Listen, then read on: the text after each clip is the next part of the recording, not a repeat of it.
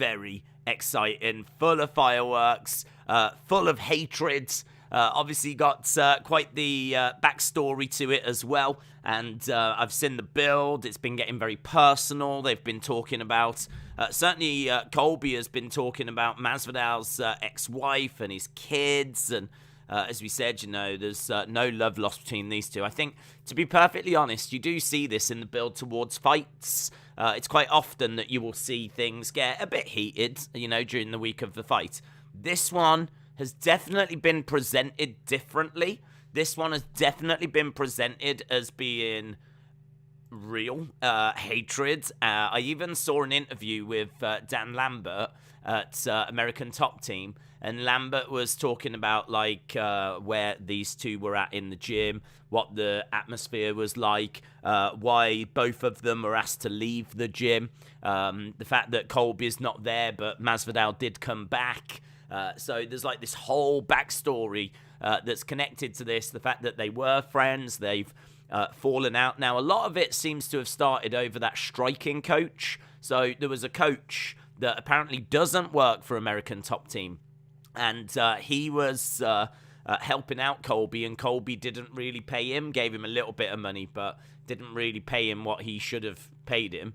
And it kind of all spiraled from that. And from there, they've just been on different paths. And finally, they're going to face tonight. This is huge because this is like bragging rights. The one person will be able to hold this over the other person for the rest of their lives. Someone's credibility tonight is going to take a knock, definitely. Someone's credibility takes a knock. If Masvidal loses this, it's going to be a long road back, I think, because he's coming off the back of 2 losses to Usman. So if he loses this to Covington, as we said, you know, it's going to be a long road back. Flipping it over for Covington, he's also coming off a loss against Usman, but he is someone that I think is regarded as maybe the second best welterweight. If he now loses to Masvidal, that is a big loss for Colby Covington. So it's a big loss for both guys. It really is, even though there's no belt on the line. This is so fiercely personal that it really is a juicy, juicy main event. So, yeah, lots to go through, lots to talk about. I was just reading some of the stats about it, and Colby Covington has got the second most takedowns, tied for the second most takedowns in UFC. So his takedowns are incredible, and that could be a real path to victory for him. If he doesn't utilize that, I think it would be foolish. I know he's going to want to stand and bang and stand and exchange with Masvidal to show that he can strike, but he's always got the takedowns in his back pocket. And with Masvidal, he is tied for the 5th in welterweight history for most knockouts and technical knockouts. So he is someone that has really got the ability to throw hands. So this is going to be a lot of fun. This is going to be fireworks. So we've got a big, big main event. And then as well, you know, we've got RDA, who is, I think, second of all time when it comes to fight time. So the amount of time, I think he spent like over 7 hours inside the octagon, if you add his whole career together. So RDA is taking on Moicano, and that is going to be our co-main event. There's no denying that the co-main event feels like it's lacking. There's no denying that. I mean, obviously this was meant to be RDA against Fiziev, and that was maybe a bit more interesting. But even then, I think that for a pay-per-view, it's a little bit soft for a co-main. I think it's fine on the main card, but maybe a little bit soft for the co-main. It is the main event that's having to do all the heavy lifting. And that showed as well, because when they did the press conference, it was only Covington and Masvidal that were at the press conference. There was none of the other fights that was represented. So kind of shows that everything is resting on Colby and Masvidal to sell this pay-per-view. So hard to gauge, to be honest. Hard to gauge like how successful this is going to be. I know the YouTube, TikTok, whatever thing. I think that's going to wrap up for like soon. It might have finished, actually. I don't know. But that was tonight. That was some USA UK thing that a few people spoke about. It's one of those that I think is going to do fairly well tonight, but I don't think that's going to be a distraction. I think that should have... although saying that, I'm just having a look. I'm just checking to see if it has finished. It says fans stormed the ring during the Deji Alex YouTube boxing fight. So what does this mean? Like, what's this mean? This dropped 22 minutes ago. I don't know what this means. So, yeah, we've got... it looks like that event has finished. That's kind of another decent-sized event that was going on tonight. But, yeah, should be the eyes of the world on this one. Right, we have also got a poll that is up and running. Don't forget to drop a like. We're trying to get to 1,000 likes tonight. We're up to 86 so far, so bit of a slow start, but in all fairness, we have literally just begun. So if you are watching and you haven't dropped a like, drop a like. It's greatly appreciated.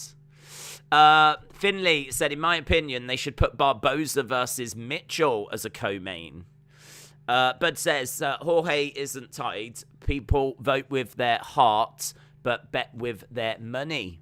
Well, the thing coming in at the moment is Covington at 58% and Masvidal at 42%. That's where we are. So Covington is in the lead at the moment.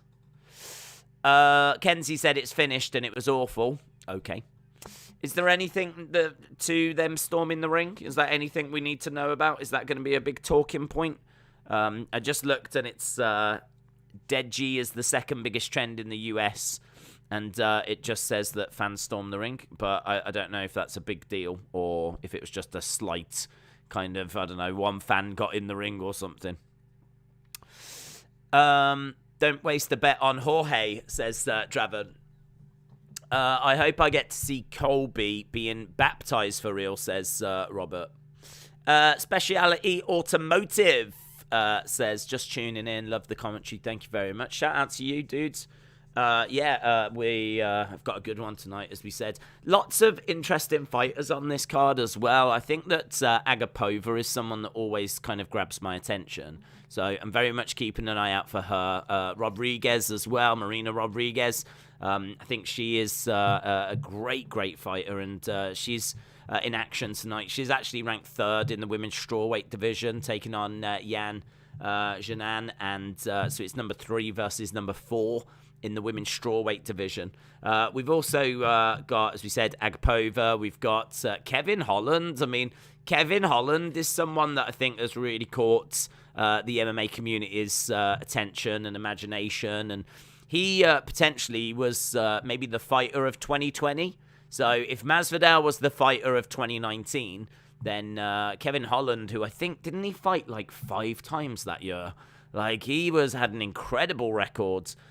He is in action here, so I think we're probably, saying maybe Masvidal for 2019, Holland for 2020, and maybe Kamaru Usman for 2021. So to have 2 of the 3 fighters of the year on this card tonight is pretty cool. It's pretty exciting. So he's going to be in action as well. So as we said, even though some of these fights might not grab you and slap you around the face and demand your attention, there's still some really, really good stuff here. There's no doubt about that. B-Clays, shout out to you, dudes. How are you doing tonight? Doing well. We're living our best life. What time is the main fight? Hours away. Flipping hours away. We have only just started. We've got early prelims. We've got prelims. We've got the main card. There's 13 fights tonight. So the actual main card doesn't start for 4 hours. So it's a really long show. But, it's going to be a good one. There's lots to look forward to. And we are going to be going over to our first fight, which is going to be Dustin Jacoby taking on Oleksiejczuk. And this one should be a lot of fun. I believe combined, both of these have got something like 15, 16 first round finishes. There's like loads of first round finishes between these two. Jacoby is well rounded. He's got really good volume, got great kickboxing. He's got a good gas tank as well. He's got plenty of KO wins and a Muay Thai background. He looks for finishes. That's what you get from Dustin Jacoby. He looks for finishes. Good calf kick, good straight. He's a very steady fighter, and as we said, he's not someone that's just going to be reckless. He will look for finishes, but he'll do it in a calculated way. He's taking on Oleksiejczuk, who is a little bit small for the division, but is young and improving and hungry and aggressive. He's got fast hands, fast boxing, decent pace, decent body shots. Doesn't look great when he's down on the ground. But he is someone that's fighting out of Poland and is a good fighter. I mean, both of these, neither of them are ranked, but you can definitely make an argument for these being there or thereabouts. Like, a win here might put one of them kind of into the rankings. We'll have to see how people are doing at the bottom of the light heavyweight rankings. If there's someone that loses, one of these could take their space, or certainly set themselves up for a ranking fight where they could break into that top 15. So, yeah, this is a very interesting one to start the night off with, actually. A very interesting one, and definitely expecting some fireworks with this. So, we are inside, I think, is it the T-Mobile that we're at? The T-Mobile Arena, and it's empty, man. It's empty. I don't know if they've even opened the doors by the looks of the arena. There might be the odd person that's in the crowd. Seems to be a few people around ringside, but or octagon side. But, worth mentioning as well, around the edge of the octagon, that kind of platform that they stand on, they've actually got LED screens all on there now. It's just like this giant LED screen that kind of goes all the way around. And they were showing that off on Twitter yesterday. It looked really smart. Looked really, really nice, actually. So when we get like ring walks and all of that kind of stuff, certainly for the main event, that's going to look like really, really cool. Because that can kind of come alive now, and you can do adverts on there and everything. So it looks really nice. Jacoby making his way down. Worth saying as well that Joe Rogan is back on commentary, which is great to see as well. So welcome back, Joe Rogan. Have you ever drunk Skittle D-Brol? No, I don't know what that is. I've never heard of it, actually. Skittle D-Brol. No, what is it? What is it, Johnny? Fill me in. Clue me in. I'm getting Daisy. It's going to be a sick weekend. Red, shout out to you. I was hoping they would cancel the Russian fights. Yeah, to be honest, I'm surprised they haven't. But the question was asked about Volkov. And what's the plan for Volkov? Because his main event in the fight night that's coming up against Aspinall in London. And we were talking about this, I think, during the press conference. And the answer was kind of interesting because Dana didn't say, no, that fight's going ahead.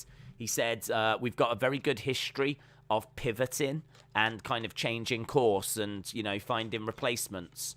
So we'll have to wait and see. So he was kind of hinting that they were potentially going to look to change, but certainly no announcement that they're definitely changing course or anything like this. So going to have to wait and see. But I would like to see them do that as well.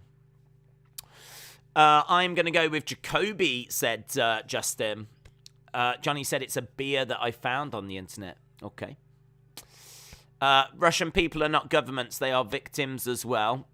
It's a really important point that it's not seen as attacking like the Russian people, because you are absolutely right; they are victims as well. There's a lot of people. I was watching a video the other day where they were showing like the Russian people what was going on in the Ukraine, and a lot of them were saying like that's not what we're being told on the news. So you're absolutely right, but.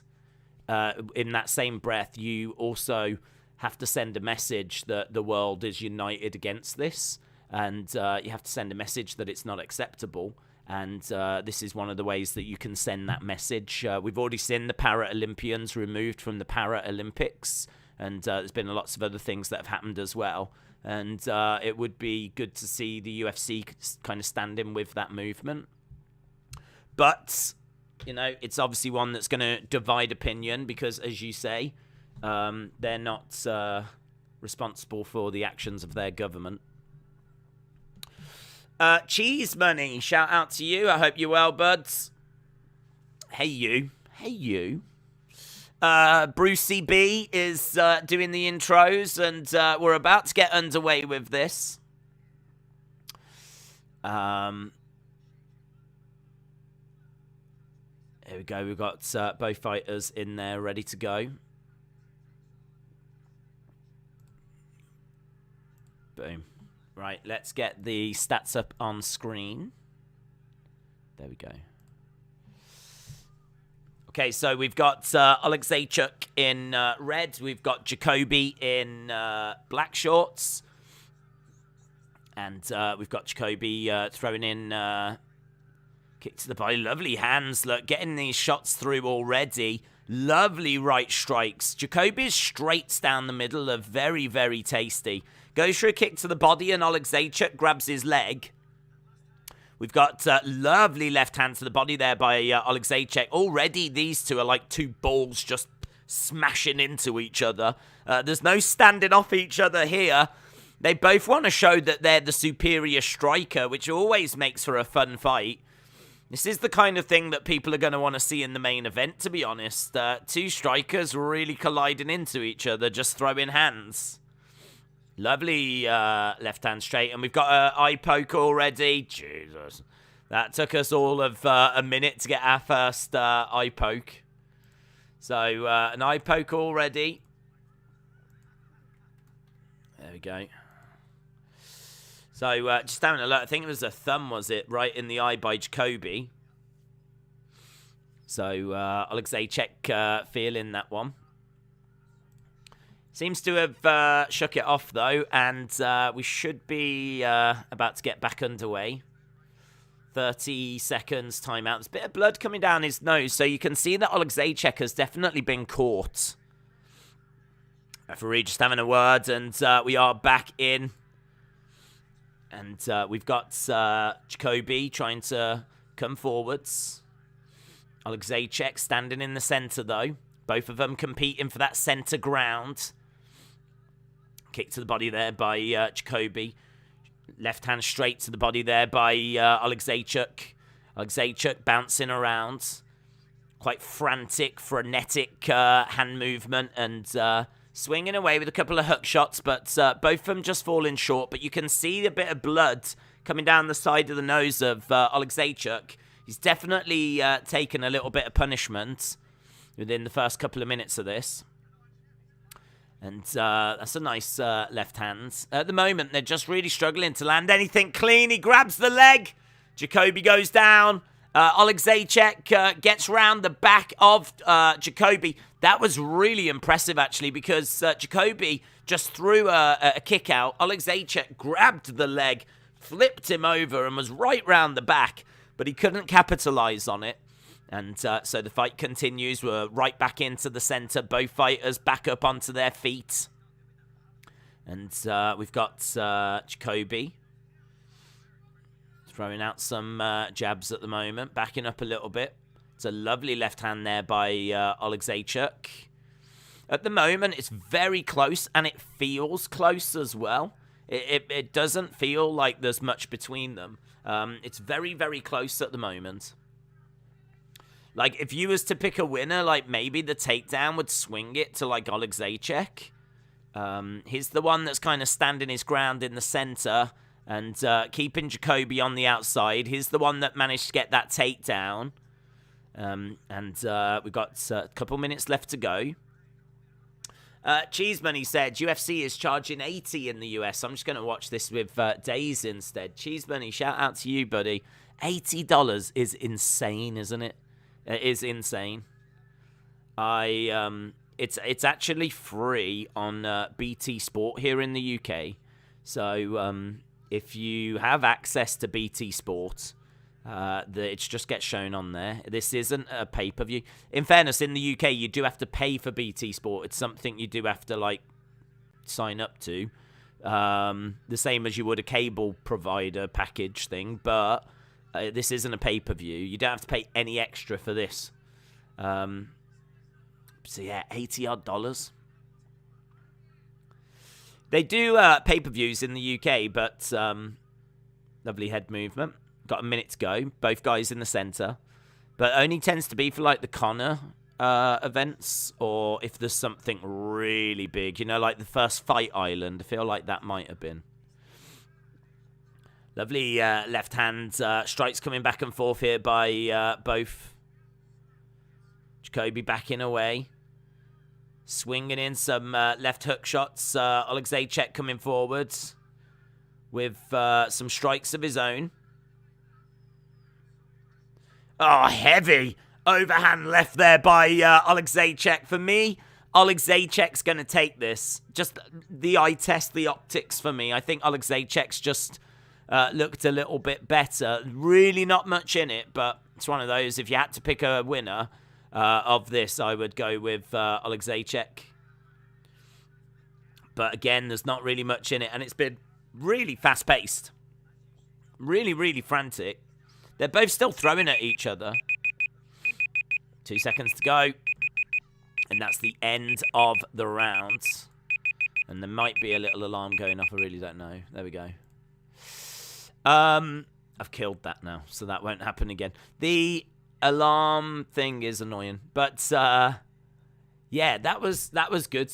That was good. I mean, we saw 75 strikes thrown by Oleksiejczuk. We saw 66 thrown by Justin Jacoby. Jacoby only landed 29%. There is a lot of swinging and throwing and missing, right? But there is a lot of work. There's a lot of work that they're doing. Like, there's very little standing off each other and just looking at each other. There's a lot of work. There's a lot of movement. And, yeah, what we got there was very low accuracy, but lovely work rate. And we're just seeing some of these shots. There was a lovely body shot there by Oleksiejczuk.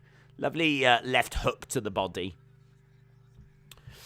Right, we're about to get underway with the second round. There we go. Damn that alarm. Damn it. I don't know why it happens, to be honest. I mean, I think I can just turn down my desktop audio, and so it now will never happen again. Strike coming in by Jacoby.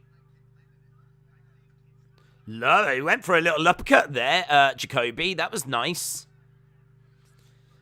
10-9 Oleksiejczuk. Can I tell you, Jacoby's turned up the pace here. He's turned up the pace. Oleksiejczuk in trouble. Up against the cage.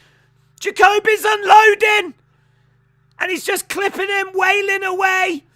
Oleksiejczuk just throwing a left back. He's getting backed up against the cage again. He did go down during that, but he was straight back up. And now, bang, forearm to the face here by Jacoby. Really unloading. He's still got Oleksiejczuk up against the cage. But he turned that up there. We went to 11. And right now he's still got Oleksiejczuk in trouble. But Oleksiejczuk has weathered that storm quite well, in all actuality. He's kind of took those shots, covered, eaten a load of shots. But now he's kind of stepped forward and he looks still relatively fresh. So that doesn't speak volumes for the power of Jacoby.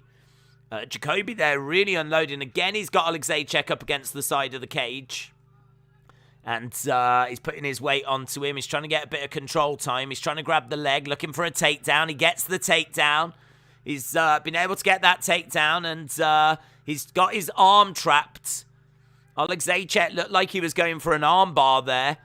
Oleksiejczuk back up to his feet. It's a scrappy little fight, this. It's a real scrappy little fight. Don't seem to have the ability to kind of put the other person away. Both guys back up to their feet, back into the center of the octagon. And Oleksiejczuk is moving forward. Lovely strike coming into the side of the head. And Oleksiejczuk again just edging forward, throwing out a straight right. Jacoby grabbing. Lovely overhand right. And significant strikes, 27-19 in round 1 for Oleksiejczuk, 23-9 to Jacoby in round 2. Jacoby is winning this round. No denying. No denying at all he's winning this round. But as I said, the thing is, he has not put Oleksiejczuk away. He's not been able to put him away. Two of them still in a bit of a clinch at the moment.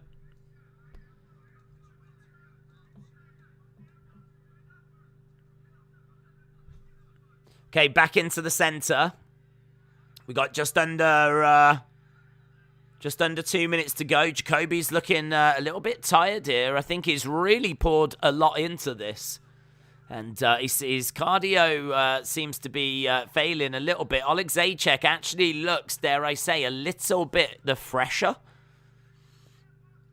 As Jacoby, you can see his hands just seem to be like quite heavy. His hands, I mean, he has thrown, man. He has thrown. Great little fight, this. Great. What a great way to start the night. Great little fight. Punch him in the ear, says Bud. Let's go, Jacoby. Break his nose. Pajman said Jacoby must be gassed. He keeps hanging on to his opponent. He does, yeah, he does. He does keep hanging on, you're right. He does definitely seem like he's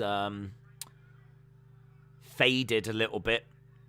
I mean, he might be able to, once he goes back to his corner, just recover and regroup for the final round. But with 40-odd seconds to go here, I'd say that Oleksiejczuk's looking slightly the better. Both standing off each other. Oleksiejczuk trying to regroup. Throws straight left. Again, throws a straight left. He's got Jacoby up against the side of the fence, but Jacoby reverses it. Jacoby reverses it. Strike coming into the body there by Jacoby. Oleksiejczuk with a big shot to the body of his own. Yeah, it's good work so far. Good work so far by both guys. I love the output. It's been a fun little fight. They just seem to be tiring a little bit now. And right now, Rove by the cage with Jacoby in control. And that's the end of the round. That is the end of the round. For me, that's a Jacoby round. Even though he definitely faded and maybe didn't look as great towards the end, that start was blistering, and he gets it for that. That was fast. Eduardo said Masvidal will win.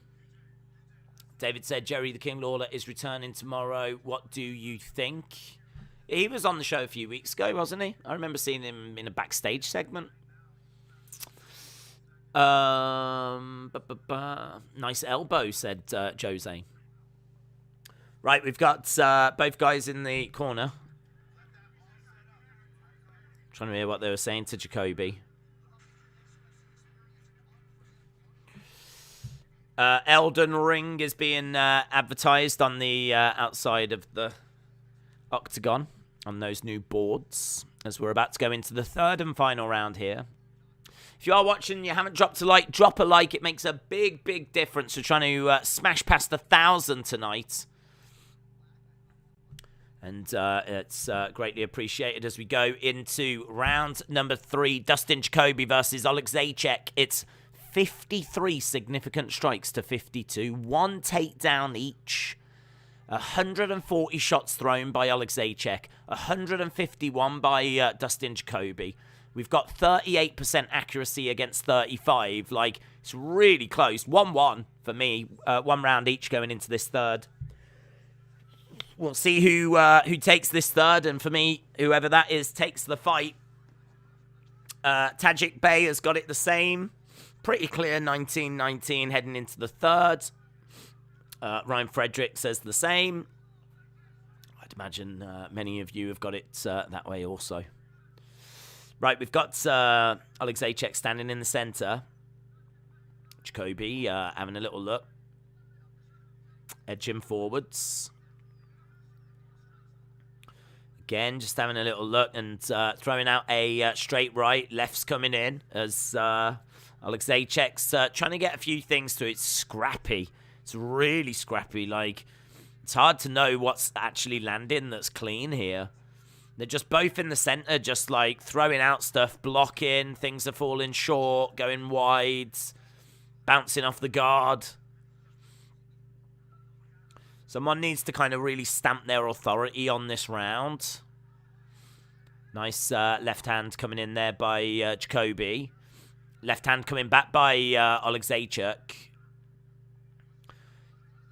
Moving forward here, Jacoby, and referee is calling time there for some reason. Timeout. Is it another eye poke? Another eye poke? I didn't see this eye poke. Let's have a look and see the replay. Is that it? So he puts his hand forward like that and pokes him. Yeah, I mean, that was... it does catch the eye in all fairness. Okay, eye poke and we are back underway. Right, Dustin Jacoby in the middle. Throwing out a couple of right-hand jabs. Oleksiejczuk throwing a few right jabs of his own. Both looking and trying to find a way through. It's so scrappy. So scrappy. A couple of jabs coming in here by Jacoby. I mean, to be honest, looking at both of these, like, you don't feel that there's going to be... I don't feel like they're going to be trouble in the top end of the light heavyweight division. They're just too scrappy.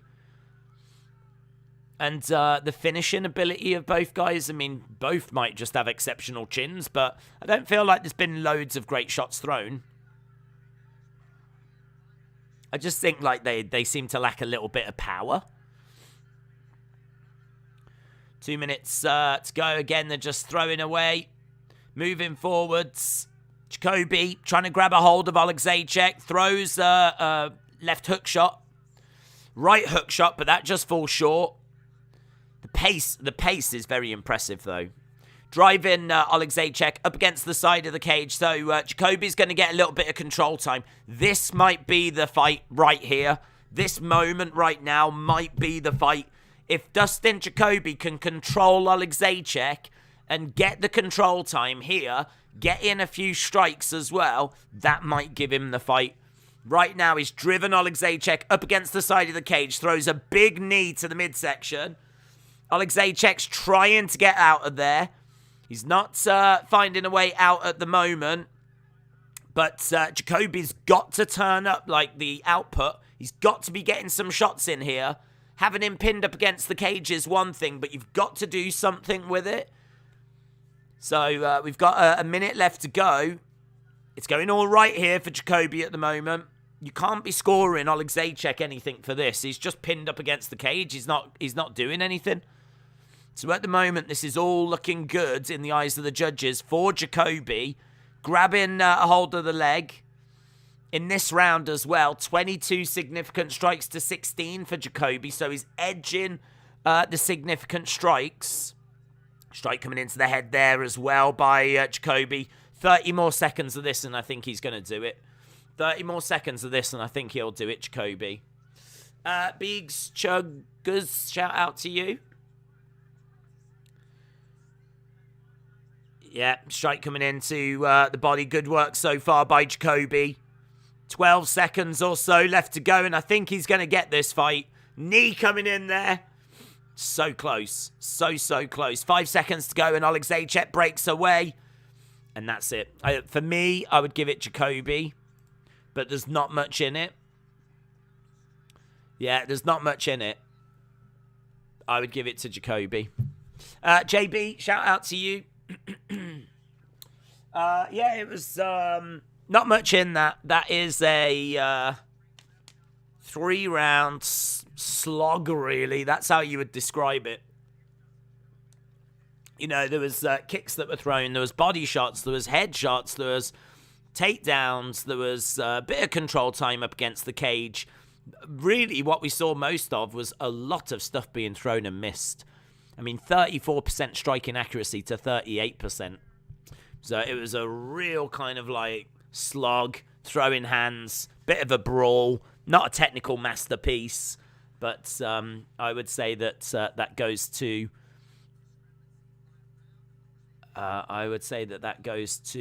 Jacoby. They're just showing that he did 24 to 17 significant strikes in round 3. Right, well, we're going to wait and see what comes back. Let's change over the graphic. Here we go. Judges, all 3, 29-28. Dustin Jacoby has done it. Dustin Jacoby has done it. Unanimous decision. Big cheers. Justin Jacoby fan club in the house.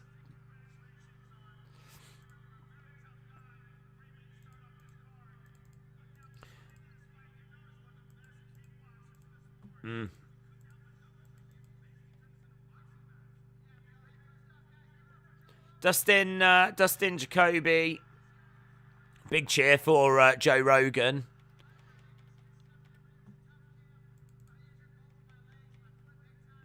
Dustin Jacoby said that he wasn't able to get his kickboxing going as much as he would have liked because he actually injured his leg in the camp.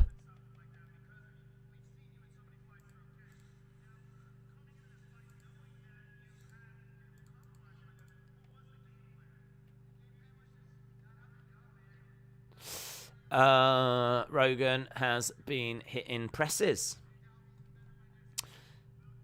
I'm with Ukrainian people. I had Jacoby by decision. MSG show isn't televised. No, it's not. What was the weight difference for the next fight? They're both coming in at lightweight. I don't know what they've both waved in at. I think, to my knowledge, there isn't going to be a weight difference. I'm guessing that's just an error. Right. Wow, that went long, didn't it? That went long. All 3 rounds. I was expecting that to end for there to be a finish, to be honest. Both of those have got finishes. But as Joe Rogan just said to Dustin Jacoby, you're known for your kickboxing, and we didn't see much in the way of that. And he was saying that he did actually pick up some injuries during training, during his camp. So that goes to explain that. Right. Devontae Smith taking on Ludwig Klein. So Smith has got big power. Big power. Cardio questions, though. He is someone that is going to need to get this done nice and early, I think. Again, he might fade as this goes on. He's a boxer, very slick on the feet, defensively very solid. He's got good potential, good striking accuracy. He's got some snappy kicks as well, so very much a striker. And 28 years old. He's taking on Klein, who's 27. Klein is 1-2 in the UFC. He's on a 2-fight losing streak, actually. Very patient. He's got a good jab. He's got body shots, power, big knees, good strikes. He's got 8 wins by sub, 8 wins by knockout, and 1 decision in there as well. He is got good head kicking ability. He can knock people out with his head kick. He can use his grappling well. So there's a few interesting things that Klein definitely brings here. I've got to tell you, Smith is -155. Klein is +135. I'm going with Smith. So I've got Smith on this one. I just think that he's going to be too good on the feet. He's too slick. He can use his hands. He's got good leg kicks. I quite fancy him to get a finish in this as well. So Devontae Smith is who I've got on this one in this lightweight division. Jose, shout out to you. How long is this show going to go for in the UK? It'll go on till about 6 in the morning. Maybe 5:30. Certainly 5:30 at the earliest. Because the main show doesn't start until 3 in the morning. Right now it's 25 to midnight. So it's going to be a long one. But it always is with these UFC shows. And we always watch the early prelims as well. So the show hasn't technically even begun yet on TV. These are the early prelims. Ludwig Klein, last 4 wins have all come out by knockout. He's got 9 first-round finishes. 9 first-round finishes. So, as we said, he is someone that has got finishing ability, and so does Smith as well. Smith, I bet 1,000. Wrestle votes teasing Cody tonight. Anthony Smith looking different since we last saw him, says Muller. We've had 600 votes in so far. Let's have a look and see where we are with that poll. 600 votes in and 53-47. So close. So close. I mean, that is how great this main event is. 53% and 47% for the other guy.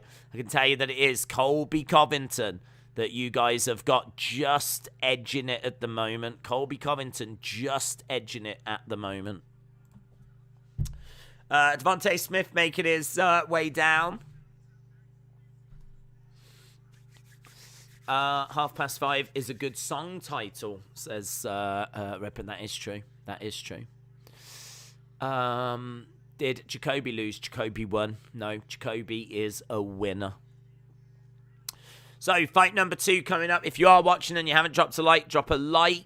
We're trying to get to 1,000, and we're at 203 at the moment. So, drop a like. It makes a big difference. It's really, really appreciated.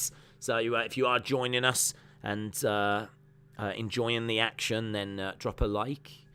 Share your thoughts as well. Who do you think is going to win? Do you think it's going to be Smith? Do you think it's going to be Klein? Are you team Colby? Are you team Jorge? Like, what are you thinking for this fight? What are you thinking for the main event? As we said, we've got a very, very close poll going on at the moment. 53-47%. What I love as well is that once you get about 200 votes, the poll tends to be about the same as when you get, say, 50,000 votes. And it just doesn't seem to move that much. They'll got both guys in. Both guys coming in at 156. Both guys coming in at 156. So 156 for both guys. Stream's laggy. Is it a bit laggy? Don't worry. If that happens at any point, we've got a couple of routers we can jump onto, and it should be all right. We tend to do all right with avoiding it on a Saturday night. Touch wood. Touch wood. Adam, shout out to you. I hope you are well. Says, I want Masvidal to win, but Colby Covington gets it. Vegas odds have got Colby big. Our poll is much closer, says Daniel. That is true. Yep, that is true. Right, Bruce Buffer doing the honors. We're just seeing Smith getting his intro, fighting out of Cleveland, Ohio. His minus 155 favorite. He's got 11 wins, 3 losses. Klein's got 17 wins and 4 losses. So about to get underway with this one. Mark Goddard is our ref for this. Our second fight of the evening, just about to start. Smith versus Klein. And this one, as we say, should have a finish in there.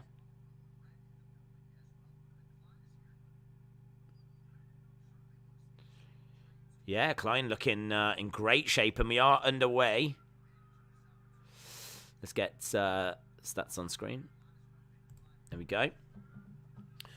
So we've got Klein in the blue shorts. We've got Smith in black shorts. Low kick coming in there by Smith already. Looking for a kick to the body. As we said, This is levels up from what we've just seen in regards to striking ability. Lovely left hand coming in. Very crisp left hand there by Klein. Smith having a little look. Good head movement. Throwing out left hand straight. Backing up a little bit as Klein. He's got Smith backed up against the cage a little bit.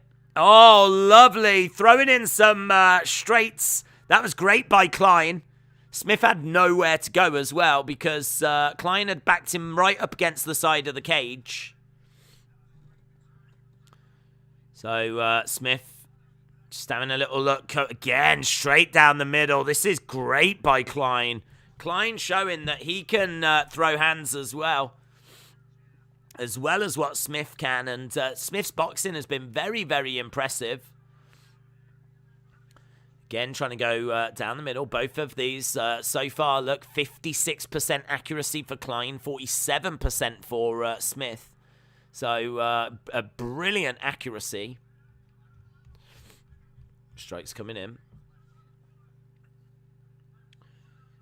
Throwing out left hand straights there by Smith. Oh, there's a right hand right down the middle. Right down there. There's a smile on the face of Klein there.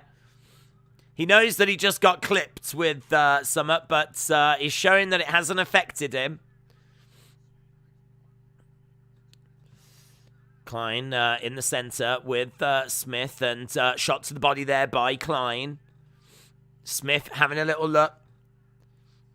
He's been getting some success as well, Smith. He's been getting through.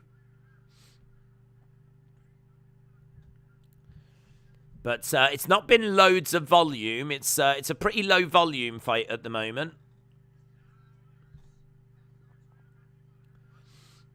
Again, Smith just on the outside. He's getting backed up. Gets caught. Gets caught. Klein is unloading. That was really good by Klein. That was really good by Klein. He keeps backing Smith up against the side of the cage, doesn't give him anywhere to go, and then he just starts really throwing like straight down the middle, unleashing some combos, unleashing a storm, and Smith ends up getting clipped with stuff. He's just grabbed Klein, and Klein has got him controlled up against the side of the cage. So right now we're in a clinch. Klein has got Smith pinned up against the cage. We're seeing a few knees getting thrown in. But they're just kind of crawling along the side of the cage at the moment with Klein in control. Knees coming in there by Klein. This is not where Smith wants to be at all. Not where he wants to be at all. Shoulders. We're seeing the shoulder things where, like, the shoulders are coming in by Klein. Knee to the midsection. Klein, 14 significant strikes. 70% of his strikes have been getting through. Smith, 12. 57% of his have been getting through. And they're into the clinch at the moment, as we said. It's good work. Really. Oh, look at that. Lovely knee coming in by Klein there. And he's got Smith pinned up against the cage. And it's really, really good work at the moment by Klein. Really controlling stuff. 40-odd seconds left to go in this first round. Referee has seen enough. Doesn't feel like there's any progress being made, so he splits them apart. 30-odd seconds left here. Both guys in the center. Lovely right hand straight down the middle by Smith. Low kick coming in by Smith as well. It's still going to be a close round, but for me, I think Klein just had a couple of flurries. Oh, that's lovely. Lands a head kick there by Klein. Smith feels that and he stumbles backwards a little bit. It's excellent work, this, by Klein. There we go. End of the round. Richard said, will we see Cody soon? Do you think he'll show up at Mania? I don't know, to be honest, but, I mean, it's contradicting reports everywhere. There's confusion. There's talks that things have fizzled out. To be honest, Like, no one seems to categorically know. The only thing we do know is there's plenty of talk about keep an eye on what's happening at Madison Square Garden tonight. Will that be connected? I really don't know. I am fighting in the Scottish Championship next weekend, says Edwards. Are you going to have any footage of that, Edwards? You'll have to send us that. So, surely someone's going to record that. This is a great low-scoring fight. Take it decision. I didn't pick these guys on my DFs. What has happened with the wrestling... with this wrestling event ever happened before where it's a big arena with all stars but not sure, yeah, it happens. They do the Garden every once in a while and they always stack the Garden, so yeah, it's not, I wouldn't say this is really particularly unusual. Right, we've got back underway with round number 2. High kick coming in there by Smith and another high kick coming in again as well. And Klein coming forward. I love Klein's combos. So it's like 1, 2, high kick. And it's just constantly throwing that. And it's getting through. He gets through with something from that combo. And drives Smith back. Hits him with a lovely left hook shot there as well. It's really good work this by Klein. It really is. And the shoulders, anyone that utilizes those shoulders in the clinch over by the side of the cage, you know, I'm a big fan of using every part of your body to try and win the fight. Even when you're in the clinch, bang, using shoulders as weapons. Okay, he's using those quite a bit, actually. He's got Smith up against the side of the cage still. Smith was trying to break out there, but he couldn't. And, yeah, they're just advertising something else at the moment whilst these two are over by the side of the cage. One day, someone's going to get knocked out by one of those shots. It's going to be the greatest knockout ever. It's going to be the most embarrassing knockout ever. Like, they'll put their head down just as the shoulders coming up like this and knock them spark out. Smith right back into the middle. Low kick coming in by Smith and right hand to the body. Kick coming back there by Klein. And Smith just can't get into a rhythm. The only thing I would say, though, is that he's managing to hang when it comes to significant strikes. 27 to 23. The accuracy is so much better by Klein, though. 66% to 51%. So the accuracy is a lot better for Klein.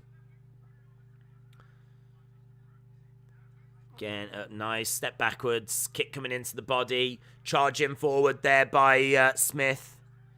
Klein driving Smith back up against the cage.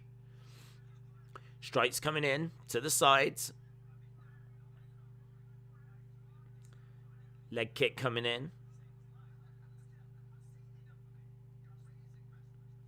Strike coming into the side of the body. Low kick coming in by Klein. And again, Klein in control. He's got Smith up against the side of the cage. I mean, honestly, at this rate, you could see this one going the distance as well. Our first fight went the distance, and this one I really thought we would get a finish in, and this one looks like it might go the distance also.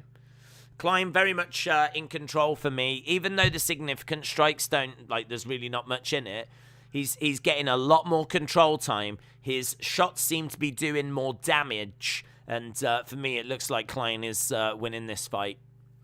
Justin said, Smith for the win. Come on. So, up against the side of the cage. That's big left hand there by Klein. And he's still got Smith pinned up against the cage. And referee just having a word, I think, saying you need to make a bit of progress here. Referee coming in again. Manuel said, I was at the SmackDown last night, and I went to... Here we go. Referee breaks them apart, 44 seconds to go. Low kick just misses there by Klein. And I went to Raw last year, and I have come to the conclusion that SmackDown puts on a better show. Guitarist 6494, hope you're well, my friend. Hope you're enjoying the action as we're getting towards the end of the second round here. And we're seeing Smith grabbing a hold of the leg of Klein. Klein reversing it around. And Smith is pinned up against the side of the cage. It's great work so far, this. By Klein, who again using those shoulder jabs. That's what I'm going to go with. Shoulder jabs. Yeah, I mean, to be honest, that's a second round for Klein for me. That's a second round for Klein. Yeah, Manuel, I'm glad you had a good time, dude. I'm glad you had fun. It was a decent show. I agree. SmackDown was a decent show. Just found out Madison Square Garden on USA Peacock special show. Just see it, not on network. I don't know what that means. Are you a Tony Ferguson fan? I was a big Tony Ferguson fan, Asib. Yeah, I was a big Tony Ferguson fan. But I must admit, like, his recent form, his losses have, really taken a blow. He's really, I don't know where he's at right now. I don't know if he's done. I don't know if he was just in a bad place or what it was. I mean, it doesn't feel like he's going to be, it doesn't feel like he's anywhere near the title. Anywhere near it. But he's someone that, brings war. He's absolutely brilliant. I love his mentality. So, yeah, big Tony Ferguson fan, but I think his days are done. Klein is minus 750 right now, by the way. So, I think the live odds have got Klein as being ahead here. And he's unloading. He's unloading against Smith. Kick coming into the body by Klein. And again, Smith backed up right against the cage. And he's just grabbed him again. He's going to look to control him, take the sting out of the fight. And listen, however you win, you win. And if he's going to get the victory this way, then so be it. So he's managed to grab Smith. Smith, who doesn't have the best of cardio anyway, seems to be tiring a little bit here. And again, it with those shoulder jabs coming in. Unfortunately, Ferguson is washed, says Jose. I got greedy. I took Klein to win by knockout, DQ, or sub at plus 250. Well, we've got certainly looking like Klein could get the victory. The two break apart. So Smith has been able to get out of that situation. He was being held up against the side of the cage. And we've got Klein in the center, bouncing around. Oh, God, 1-2. Lovely 1-2. Lovely 1-2 by Klein. Strikes coming back by Smith. Throws a 1-2 in response. And kick coming into the body. The new home of UFC collectibles. UFCcollectibles.com, is it?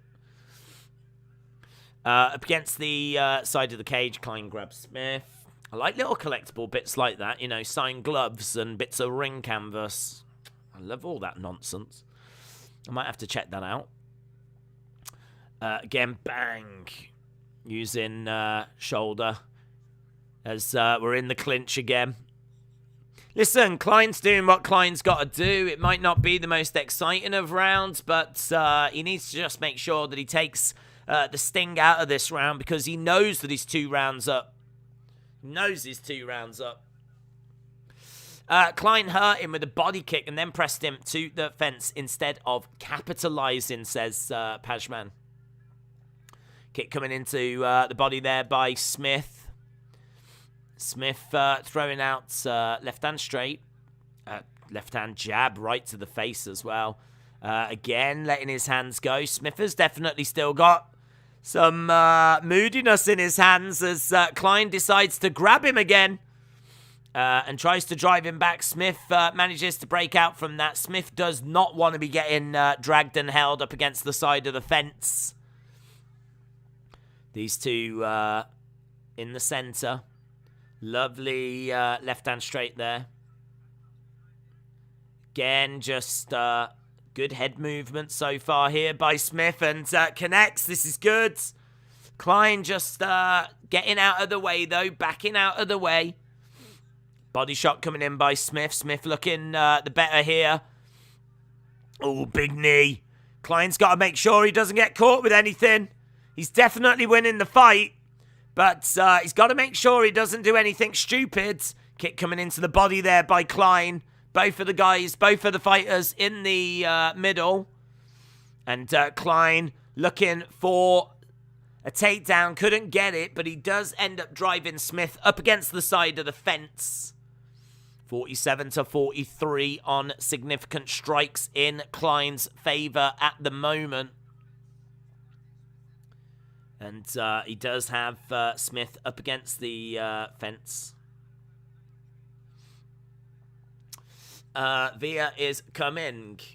I want a pair of Rose's signed shorts, says Bud Becker. That'd cost you a pretty penny, though. I can't imagine that's going to be cheap at all, but that'll look nice on a wall in a frame. Nice strike coming in. 20-odd seconds to go. I'll have to have a look, see what stuff's over there. Low kick coming in by Klein. 5 seconds left to go, and it's going to be a victory for Klein here, I'm sure. And that is the end of the fight. The fight is wrapped up, and that should be a simple win for Klein. I really wish we could introduce a reply button so it automatically generated the person that you're talking to. Drop it over, send it to YouTube as an idea. They might call it the Dort Night button. Who knows? Klein 3-0 says, Ben, do you think someone will Facebook Live the MSG show tonight? I would imagine yes. I would imagine someone probably will. Because I think that people go in know that a lot of wrestling fans want to see it. So, yeah. Don't forget, drop a like as well. I know I keep mentioning it, but just trying to nudge it towards... I'm just trying to shoulder jab it towards that 1,000 likes. That's what I'm trying to do. So we're on 253 at the moment. If you are enjoying the coverage and you are enjoying spending time with us tonight as we work our way through this undercard, as we get to Covington, Masvidal, then shoulder jab that like button. That's the way forward. I do like those from Klein. I remember seeing Conor use them. I can't remember in which fight. I don't know if it was against Poirier. But, yeah, it's something that you see every now and again, but it's not something that's, like, utilised that much. Do you think we get Masvidal Diaz too? Do you remember after the fight they said they'll run it back, but we've still not had it? I gotta tell you, I think Diaz is washed. I mean, I love the Diaz brothers. I think they were absolutely amazing, but I think their time really has been and gone. 29-28 Smith. 29-28 Klein. 30-27. Klein gets it, and he deserves it as well. He wins by split. One of the judges gave that fight. One of the judges actually watched that fight and gave it to Smith. One of the judges actually legit must have fallen asleep, woken up in a panic and just guessed. But because the amount of control time that Klein got, he, like, 63% of his shots getting through to 52%. He was, granted, not that far ahead when it came to significant strikes, but the eye test said that Ludwig Klein won that fight. But Either way, it's not a robbery. Even if it is a split, it's still a win for Ludwig Klein. It was Cerrone, was it? Was it Cerrone? Cerrone. My Cerrone. Colby just slammed Jorge backstage. Check Twitter. They might have to cancel the main event, says Canacast. Larry says, Nate Diaz will be in bare knuckle boxing or fighting Jake Paul soon. Zachary says, who won? It was Ludwig Klein. Thanks for the memories, Diaz brothers. Yeah, I mean, I love them. I mean, they were absolutely brilliant. They were brilliant. They've got a big fan base. They've got a lot of support. You can absolutely still use them in fights, but if you just look at the recent showings, like, they're not this level anymore. They're not this level. Like, I feel like there's been a decline, which is natural. It happens to everyone. It happens to everyone. Even the Diaz brothers. So I don't know. I don't know if that's a fight that I would be eager to see, to be honest. Brendan, hello. Bob said, I'm betting ahead that this might be the most boring feel-out fight, destined for failure. Well, our next fight, the Tim Elliott fight, is I don't even know if I don't know when we're going over to that one, actually. The next fight was, I think, going to be Jessica Eye against Manon Fior, but I think that fight fell off, which is a real shame, because I was really looking forward to it.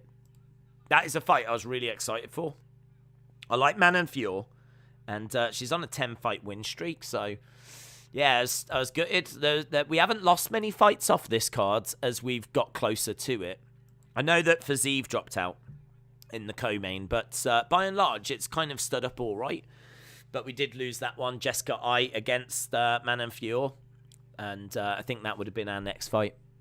Right now, we are with the pundits. They're just chatting away. We have got 3 hours to go. 3 hours to go until we get to the main card. Wow. It's a long one. Elliott versus Ulanbekov.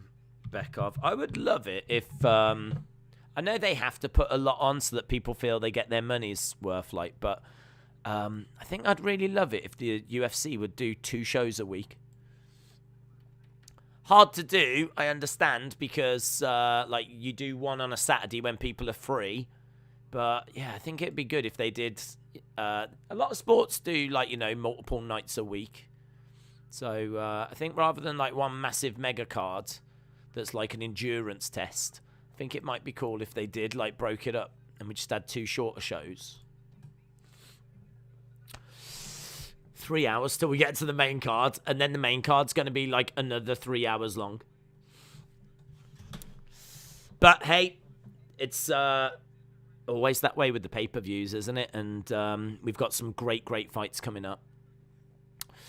Hayden said 3 hours. Wow, we can do this together. We can. That's the spirit, Hayden. That's the spirit.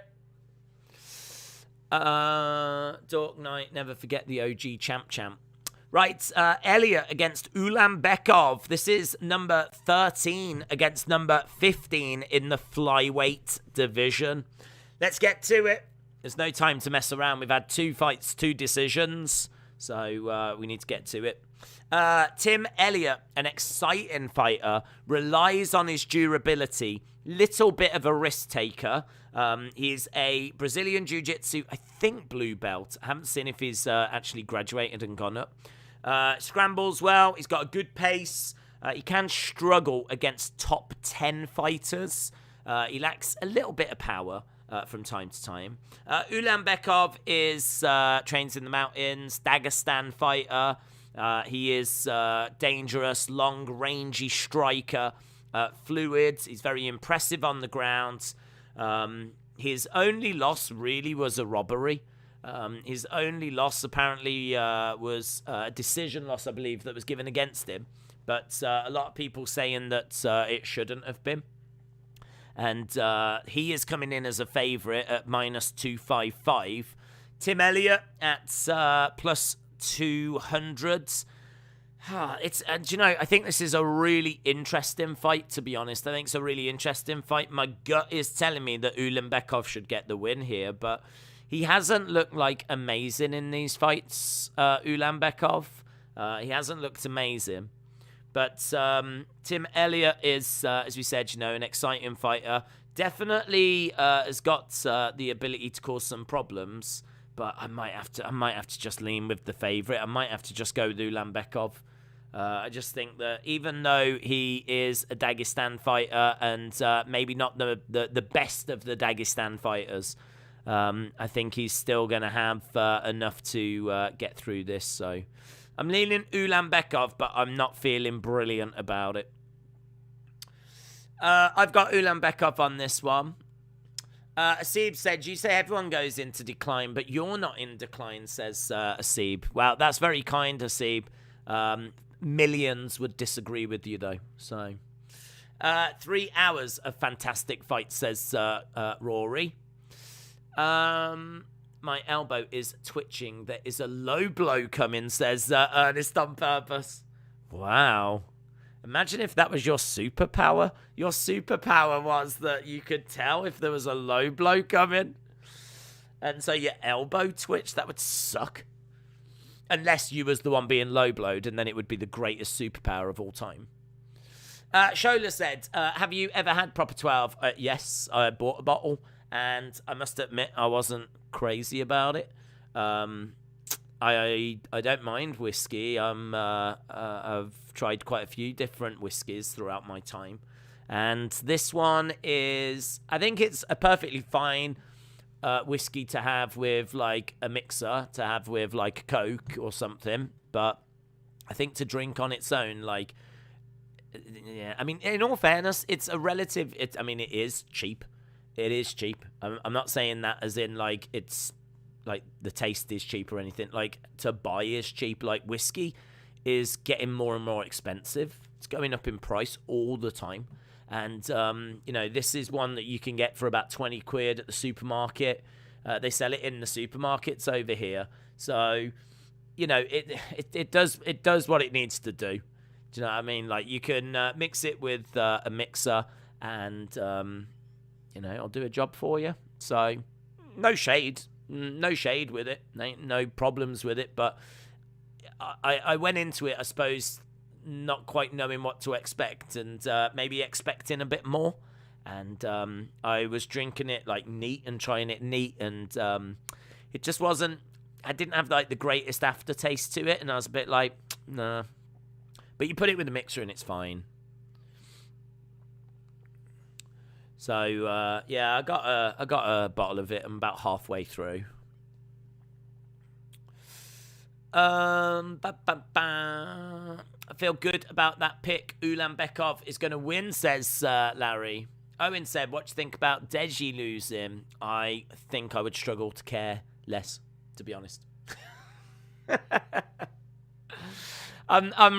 You know, if there was nothing on tonight, then we could have done that show and watched it to have seen, you know, what the hype was about. I'm someone that does get drawn into the hype of things, so there was quite a bit of hype around that event. So we'd be watching because, you know, I had a few people asking if we were going to be covering it and everything.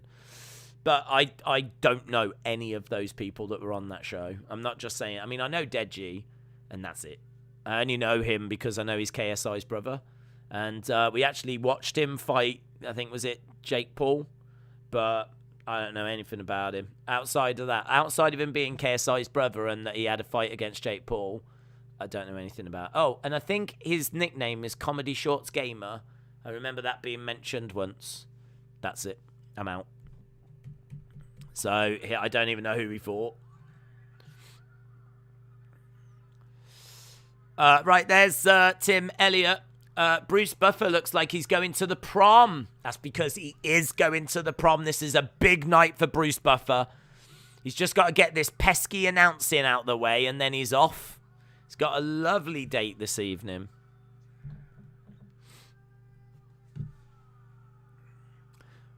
Okay, Tim Elliott gets his intro.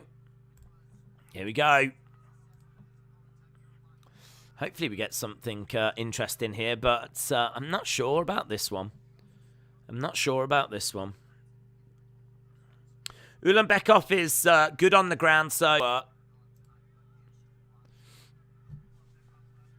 okay, so Elliott in the center of the octagon. Seems to be going for a crane kick then. Seemed to go for the crane kick. He kind of hobbled forward on one leg. I thought he was going to do proper Karate Kid style. Nice left hand straight coming out by Ulanbekov. Ulanbekov is ranked 15th. Elliott is ranked 13th.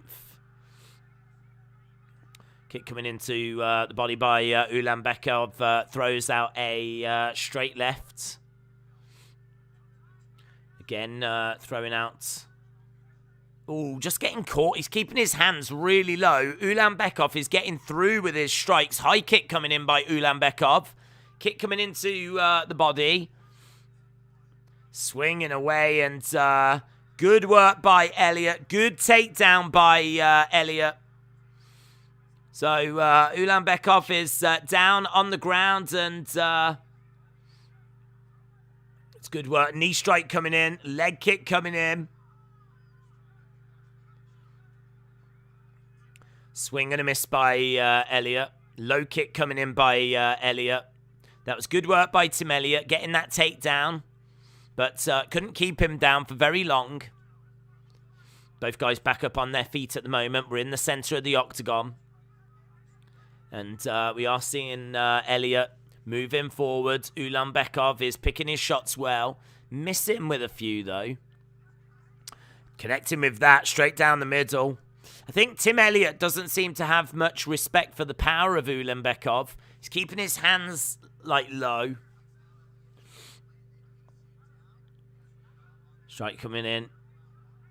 I don't know why Tim Elliott strikes me as, like, if Gollum became, like, a person, had the ability to fight MMA. Like, it's kind of like...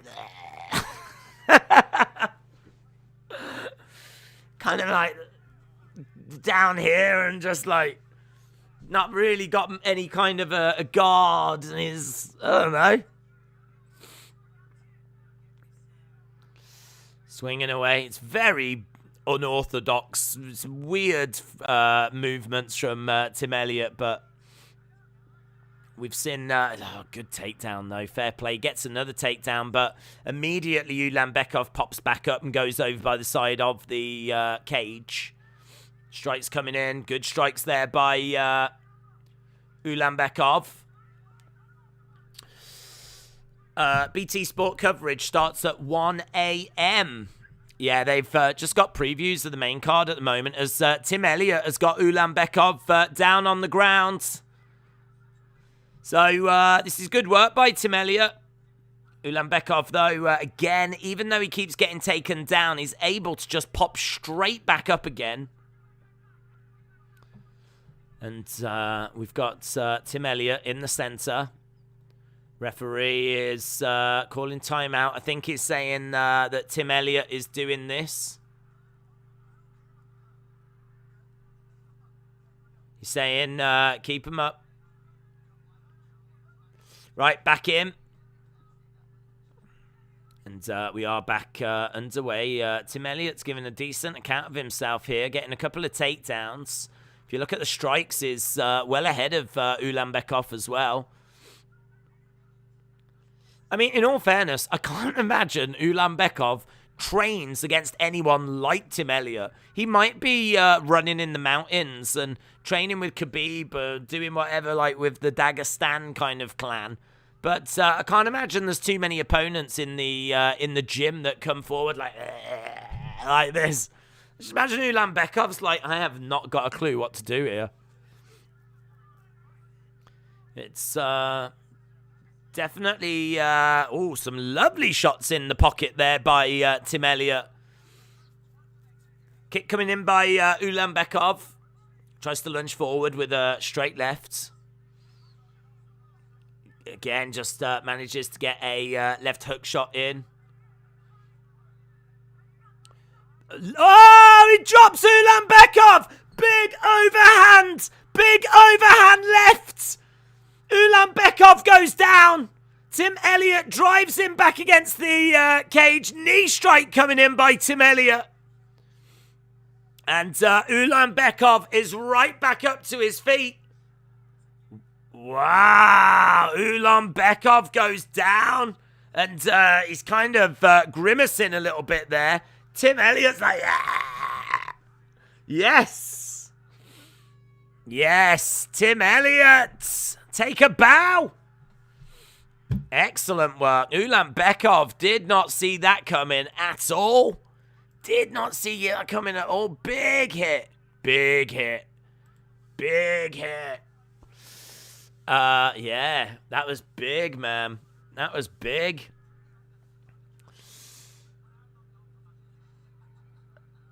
So, yeah, he got caught, and you can just see a bit of damage on his eye. So, flyweight fight this one, and really interesting. We're just seeing knee as Ulanbekov was getting back up. Good takedown. Look at that left hand. It knocks him down. It's kind of right on the side.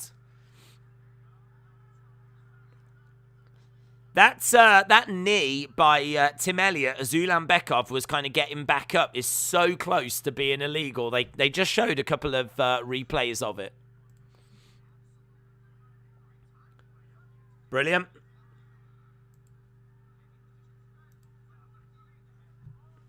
Right. Both guys in the center and just getting caught a little bit there, Ulanbekov, and Elliott edging forward. Low kick coming in there by Elliott. Again, letting his hands go. Ulanbekov with a couple of strikes back of his own. This is a really fun fight. This might be my favorite fight so far. That first round was fire, man. It was really good. Really good. Elliott is doing it for the Ukraine, says Gary. Remember the fight who start the fight laying on the floor first? Huh? What do you mean? Strikes coming in by Ulanbekov. This is great work by Tim Elliott. Leg kick coming in by Elliott. And Elliott just having a look. He's using his hands so well. Elliott just moving forward, and he's causing Ulanbekov all kinds of problems here. Ulanbekov gets a takedown. This is going to be a big moment for him. This is going to be a big moment for Ulanbekov. Ulanbekov has got Tim Elliott up against the side of the cage. And Tim Elliott able to get back up to his feet. Ulanbekov needs to get some ground control time. And again, looking for another takedown, but Tim Elliott doing really, really well. A couple of strikes coming in by Elliott. And Elliott edging forward, throwing out a couple of left-hand jabs. Ulanbekov is really struggling to find a way through and find an answer to what Tim Elliott is doing. I think he just caught Tim Elliott there, though. That was nice. There was a lovely right hand. Feels like that did catch Tim Elliott into close range at the moment, into a clinch, Muay Thai clinch, and he's really letting his hands go. And Ulanbekov seemed to be unhappy about something there. Strike to the body by Tim Elliott. We've got 47 plays, 49 at the moment. Really close on significant strikes. 3 takedowns to 1 for Tim Elliott. And Tim Elliott has got Ulanbekov driven over by the side of the cage. JB, shout out to you, my friend. Said, thanks for the stream and the commentary. Awesome commentary. Prelims don't start until 8 p.m. in Canada. JB, shout out to you, buddy. Shout out to you. Yeah, it's going to be good when they do start. There'll probably be another fight after this, and then they'll kick off in Canada. It's the same here in the UK. They don't start until 1 a.m. So we've got this fight and whatever's next. Brian Kelleher, I think, against Umar Nurmagomedov. And then it should start for you. Right, so into the clinch. We've got... oh, good work. Look at this by Ulanbekov. Both guys go down at the moment. We've got Tim Elliott with a front face lock applied, getting back up. It's really good work, this by Tim Elliott. I'd love to see how many significant strikes there were in this round, to be honest. Again, throwing in a few forearm strikes. And again. It's very, feels like quite a close round, to be honest, this one. But I still feel like Tim Elliott is winning this fight.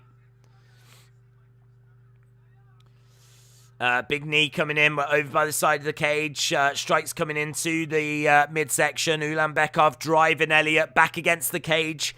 Less than a minute to go, 50-odd seconds.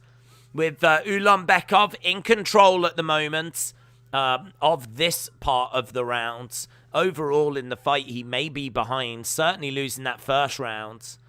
And he's got Elliott pinned up against the side of the cage. Referee having a look, needs to make progress. No progress being made at the moment. 30-odd seconds left on the clock. Referee will look to separate them if nothing happens. Referee having a word, saying you got to do something. We need to make some progress. Strike coming into the midsection there by Ulanbekov.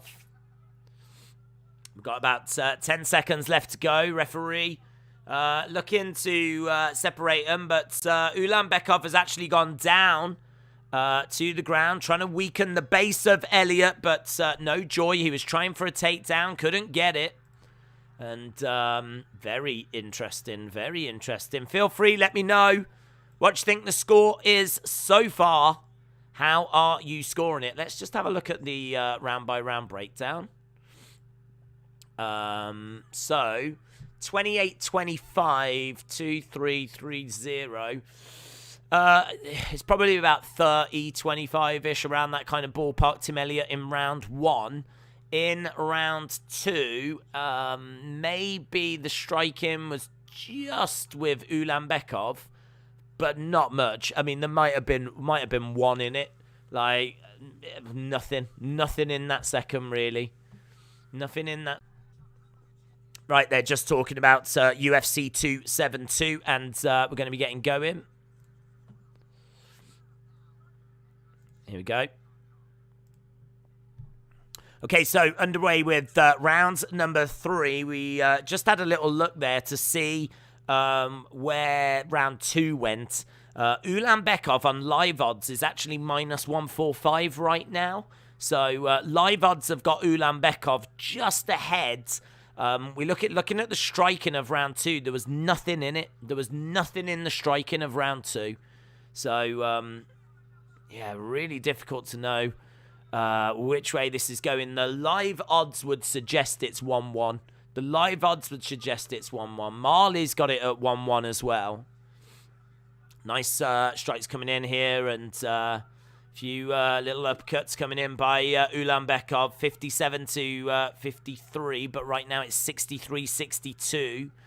Is Ulanbekov just coming into this fight a little bit more now? Is that maybe what we're seeing? Ulanbekov starting to come into this, grow into this. Uppercut misses. Bit of blood coming down the side of the face. Just over on this side. Little bit of blood coming in.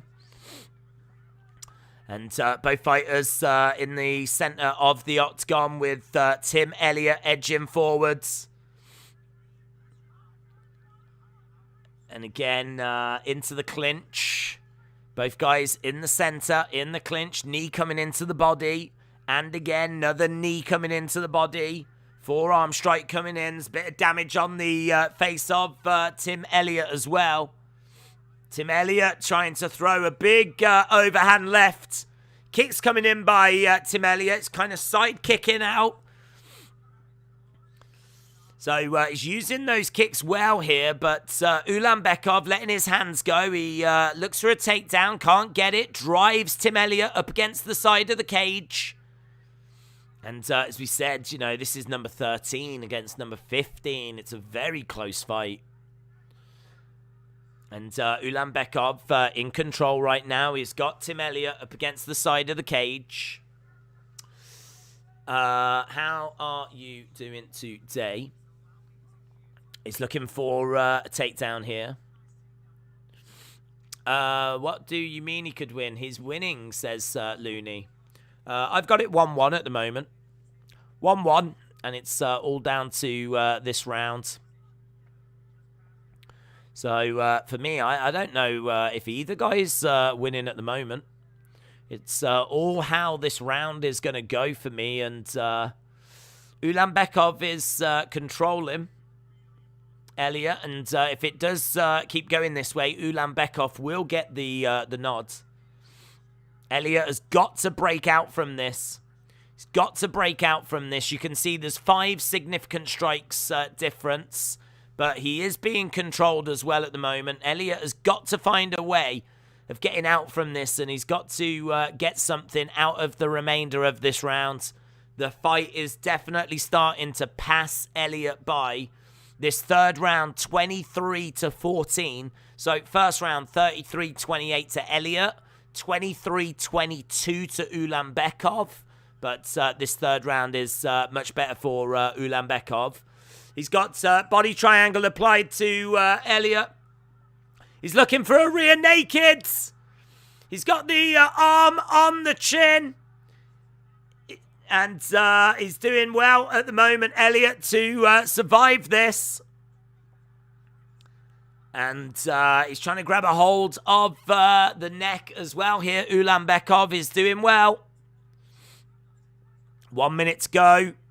If it goes to the judges, Ulanbekov is looking like he might get the victory. Ulanbekov again putting a squeeze on Elliott, but only 40-odd seconds left to go. 36 as we're counting down. Strikes coming into the side of the head. So he's on the back. They're both down on the ground. It's great work by Ulanbekov. Lots of blood coming out from the top of his head at the moment. Strike coming into the side of the head. 75-69. He's got... he's looking for a rear naked, but he can't quite get it. Only 7 seconds to go, and it looks like we're going to be getting a Ulanbekov victory here. And there we go. End of the fight. Another fight. Our third fight that goes the distance. Whew. Bang. Elliott had some big moments. That is true. We're going to go to decision. Hayden said decision time. It is indeed. Let's see which way this goes. We've had 1,343 votes. Let's have a little look at that. It's still exactly where it was. Still exactly where it was. 53-47. 53% of people out there think that Colby Covington is going to be taking the victory. 47% of people think that it's going to be Jorge Masvidal. So 53-47. It's not moving, is it? It's not moving. Seems like that's roughly where people are on this one. 50-50 pretty much. And that is true. A lot closer than what the odds have got it. A lot closer than what the odds have got it. They've got Colby as a comfortable winner. Right, here we go. Let's get the decision.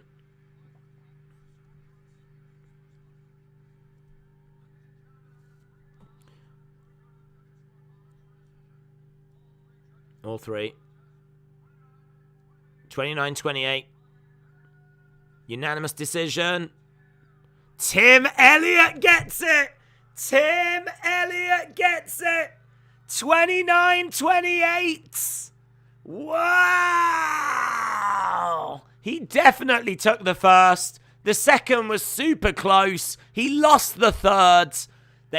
All the judges gave it to Tim Elliott. Elliott wins.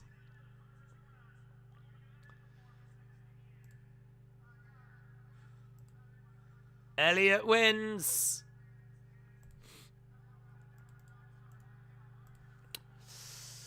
No way. I was convinced that Ulanbekov had won that. So Elliott took the first. The second was super close. I mean, it was 29-28 on the striking to Ulanbekov. And those are unofficial numbers. So the second was close. But the third round easily went to Ulanbekov. But it seems like all three judges gave Tim Elliott that second round.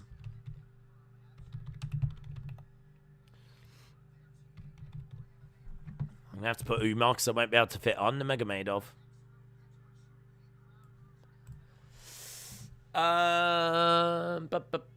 Way to go, Tim Elliott. Right, we're just backstage. There's Brian Kelleher. Zachary saying USA. USA. Right, yeah, if you are watching and you're not dropped a like, drop a like. It makes a big, big difference. It's really is appreciated. Drop a like on the stream. We're at 339. We're trying to nudge that up to 1,000. Umar Nurmagomedov, 13-0. He is the cousin of Khabib. So this is going to be in the featherweight division. Umar Nurmagomedov is 1-0 in the UFC. He won his debut in January of 2021. Future champion, looks amazing. He's got good kicks. He's got great submissions, great scrambles. Really nice, vicious striking as well. He's taking on Brian Kelleher, who is experienced, well-rounded. He's got nasty Brazilian jiu-jitsu, decent takedown defense, multiple finishes, good guillotine, likes to switch his stances. I mean, look, Umar Nurmagomedov's winning this. -700 favorite Umar Nurmagomedov. Like, it's not even close on this one. It's not even close. So Umar will take the win on this one. But yeah, a potential future champion in the featherweight division going to be in action next. 1,415 votes. Umar's odds went from -1,000 to -1,400 just during that last fight. He's at -1,400. I saw him at -700. And he's at now -1,400. Finbar, shout out to you. Umar is going to get boomed. Jose says, have you been to Brazil? I haven't. I've been to Mexico, which I know is not even close. But it's that part of the world. That's the closest I've been, is Mexico. But I haven't ventured to Brazil. I'd like to go. I bet it's amazing. Countdown to UFC 272. We are 2 hours 25 minutes away. 2 hours 25 minutes away. We've already been live for about an hour and a half, just over. And yeah, we've still got quite a way to go tonight. Diaz will be happy that Tim Elliott won. Hayden said, I've got Nurmagomedov by round 1 submission. Umar might slip on a banana peel. Sure, maybe. Umar starts the bets tonight. Days, a.k.a. Jurgen, I say Masvidal by round 3 TKO. Okay. Don't need to explain. Right, we've got this next fight coming up in the featherweight division. Umar Nurmagomedov, as we were just saying, a future champion. Someone that's really exciting to watch. 1-0 in the UFC. We haven't seen him for quite a while. It's been well over 12 months since we last saw him. So here's Umar making his way down. He's got Khabib behind him. Obviously fighting out of Dagestan, Russia.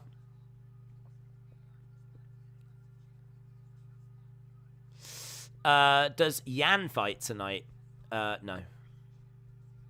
Jan Blachowicz? No. The clock on the wall says it's time to roll a blunt. I think the clock on your wall always says it's time to roll a blunt, to be honest, Wes. But that is the best clock to have, in all fairness. Umar is going to win by rear naked. Right, we've got Umar 13-0. Performance of the night on his UFC debut. Combat Sambo World Champion. Cody, shout out to you, my friend. I hope you are well.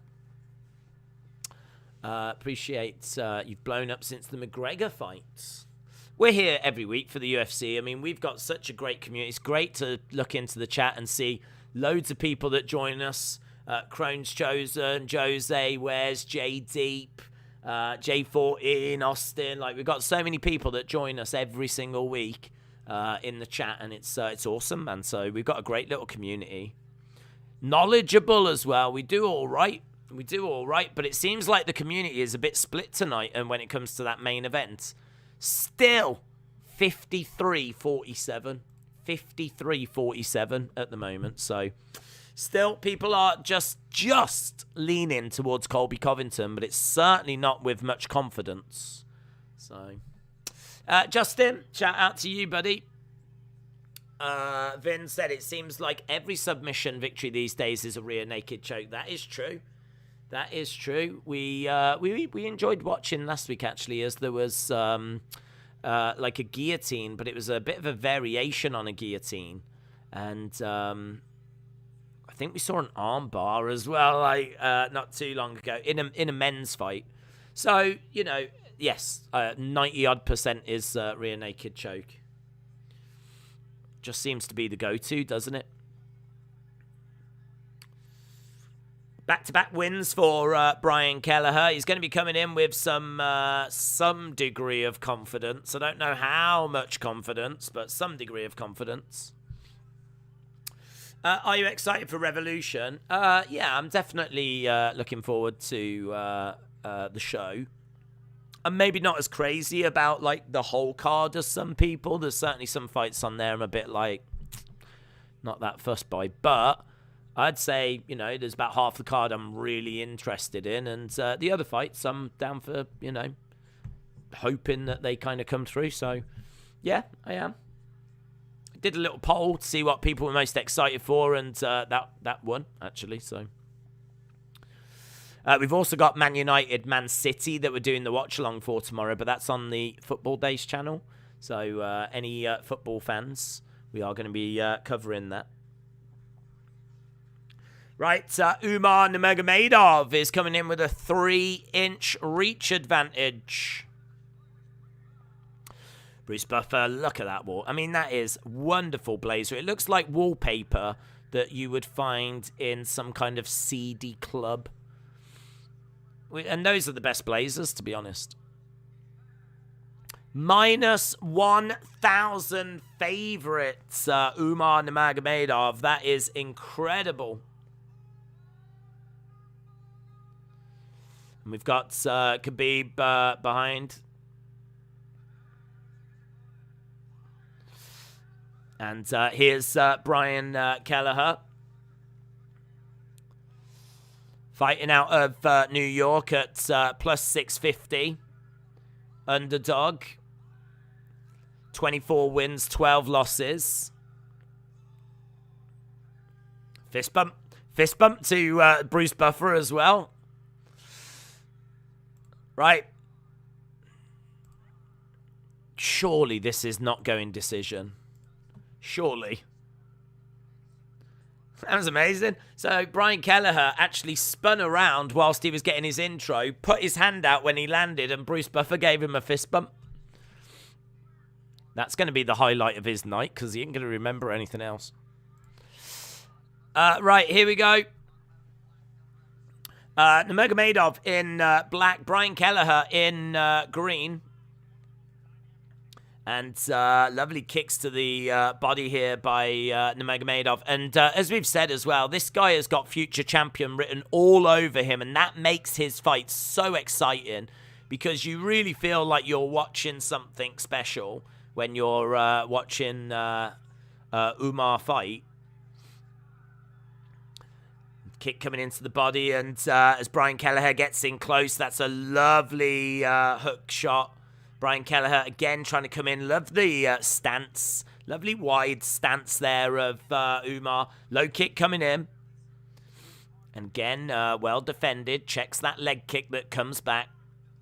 Oh my God! That head kick was beautiful! That head kick, the way that the snap was on the head kick there. Jeez, Umar! Oh my God! That head kick is insane! Kind of like flicks it up and then like slaps him round the face with. Man. And Kelleher driving Umar up against the side of the cage. Damn it, man. That is the best thing I think I've seen so far tonight. And Umar looking to try and get Kelleher down. Throwing in a knee to the body. So, yeah, he's got him pinned up against the cage here. He's got him nice and tight as well. He's giving him no room whatsoever. No room whatsoever. Referee actually saying don't hold on to the cage there. And he's trying to drag Kelleher down. Knee coming into the body there by Umar. Another knee coming into the body as well. So, yeah, really, really good work by Umar. Just great control time, but he's got to do something more with this. Just literally having Brian Kelleher pinned up against the cage is not going to be enough here. He's going to have to do more. Kelleher is knee to the midsection. The two of them break apart. Umar throwing in a jab. Backing up a little bit as Kelleher is standing his ground in the center. Umar grabbing Kelleher, looking to try and drag him down. Grabs him back up against the cage. And again, he is trying to frustrate, grab the leg, trying to get him down. He's got him over by the cage at the moment. He's managed to get Brian Kelleher down to one knee. I mean, this is so one-sided right now. Look at this. One takedown to none. 14 strikes to one. And now he's got a rear naked. Has he got the rear naked on? Oh, he's tapped him! Umar taps him! Umar taps him in round one! Great work! That is just so... That is so effortless. That is so effortless. That is as if you've just gone and got someone off the street. It's like you've got someone off the street, brought them into the octagon, and that's the kind of performance you would expect. Absolute domination. Absolute domination against Brian Kelleher, who's had 36 fights, plenty in the UFC, very experienced, well-rounded as well. I think coming off back-to-back wins. I mean, that is... Damn, man. Damn. We might as well just call this guy the problem. Is a problem. This guy's a problem. I would imagine there's probably featherweights right now that are like calling up and just trying to see if they can jump into other divisions.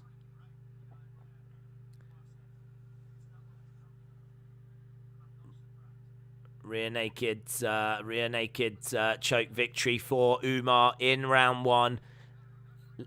Umar wins. Khabib fighters are scary.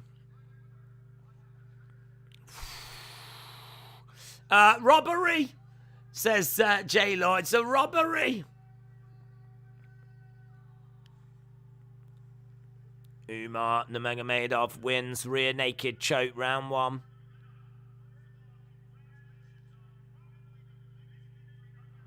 Joe Rogan said, congratulations on probably the biggest victory of your career. 14-0, 7 wins by submission now.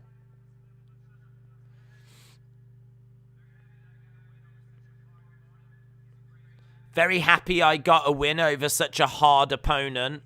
Wasn't that hard? Wasn't that hard?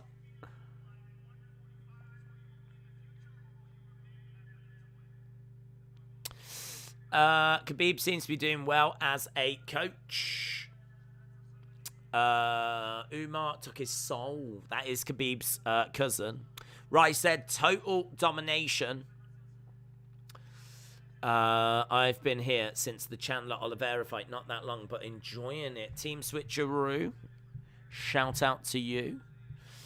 Khabib fighters have real skill. Yeah, I mean, look, they know how to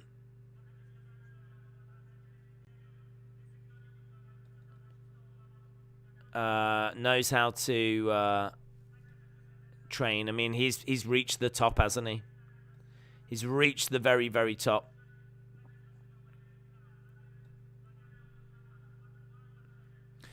Okay, Umar, just saying a few words.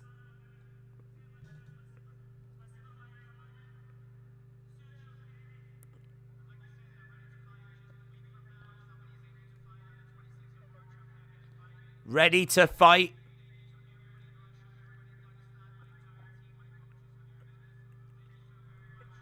Oh, booze.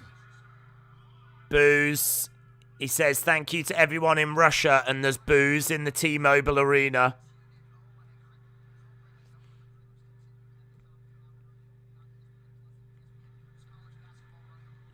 Can't wait for Hamzat. LDTV, finally in a seat at T-Mobile. There's a low hum of prayers for Street Jesus, and Thug Nasty is in the air. LDTV, shout out to you, dudes. Chad said, can someone actually tell me if this is going to be a real fight of the two? They're going to really fight. Covington and Masvidal will really fight, yes.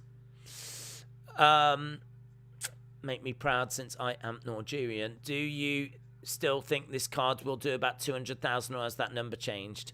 I was thinking, like, to be honest, as we've got closer and I've seen a little bit more of the bad blood and the promotion, my thoughts have kind of increased a little, but I mean, I'm still around like 350, 400, around that kind of ballpark. I don't see this doing 1 million. I don't see this doing 1 million at all. I mean, I was trying to listen. Yeah, I'm just trying to pick up on little signs. And like Dana said, you know, he answered a question about how the event was doing, and like the fact there's no title fight. And he's like, look, you know, we don't need a title fight for this. The pay-per-view is selling very well. Now, normally when it's like a big one, he's like, we're breaking records. He's got numbers. He's kind of like, the buys are coming in and we are tracking this kind of thing. He has a lot more detail. But with this, he was just like, we're doing very well. And the lack of detail made me think, oh, okay. It might be, look, I'm sure they've got a number, an expectation, and it could be exceeding that. It could be in line with that. But I don't expect this to be doing mega numbers tonight. I think the card is too weak. I don't think I mean, like, for us, it's great. I mean, we just saw Umar there, future champion. And, you know, as we said, we've got a few really interesting fighters on the card tonight. So for us that watch each week, no complaints, you know. I mean, great, lovely. Thanks a lot. It's, you know, levels above just a normal fight night. But I think what is gonna convince people to spend that $80? What's going to grab people to do that? Where's, you know, Colby Masvidal, but what else is there for the casuals? So, yeah, I'm thinking about 350-ish, around that kind of ballpark. But yeah, I started at being about 200s, then I went to about 250, and as I said, just as we've got closer to it, my thoughts have gone, okay, maybe that they've done a decent job of getting that story out there. There was a lot of bad language at the press conference, talking all over each other. I didn't really feel like there was anything in the press conference that was going to really grab headlines, though. Like, there wasn't really anything coming out of that was going to really grab people's attention. So I didn't feel like they smashed the press conference out the park. But there was enough heat in there to, I think, solidify a number. Right, we need to change this over anyway. The card is great for hardcore, but not very friendly for average consumers. 80 is just way too much, says Vin. Boss Source said ticket prices were going down the closer that we got to this event. That's really interesting. I didn't hear that, to be honest. I didn't hear that news. But yeah, it's a shame in a way. I mean, I don't know why they couldn't have got something else on this card. You know, something juicy. Just feels like the co-main has let it down, to be honest. I kind of feel like if you had like a really fun co-main, that would have really propped this up. It's such a big feud. It should reach 1 million, says Tony. Yeah, I think both guys' star power has taken a hit, though. Again, like, both are coming off, like, losses to Usman. And even though Masvidal was on the front of the game, he had an incredible, 2019, like, it's 2022 now. It's been a while. It's been a while since we've actually seen, like, you know, him being victorious. I think hasn't he lost twice against Usman in a row? So, I just think, like, their star power's maybe just a little, like, you know, suffering a little bit. Have they been able to get the story about these two hating each other out to the masses? When it's you see, the thing is, when it's a title, you don't need to know anything. You don't need to know anything. It's for the belt. Like, this is to be the middleweight champion of the world. That does a lot of work for you. If there's no belt involved, have they been able to get that story out to the masses? Because the masses need to know about Covington and Masvidal, how they used to be training partners, they used to live together, all that kind of stuff. If they haven't succeeded in doing that, if they haven't got that story out there, then the pay-per-view will struggle. I think Masvidal is a pay-per-view star. Didn't his first match with Usman get about a 1.3? It did, but that's not because of Masvidal so much. That was because I believe it was the first Fight Island cards. So you might remember that Fight Island was like this massive. They were so clever because what they did is they put an octagon on the beach. And then they got the message out, Fight Island, we are, because of the pandemic, going over to Abu Dhabi, and we are going to be fighting on Fight Island. The whole idea of Fight Island really caught people's imagination.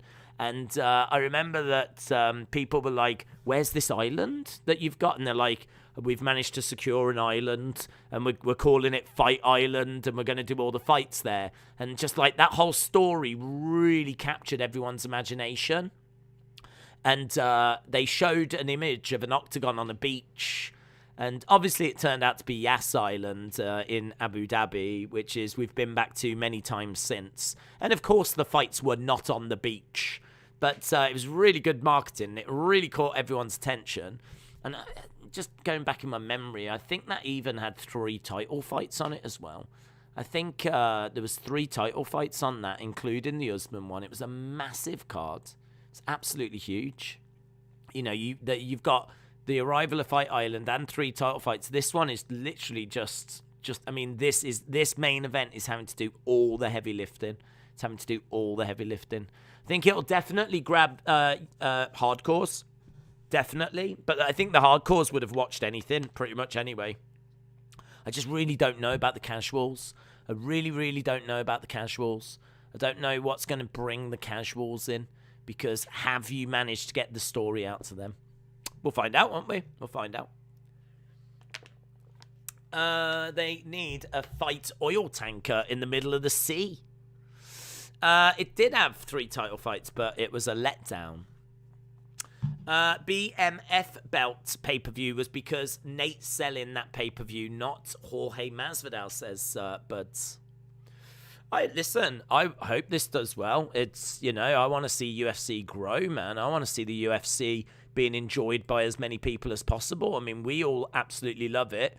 And, we meet up once a week to enjoy the fights and share our passion for it. So don't get it twisted. I'm absolutely not hoping that this bombs. Why? That's not, why would I want that? That's not in my interest at all. But yeah, I do worry a little bit for the card. Just compared to some of the big shows we've had recently as well.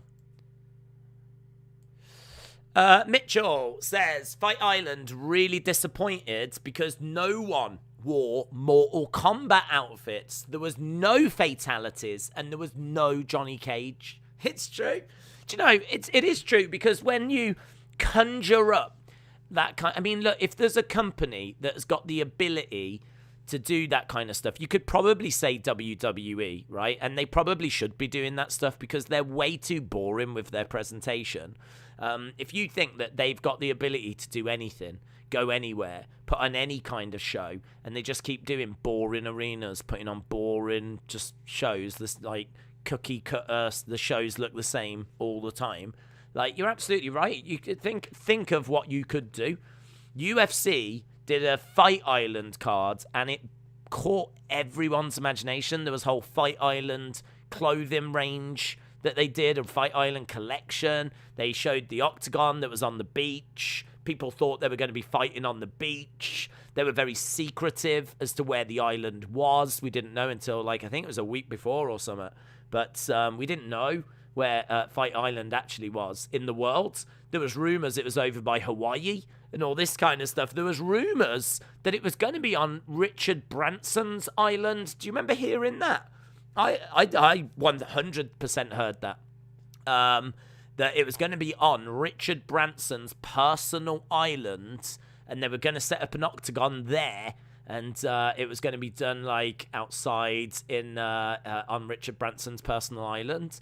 I mean, they might have even looked at that as an option. They might have looked at it, but obviously Yas Island and having an arena and everything, and was obviously much better long term as well, because now they can go back there and they can actually put on events in front of people.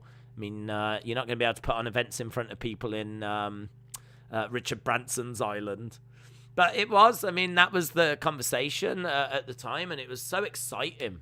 It was so exciting.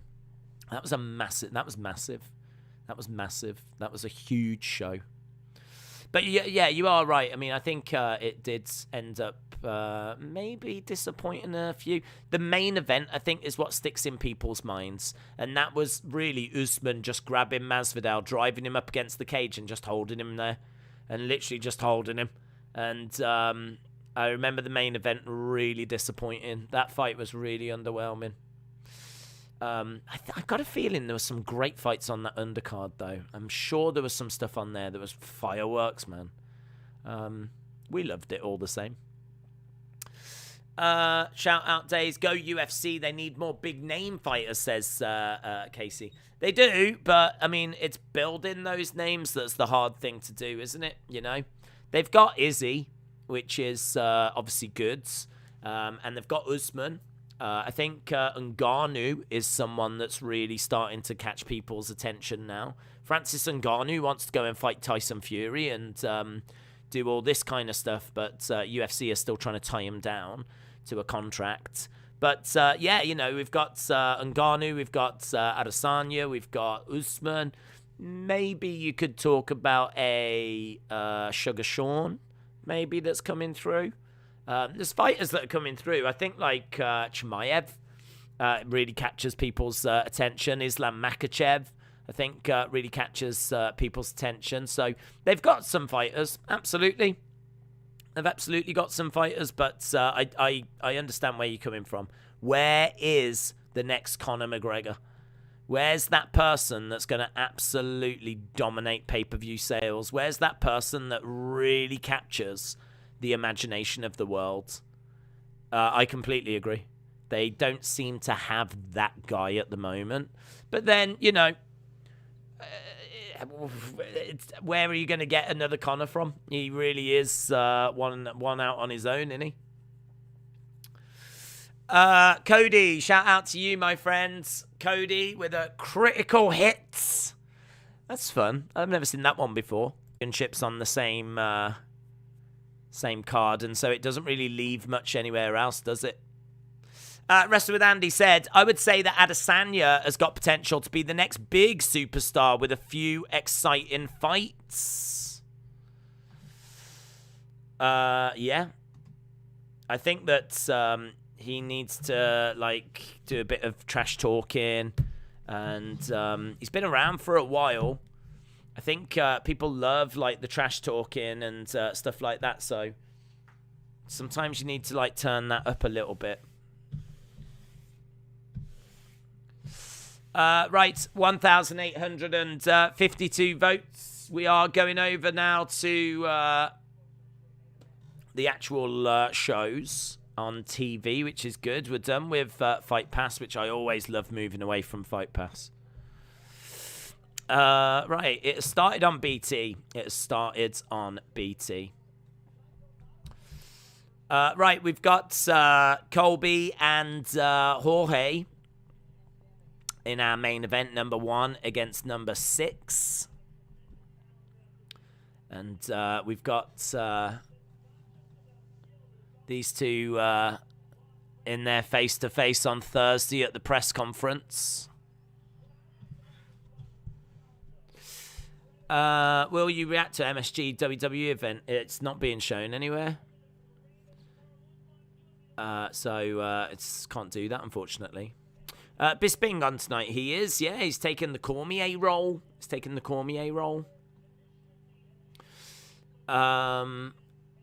Yeah, let me just have a look and see where we are with that poll at the moment, because it is moving. Only a little bit, but it is moving. 52-48. 52-48, so it's getting even closer. So, Colby still in the lead. You lot are still leaning with Colby, but 52-48. If Chimaev dominates Burns in the next fight, he will definitely be a pay-per-view draw. The only thing that holds him back is the language barrier. Yeah, I mean, honestly, when we're talking about pay-per-view buys, I don't know if it's just US only or if we look international. But obviously, this is a sport that's growing internationally and grabbing the attention of the world. And, you know, UFC is in a great position. It really is in a great position to really continue that growth. And someone like Chimaev is just, you're absolutely right. I've said before, like, you see the views spike. You see, like, tons of people jump in when it's a Chimaev fight. He really is someone that brings people to shows. Right, next fight then. We've got Marina Moroz of the Ukraine. Ukrainian fighter. This is going to be a Mosh taking on Maria Agapova. Maria Moroz is, you know, she's been talking quite a bit about obviously what's been going on in the Ukraine. It's going to be a distraction. I don't know quite how she's going to look here, but what I do know is she's going to give her absolute flipping all.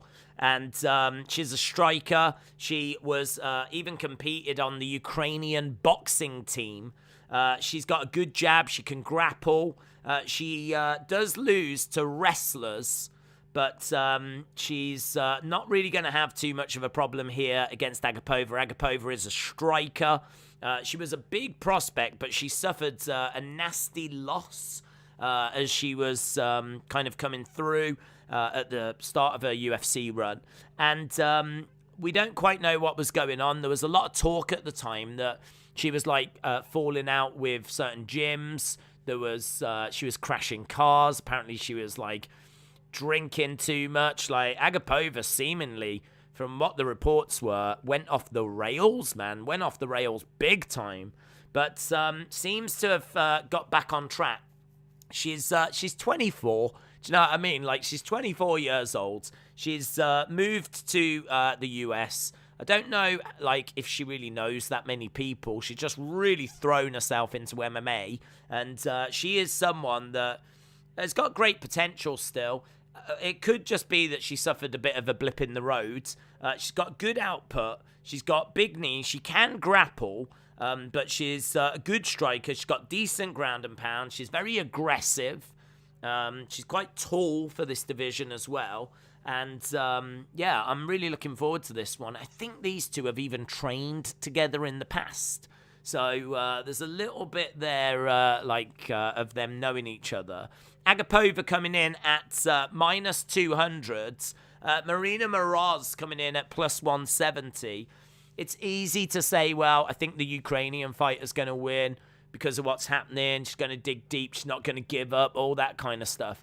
It's easy to say that, but equally, you can flip it and turn it around and say, well, how much has all of this taken out of her? How much has she really, suffered with what's been going on, and how much has been a distraction of what's been going on? So, I don't know. I'm leaning to Agapova here. I think Agapova has got a lot of skill, could maybe get the job done. But, yeah, it could be Moroz. I think it's going to be really close. So there's quite a few fights like this on this card where you can go one way or the other, and they're really quite close. Definitely don't have a great read on this one, but I think on a normal week, Agapova is the better fighter.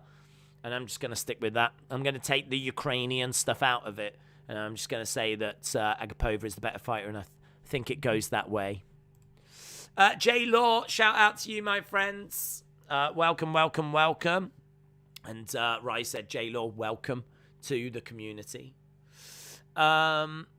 So, yeah, Agapova, minus 200. Moroz at plus 170. This is in the women's flyweight division. Agapova is 24.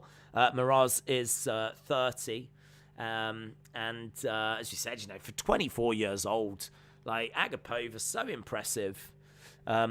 So, yeah, this one could go either way. I'm a bit gutted because this is free. BT obviously show a lot of ads. So it means that I don't get a chance to see the ring walks. And I wanted to see the ring walk for Moroz. So, sadly, something that I've missed out on. But either way, we'll be going back to it. And we should be underway very, very soon.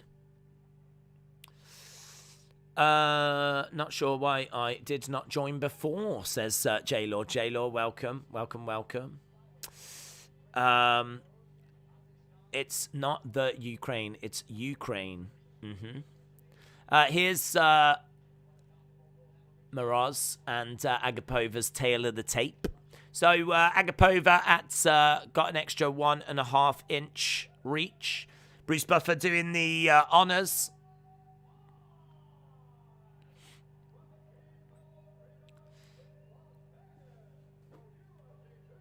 Right, there's the Ukrainian flag.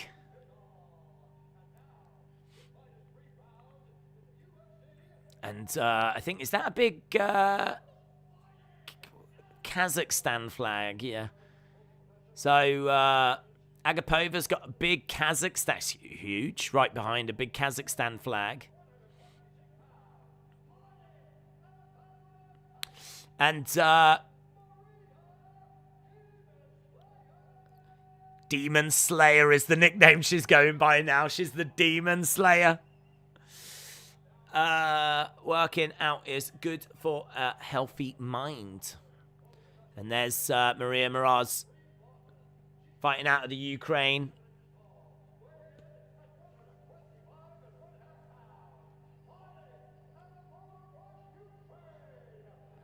Big cheer. Big cheer for the Ukraine. And there we go. We got Ukrainian flags being shown in the crowd. Herb Dean is the ref for this one. I was waiting to see what the reaction of the crowd was going to be there. And lovely big cheer. UFC obviously not paying too much attention or drawing too much attention. John Anik not saying anything about it. Strikes coming in. I mean, I'm guessing the UFC are in a real tight situation because they've been with like Russian fighters and obviously Khabib and the Dagestan fighters and. Right, we are up and running, and Agapova in blue, Moroz in black, and Moroz is moving forwards. Nothing landing at the moment. Moroz edging forward with Agapova just backing up a little bit. We are under 2 hours away now from the main cards. So we are under 2 hours away. Here's Moroz grabbing Agapova, driving Agapova up against the side of the fence. So she's got Agapova pinned up against the fence at the moment. Agapova is trying to break out of this at the moment. Good work by Moroz. Good work by Moroz at the moment. You can see the strength of Agapova. Knee coming in there by Agapova. She's working hard here, Marina Moroz. Strikes to the side of the head here by Agapova. Right now, we're just getting a lot of control time. Moroz has got Agapova pinned up against the cage. Jamal Hill said these next 4 fights are bangers. So, Jamal Hill excited for the prelims. Hammer fist coming into the side of the head by Agapova. Knee coming into the body there by Agapova as well. Elbows coming into the back by Agapova. Good work so far by Moroz. She's not letting Agapova settle. She's not letting Agapova break out from this, and she gets her down. Good work by Moroz. Moroz looking for a rear naked. Crowd are right behind Moroz. She's managed to get onto the back here. Marina Moroz. She's trying to get her arm underneath. Agapova in trouble. Agapova in trouble. This is good work. Moroz is doing well. And she's on the back. She hasn't got the body lock applied, though. She hasn't got the body lock applied, but that looks tight. It's on the chin, not under the chin. It's on the chin. You can see Agapova in trouble. I don't know why she's not got the body lock applied. I don't know why she's not got that done with the legs. Strikes coming in. Look, she's trying to turn, and Moroz is keeping that tight on. That grip, it's really tight. This is really tense. One false move. She is keeping it, and Agapova is trying to twist and turn and get onto her knees. She's desperately trying to get out of this. She's grimacing. She's in trouble here. Her face is going red, man. You can see Agapova, I bet that is tight as well. I bet that is really tight, but she's really trying to get out of it. She is getting out of it. She's got out of it. She's got out of it, but she might have given up her arm. Is that a draping armbar? She's giving up the arm. She's giving up her arm. Oh, my God. She's looking for the armbar. Oh, I think she's managed to get out of that as well now. Oh, man. She's reversed it. Agapova has reversed it. She's jumped onto the back of Marina Moroz. And Marina jumps up. Agapova does put the body lock on. Look, you can see she's put the body lock on. Moroz didn't do that. Man. Oh, it's so good, isn't it? This is good. This is really good. And we've got driven up against the side of the cage. Agapova. Moroz is doing well. Knees coming in. It's going to be a Moroz round. I mean, she, even though she's behind on the striking, like, quite significantly, she had so much control time, and she was so close to submitting Agapova. I wouldn't be giving this round to Agapova, even though those numbers look like she took it. And there we go. End of the round. Whew, that was fun, man. That was fun. Let's go. Agapova, says Crone's Chosen Chalmers. Hello, hello, hello. Big bad Herbal Dean. Herbal Dean. We're just seeing Agapova sitting in the corner, taking on some water. That's, you know, was that Moroz's opportunity? Was that her one chance to get the victory in this fight?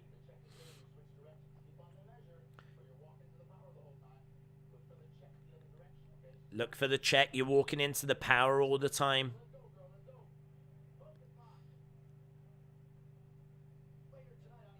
Right, about to get underway with round number 2.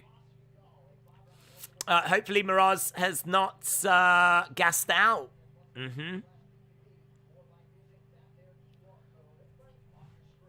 Here we go, round number 2.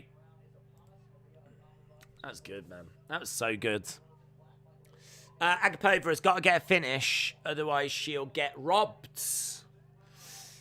Moroz has driven Agapova up against the side of the fence. Knees coming in. So, it's good work by Marina Moroz. She's straight away within the first 20-odd seconds grabbed Agapova, driven her up against the side of the cage. She's throwing in some lovely Muay Thai knees. Lovely Muay Thai knees. Looking for, trying to drag her down, looking for a takedown. Trying to take the base away from Agapova.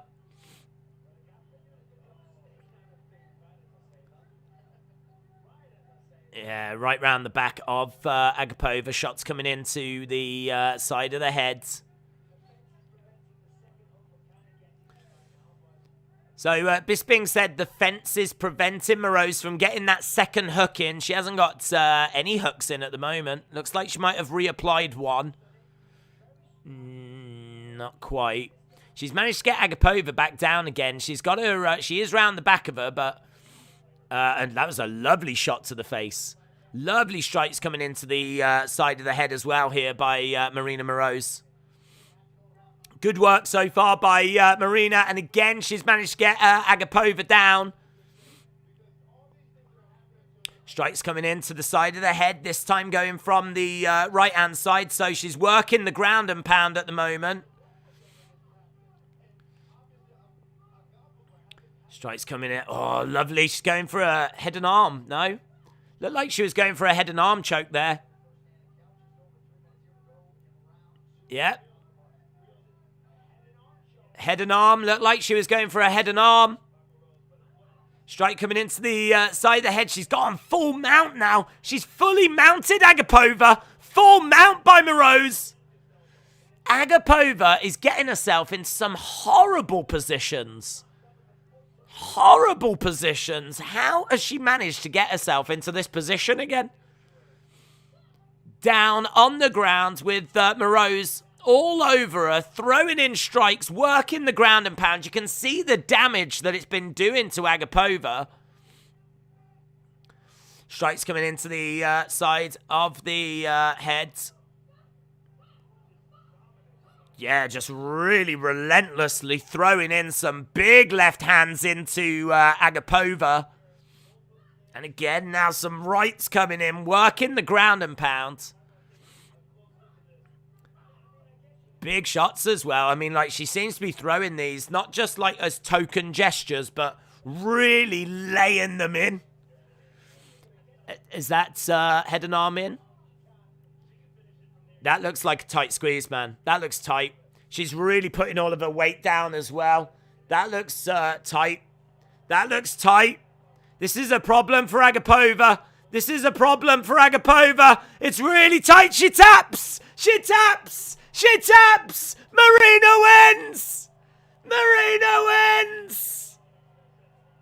Oh, I'll tell you what. The world's going to love that one. Yes. She came in as a plus 170 underdog. Ukrainian Marina Moroz gets the victory. Oh, that's great.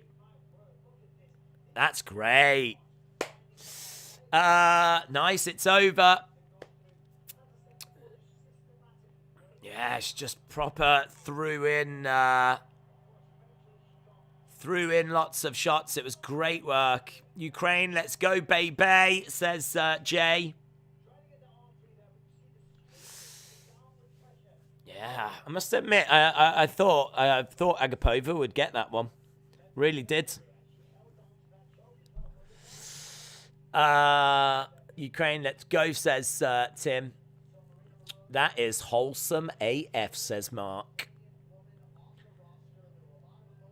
The only Ukrainian woman on the roster, apparently. And she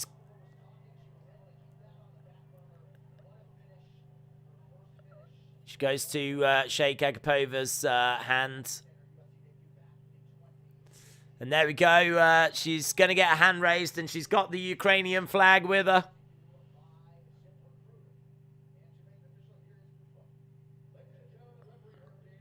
She's keeping her emotions in check. I thought she'd probably be bawling.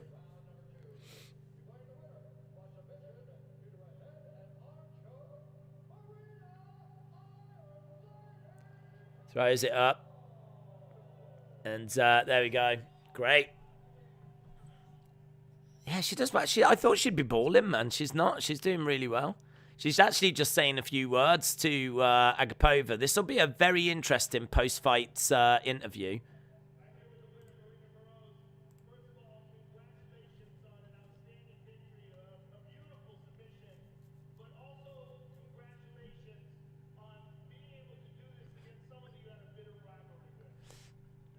Congrats. Okay,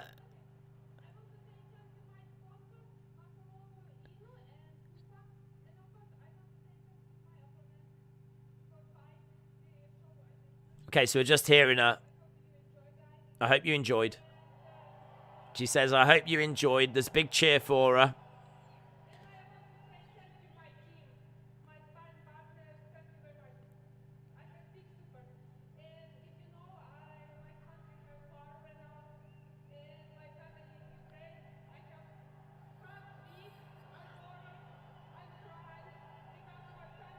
She said she's worried and she cried for her family.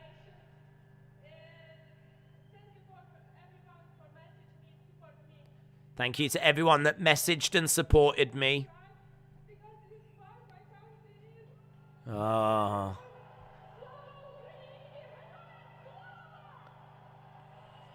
She starts getting upset as she starts talking.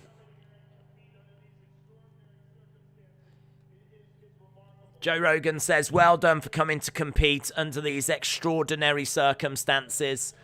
I think that's definitely a talking point that will come out of this. You know, she's victorious. She's talking and she talks about, like, her country and being scared for her family and starts to get, like, upset. It's a hell of a platform, isn't it?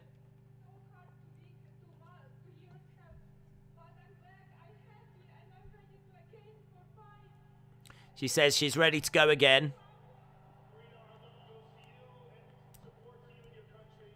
Joe Rogan said, Marina, our love goes to you and our support goes to you and your country. And she grabs hold of her trainer and she's held it together really, really well. She's held it together really, really well. And do you know what? I mean, I think she's going to have picked up quite a few fans there. Steve-O in the crowds. Covington is going to win. Jose said, that is a nice Ukraine girl. What a lovely girl she is. Yeah, that was nice. She was full of aggression during the weigh-ins. I could tell she was going to go to war in the octagon, says Buds. Jose said she's a strong role model. Damn, that was tough, man. It was tough. It was tough. And do you know what? It was like, I'm so amazed that she wasn't just an emotional wreck. I'm so amazed that she kind of really kind of held herself together. It was only when she had the microphone and she was talking about her family and a country that she started to go. So respect to her. Ledger Killer, shout out to you. I always thought they did the vacant lightweight title bad. They should have done multiple pay-per-view tournament. Instead, they did a standard title fight. I thought that was bad promoting, said Team Switcheroo. Yeah, it would have been fun if there'd have been like a lightweight tournament. I agree. Negumereanu, Romanian wrestling champion. That's not who we got next, is it? Have we got Negumereanu next? Is Enchikui. There we go. Definitely a fan here, says J-Law. Right, Negumereanu against Enchikui. So Enchikui is 6'5". He's a striker. He's a late replacement. He's got a good size and he's got a good reach. He trains at Fortis MMA. He's got 6 wins by knockout. He's got decent takedown defense. He can overthink things sometimes, rather than literally just going with the flow. He's a bit of a slow starter, but he does have good cardio, and he can get into the rankings. He can find his way getting into the rankings. This is expected to go to decision, a third round or decision. He is taking on Negumereanu, who has had a full training camp, and I don't know if Enchikui has had a full training camp, but I know that Negumereanu has. He's a brawler. He doesn't have great striking defense. Can lack a bit of volume sometimes. Can leave himself open and leave his hands low. He's got good power. He's durable. Trains at Extreme Couture. And he's probably my pick here, but he is the underdog. Negumereanu at plus 130. Enchikui at minus 150. I'm thinking Enchikui is going to come out quite hot. I mean, I don't know what his cardio is going to be like. I know that you're always fight ready to a degree, but coming in as a bit of a late replacement is surely going to be detrimental. So Negumereanu has just had a full camp. I think he's going to be in a better condition. I'm leaning to Negumereanu. It's going to be a fun fight, and yeah, I agree. Coin flip, says Larry. Yeah, I agree. It's going to be close. It's going to be close. If I have to pick one, I'll go Negumereanu, but get another one I don't feel great about. There's a lot of them on this card, honestly. There's a lot that you just look at and you go, well, this could happen, but that could happen, but then that could happen, and yeah. There's a lot of fights where if you ran them 10 times, it would be like 6-4. Do you know what I mean? There's not many fights where it's like 8-2, 9-1 out of 10. There's a lot of very, very close, this could happen, that could happen kind of situations. And yeah, I'm looking forward to it. I'm looking forward to this one. As I said, lean in Negumereanu. I've got Enchikui and the second round TKO. Austin said both of these guys have got a last name that's hard to pronounce. Elliott was plus 200. Moroz was plus 155. Prime... what was the Holland fight? It's not happened yet, buds. Not happened. Prime Wellman versus Izzy. Tweem Switch. Yes, that would be epic. Does anyone know if Petr Yan is pre-cut? I was wondering if he could make 125 because Figgy Yan sounds like an amazing fight. I don't think he's looking to go down to that kind of weight, to be honest. I mean, that would be a great fight. But I don't think he's fully focused, isn't he, on getting his title back against Aljamain Sterling and getting back on track. But that would be a great fight. Right, we are at commercial break. We've got an hour and a half to go. If you are watching and you haven't dropped a like, drop a like. It makes a massive, massive difference. It really, really is appreciated. We're at 500 likes. 500 likes. So if you are watching and you enjoying spending time with us as we're working our way through this card, drop a like. It makes a massive, massive difference. We're on 500 at the moment, so if we can shoulder jab that up a little bit. We've had 2,300 votes. So 2,300 votes, and it's getting closer, man. It's getting closer. 51-49, 51.49. There is 1% in it. 1% in it. You lot have gone with Colby Covington. So 1% in it. Crazy. We are back from commercial break. My dream is to see Jan and Volkov go at it. Nick versus Kennedy next fight. This is a comment, says Exit Life. Yes. Yes, no, it is. It absolutely is. Shout out to you, Exit Life. You've nailed that, mate. You've nailed that. Hit the like or suffer the indignity of riding my seatless bike. Oh. Right, we are just waiting for this next fight to get going. If you are just joining us, we had the early prelims, and they were pretty fun. I think, am I right in saying all three of the first ones went decision, but then we got Nurmagomedov winning with a rear naked choke in round one. Then we got a finish in round two. Marina Moroz taking on Agapova in our last fight. And what do we get now? What do we get now with Negumereanu against Jacoby? I think this one has got potential to go the distance, as we said. I think this has got potential to go the distance, and that way it's going to be a bit of a coin flop. Covington is going to win, says David. William says, I can't believe you read that. I always read your comments, William. Mainly because I just need to be aware if I have to call the authorities or not. So if I don't read them, then I'll never know, will I? I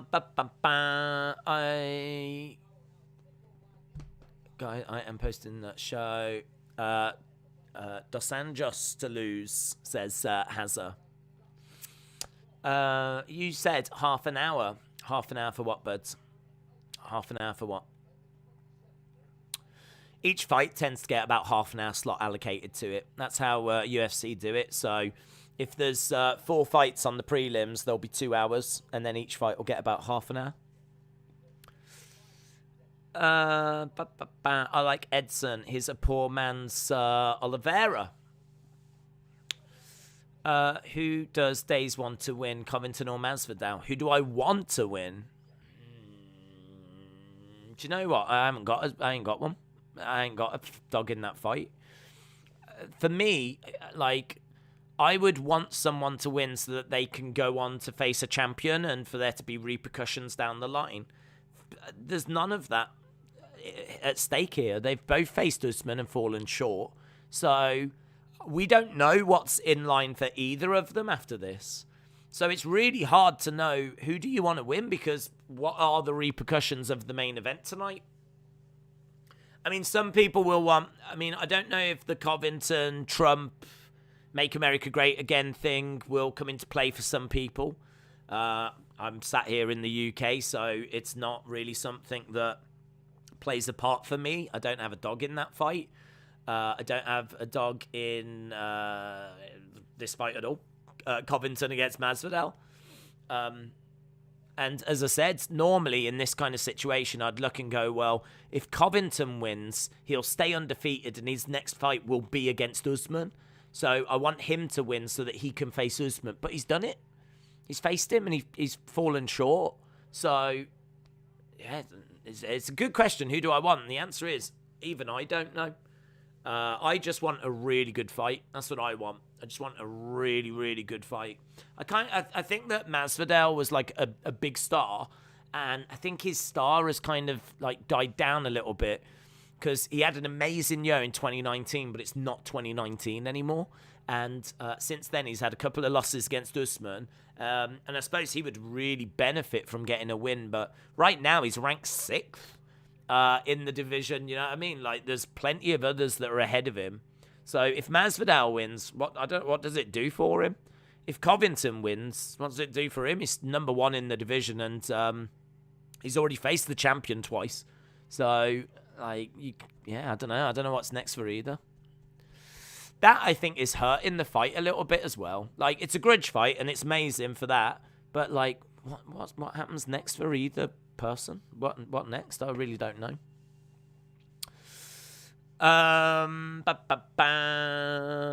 Covington is hard.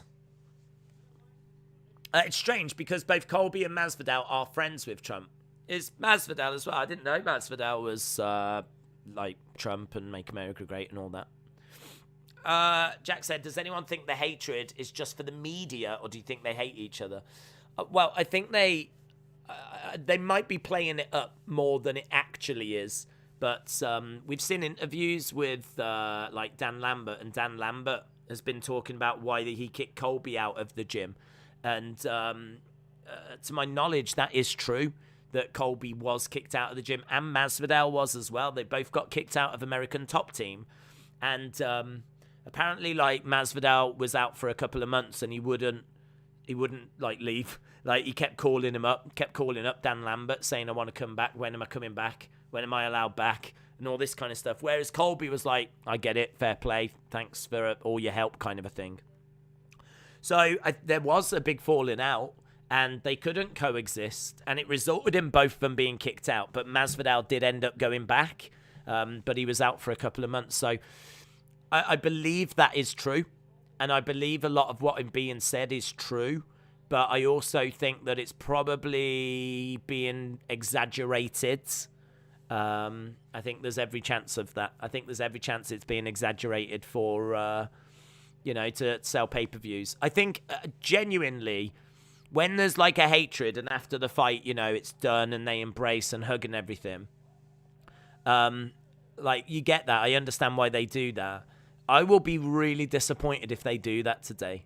That this whole fight has been built on them hating each other. And the question has even been raised, will you embrace each other after? Will there be that show of respect after? They've both turned around and said no.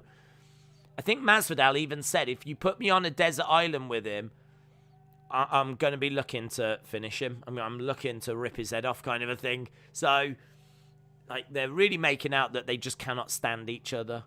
I mean, we had security on stage and all of this. I mean, that has been the big selling point of this fight. So if they do embrace afterwards, I think that'll be really disappointing. I know, though, that, like, once you've had a fight, you get all that aggression out of you, and you don't have, like, you've worked it out your system.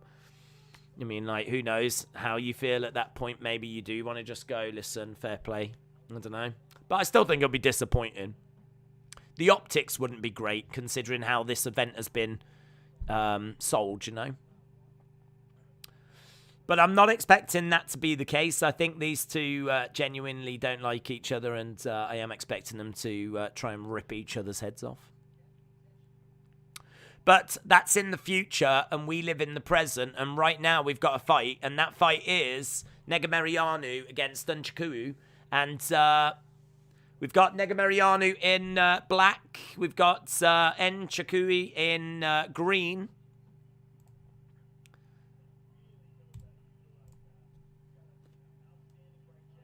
Nice jab coming in there by Kennedy. And as we said, he's coming in quite late. Nurmagomedov is having a little look at the moment. Nice kick coming in. Low kick coming in. Nchaku is having a little look at the moment, but not much output. Throwing in lovely straight right. So at the moment, they're being quite watchful of each other as Nurmagomedov comes forward. Unchaku is, again, just having a little look. Low output at the moment. Just 4 shots thrown by Unchaku. 7 by Nurmagomedov. Honestly, Colby shouldn't have paid Top Team anything. They used him to help train their fighters in wrestling. Then he became a fighter, still helping the other fighters. Why should he have paid?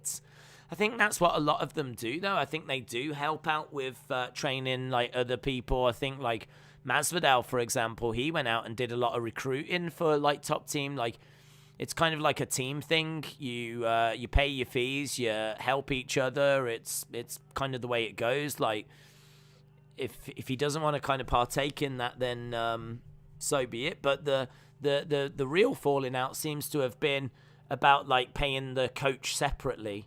There was apparently a coach which I don't know if Colby thought worked for American Top Team or was paid by American Top Team, but apparently he wasn't. And Colby wasn't paying him. This coach wasn't getting paid, seemingly. And that's what the dispute is over. I don't know where the truth lies on that.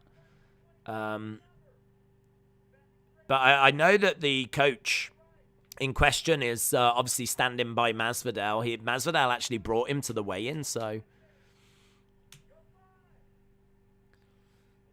Strikes coming in by Nurmagomedov. This is quite slow. So far, we've had 12 shots thrown by Jacoby and 16 by Nurmagomedov.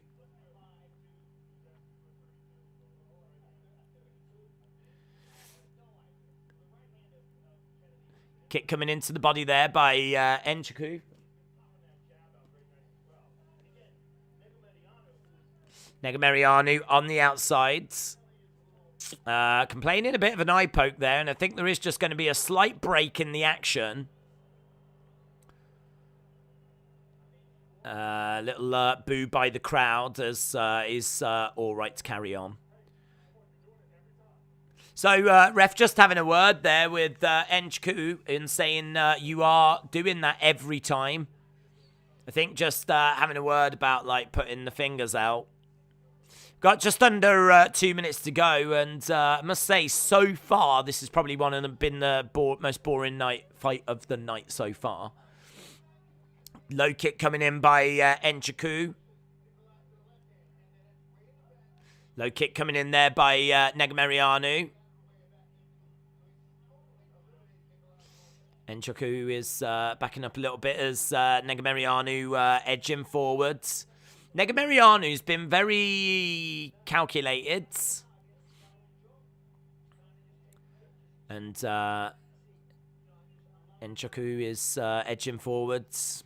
Not throwing anything, though. Really low volume here. Really low. Kick coming into the body by Jacoby.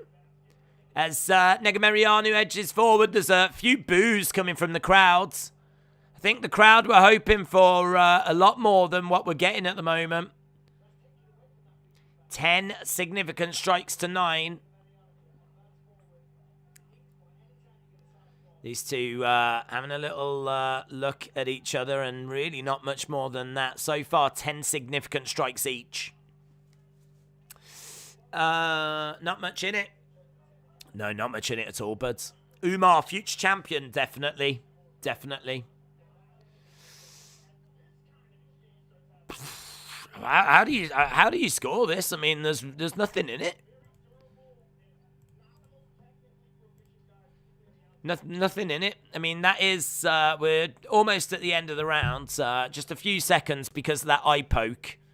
Low kick coming in there by Nurmagomedov and jeez, 14-13. Boos from the crowd. Crowds are not feeling this at all. Not feeling it at all. And we've got 1 hour 15 till we go over to the main show. Let me know in the chat, how do you score that? That one, for me, could go either way. That one, for me, could go either way. You could go Nurmagomedov. You could go Jacoby. Which way do you go with it? I might go Nurmagomedov. I think that he was throwing a little bit more. He seemed to be a little bit more the aggressor. And don't forget, these are unofficial numbers. So, 14-13, there's nothing in it. There could be a judge that thought Jacoby had landed more than he did, or more than this. There could be a judge that thought Nurmagomedov landed more. Covington Masvidal are still best friends, says Bailey. Why faces boo him? Why faces had enough? Shola says, I don't hate it. Two guys just trying to find their timing. Here we go. We've got Nchukwu in the middle with Negumereanu. And both guys just having a look. Couple of jabs. Negumereanu throws. But Nchukwu is backing up a little bit. Negumereanu again, the one on the front foot. Just driving Nchukwu back a little bit. Shot to the body. 10-9 to Kennedy, says Tajik Bey. 10-9 Nchukwu in a very close first round. 10-9 Negumereanu. So 3 tweets, 2 said Nchukwu, 1 said Negumereanu. And Negumereanu has got Nchukwu up against the side of the cage right now, throwing in some knees.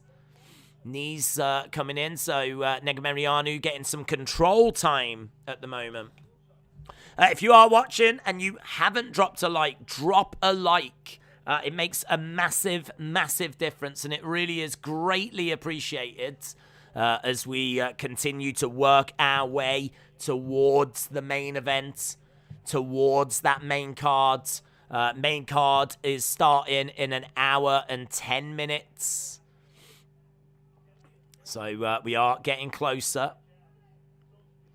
Good work by Negumereanu. He's got Nchukwu pinned up against the cage. So he's doing well here. And referee is saying, come on, guys, we need to make some progress.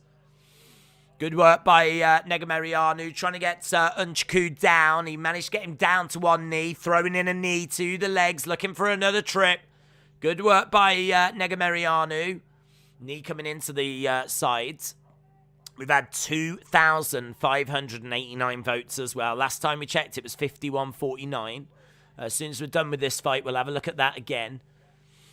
So if you've not voted, drop a vote in that as well. Bathroom break, says Jose. This division is missing John Jones, says Crone's Chosen. We've got Negumereanu with Nchukwu up against the side of the cage. Aaron said, where's the stream for the WWE Madison Square Garden? They're not showing it. So there's nothing to stream. Knee strikes coming in by Negumereanu. He's still in control here. Still in control. Again, just throwing in knees. And right now, the live odds have got Negumereanu at -135. So still very, very close. But the live odds do have Negumereanu in control. And the referee has separated them. Big cheer from the crowds as the two gets broken apart. And Negumereanu with right hand. Overhand right kick to the body there by Nchukwu.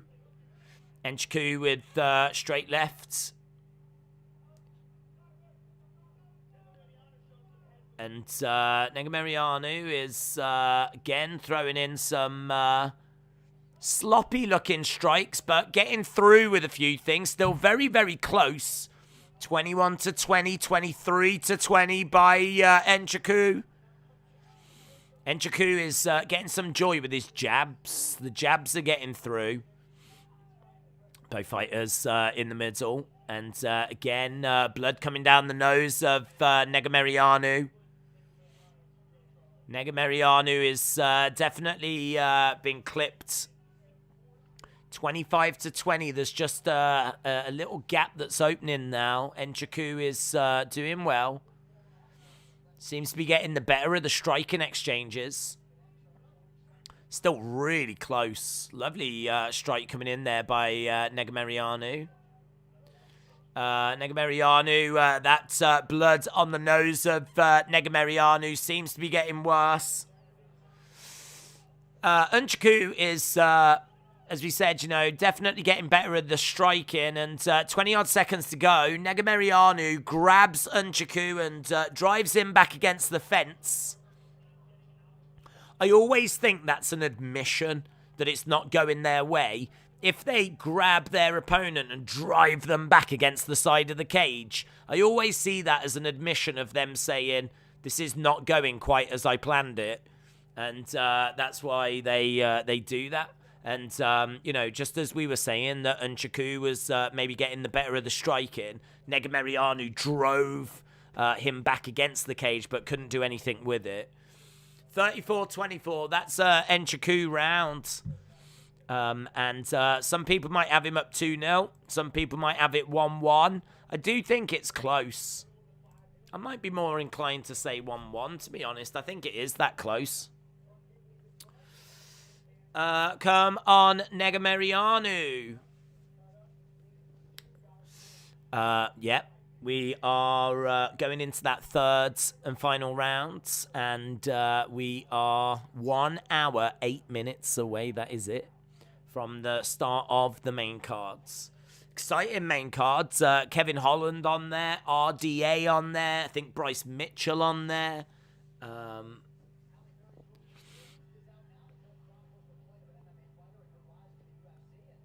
Bruised, starring Halle Berry, is out now. Right. Here we go. Next round. Round number 3. And both fighters in the middle. We've got Negumereanu. Blood coming down his nose. Oh, eye poke. Eye poke, eye poke, eye poke. And it seems like a bad eye poke as well. He's really struggling with that one. And I tell you, the referee had already warned Nurmagomedov. He'd already warned him. They're saying that this could be it. The eye looks nasty as well. He's really struggling a bit there. He can't quite see out of it.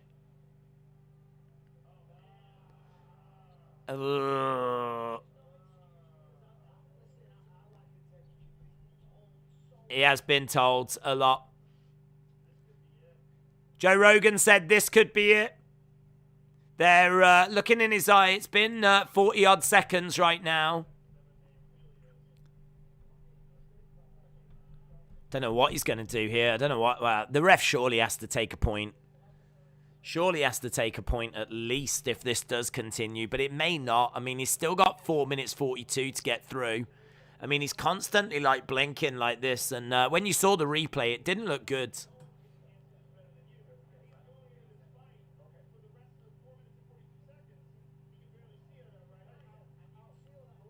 Yeah, he's going to continue here. We're going to continue. The referee has called him over. He's going to take the point. 1 point. Point deduction for Nurmagomedov.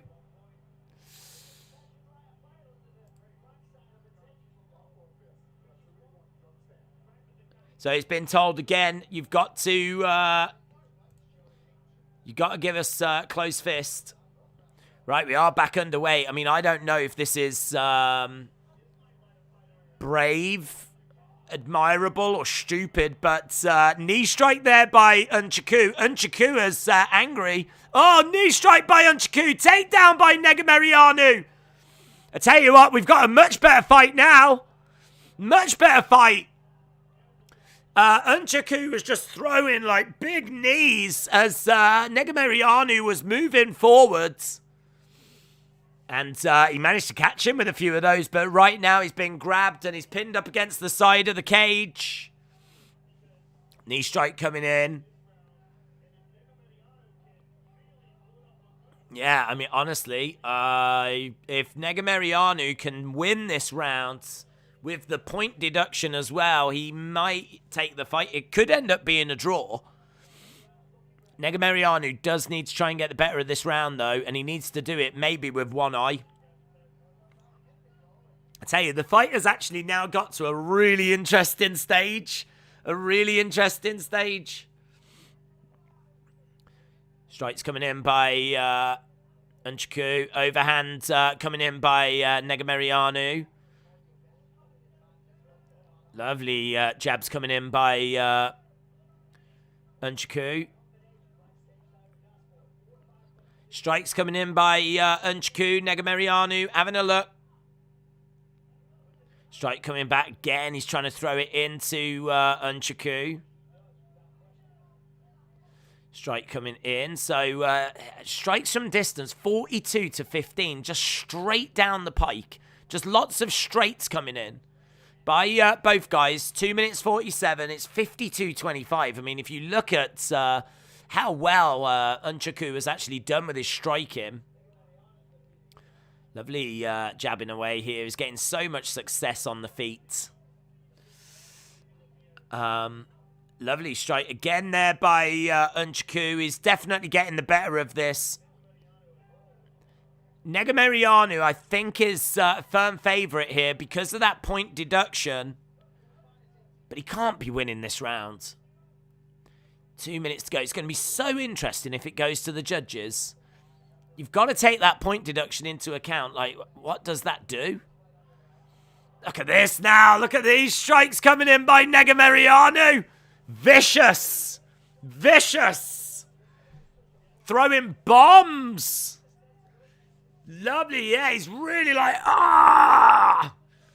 just really putting a lot behind him with 1 minute 45 left in the fight. Why not? Why not? Lovely shots coming in. How long until eye pokes become a tactic, says Y-Face. Lovely strikes. Straight down. Lovely straight right. Unchaku standing in the middle. Nurmagomedov throwing a lovely right hook shot.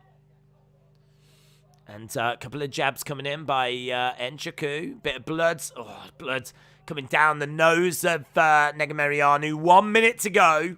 1 minute to go. Both guys standing in the center of the octagon. Low kick coming in by Nurmagomedov. And lovely hook shot coming back. Overhand by Unchaku. Unchaku has won the striking. And he takes this round. I think he takes maybe 2 rounds to 1, but then you've got the point deduction. So what does that do? Lovely shot coming in.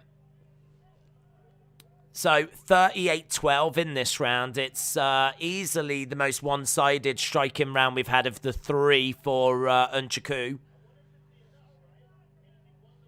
Joe Rogan saying, is this going to be enough? Unchaku is winning this round. Lovely shots there by Nurmagomedov as Unchaku is on the back foot. 5 seconds left. Oh, lovely shots by Nurmagomedov. And that is the end of the fight. Let me know in the chat, who do you think won that one? Which way do you think that one has gone? Drop it in the chat right now. It's so hard to call. For me, I would be probably going 2-1 to Unchaku, but then a point deduction would make it a draw, 1-1. But I do think that Unchaku deserved to win it. I think he was the better fighter. I just don't know that I could give him all 3 rounds. I thought it was very, very close in that first round in particular. But if he's got all 3 rounds, he's going to take the fight, of course, even with the point deduction. Draw, says Lee. Need to update eye pokes. God, how many are we up to now? I think there was another couple there, wasn't there? So it's probably a 4. Eye poke cost him the dub. Without that lost fight, he would have lost anyway. He's a dirty cheat. Last round strike difference was ridiculous. Jay said he is an honest-to-God straight-out cheat. Santos against Ankalaev next Saturday. Oh, my God. Santos against Ankalaev. That'll be fun. That'll be fun. Number 5 against number 6 in the light heavyweight division. They are still adding up the scores. So, I should imagine they're having to get calculators out here to try and work this one out. It's that close. So, we don't have the scores yet. It's taking a little bit of time. Seth versus Roman at MSG. I don't know who won that one, says Crone's Chosen. Mark thinks it's a draw. Justin thinks it's a draw. Shola says never a draw. Negumereanu has got it, says Larry. He could not miss with those eye pokes. Yeah, Bisping said he's very interested to hear these scorecards. I think we all are. We're seeing a lovely shot of the arena. It's still quite empty. To be honest, it is still quite empty with an hour to go. Still waiting, man. We are still waiting.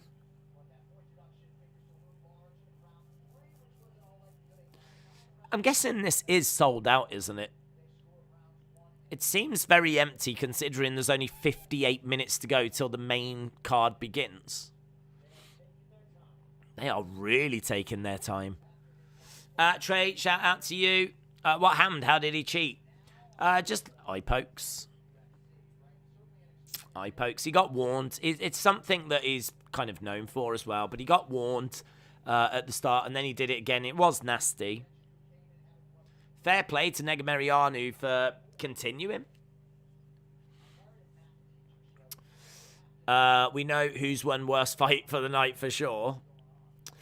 Being said, no mullet counter. I don't think there's any mullets to count on this one, to be honest, buds. I think there was a bit of a lack of mullets. Plus, there's some long names, so we needed a bit of a longer space.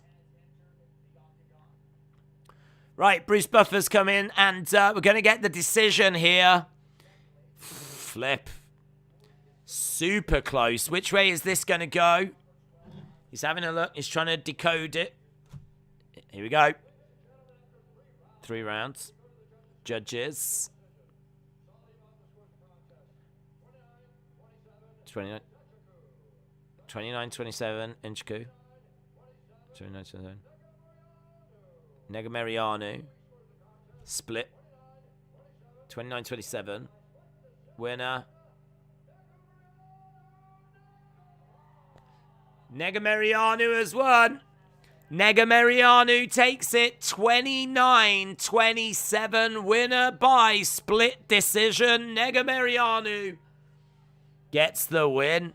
I'm surprised, to be honest. I think that it felt to me like it was a draw, or it was around that. This was a split decision win for Negumereanu.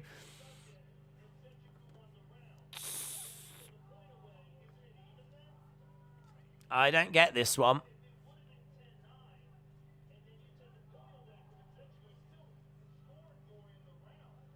Yeah. Joe Rogan's confused about it. I'm confused about it. For me, that was either a draw or an Nchukwu win. I did not see Negumereanu getting that victory. Flipping MMA judges, eh? Hayden said Negumereanu wins, and I'm surprised by that. I am right there with you. He can use that money for eye surgery. Rory said he deserves it. Right, well, do you know what we deserve? We deserve a banger of a women's fight, and that is what we're going to get next. I'm looking forward to this one. It is Marina Rodriguez taking on Yanan. And, yeah, this is going to be fun, man. Marina Rodriguez coming in as minus 250 favorite. She is got clean striking, man. She has got power. She's got big knees. She's a Muay Thai striker. She's mean. She's got a speed advantage. She needs to make sure the fight stays standing. She's got good experience. She's long. She's aggressive. She can struggle against wrestlers and grapplers. I think she's like 5 wins, 1 loss, and a draw in the UFC. She's taking on Janan, who is high volume, strong striker, dangerous. She's got poor takedown defense. She's going to look to and should look to get takedowns, but I don't think she's going to have enough here. It's number 3 versus number 4 in the women's strawweight division, and I've got Marina Rodriguez winning this. This is one that I feel relatively comfortable about, in all fairness. This is one that I'm feeling fairly confident about. So, Rodriguez versus Yan Jianan.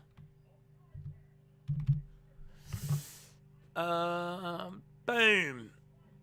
My nan. Yes, your nan. Why face it's your nan. It's Marina Rodriguez, the 34-year-old Muay Thai striker, taking on your nan. It's going to be a banger. It's going to be an absolute banger. I've got Yan by decision. Yanan has the markings of Yudong. Oh. That is the second strange decision tonight. Lesson learned. Don't leave it up to the judges. Larry said, Rodriguez, I'm going big for this one. Go big or go home. That's what it's all about. Marina Rodriguez by unanimous decision. I've got Rodriguez by decision. I've got Rodriguez parlayed with Turner at plus 157. The great Coltini says, hello, my name's Colton. I hope to be in the UFC one day. I have been working a lot on MMA and Brazilian Jiu-Jitsu, and I love this channel. The great Coltini, shout out to you, dudes. I think that's a great name. If your name is Colton and your nickname is the great Coltini, you're going to get a lot of fans. Stick with that. Do you know what? The hardest part you've already done. You've sorted your nickname out. That's the hardest part. Forget the training and the diet and the nutrition and the learning skills and actual martial art. Sorting out a good nickname is easily the hardest part. And you've sorted it, mate. So you're well on the road. So I wish you all the very best. How do you come up with those weights? Going bananas, I don't. I think it's great that you think I do that level of work. But this is actually live from the UFC website. So all this information is just pulled from the UFC. So I don't. I wish I did sit here and type out all these numbers, because then I'd feel a bit more like I actually do something. But no, I don't. This is literally a live feed from the UFC website. Nug Zula says there's just over 1,000 people here. Hit that like. Yes. Nug, shout out to you, dudes. We're at 633. 633. We're trying to get to 1,000. We're trying to smash over 1,000. So if you are watching, then yes, smash that like button. It makes a big difference. We don't ask for it on the fight nights or any of the kind of other streams we tend to do. It's only the big ones that we really talk about it. So if you join us each week, you'll know that we don't bother mentioning it on fight nights. Who cares? But on the big ones, it does make a real big difference. And this is the big UFC pay-per-view for March, UFC 272. I do like, actually, at this time, to have a look and see what is happening at UFC 273. I don't know when it is. Let's have a look. 272. Then we got Santos against Ankalaev. Then it's UFC London. Volkov Aspinall. Then it's Blades against Dorcas. So we've got quite a bit to wait. But on the 9th of April, that is when we are getting UFC 273. 9th of April. And that is going to be Volkovsky taking on Korean Zombie. Yeah, Petr Yan taking on Aljamain Sterling. Volkanovski against Korean Zombie. So 2 title fights. Mackenzie Dern against Tisha Torres. Gastelum against Imavov. Gary against Weeks. Irene Aldana taking on Aspen Ladd. Mickey Gall against Mike Malott. Rosenstrike against Tybura. Duplessis against Chris Curtis. Arce's coming back. Amazing. Kay Hansen in action as well. I don't mind that. UFC 273. Volkanovski against Korean Zombie will be fun. Aljamain Sterling against Petr Yan. So featherweight title and bantamweight title both on the line. So that is UFC 273. But right now we are enjoying UFC 272. And we are at our co-main, I think, of the prelims. Co-main of the prelims. The next fight is Turner against Malarkey. Here we go then. Rodriguez against Yan Xiaonan.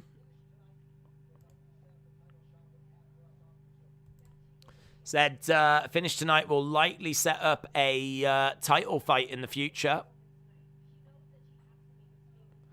So we've got Yan in white. We've got Rodriguez in black. Rodriguez on the outside. That was good by Yan. Yan with some real fire in her hands. We're in lovely strikes, but lovely strikes coming back by Rodriguez. All going up top at the moment.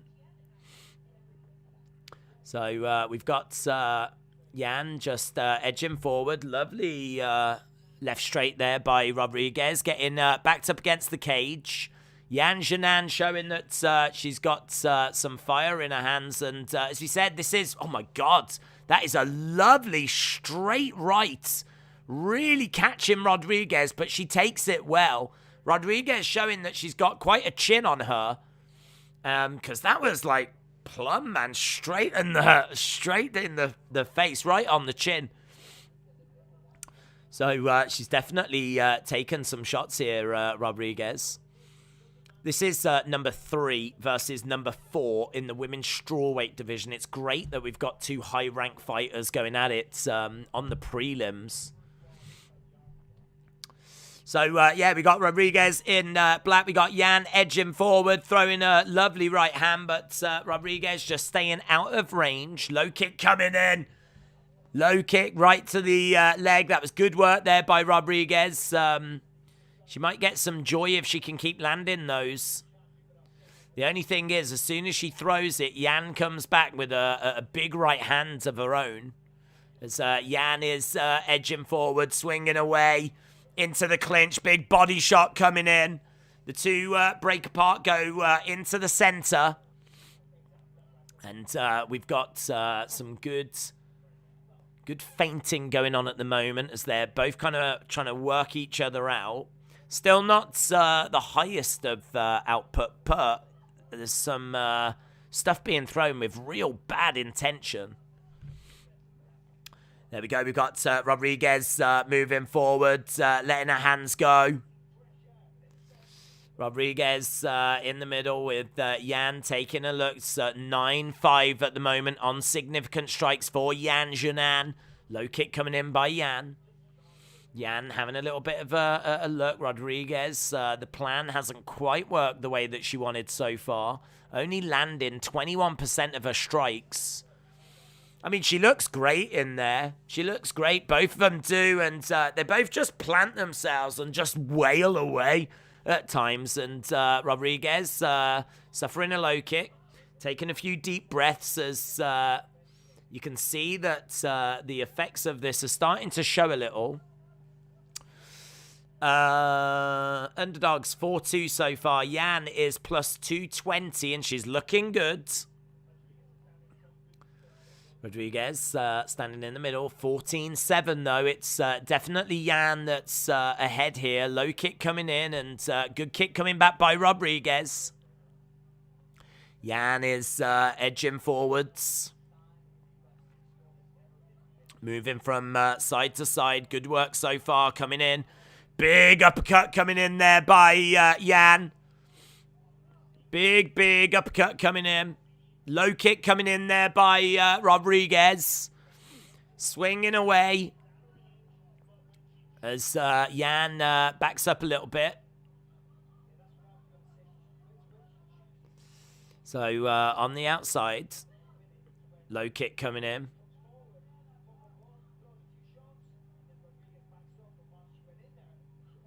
Lovely, swinging away, knee coming into the body, and low blow, a lady low blow, a lady low blow, yes!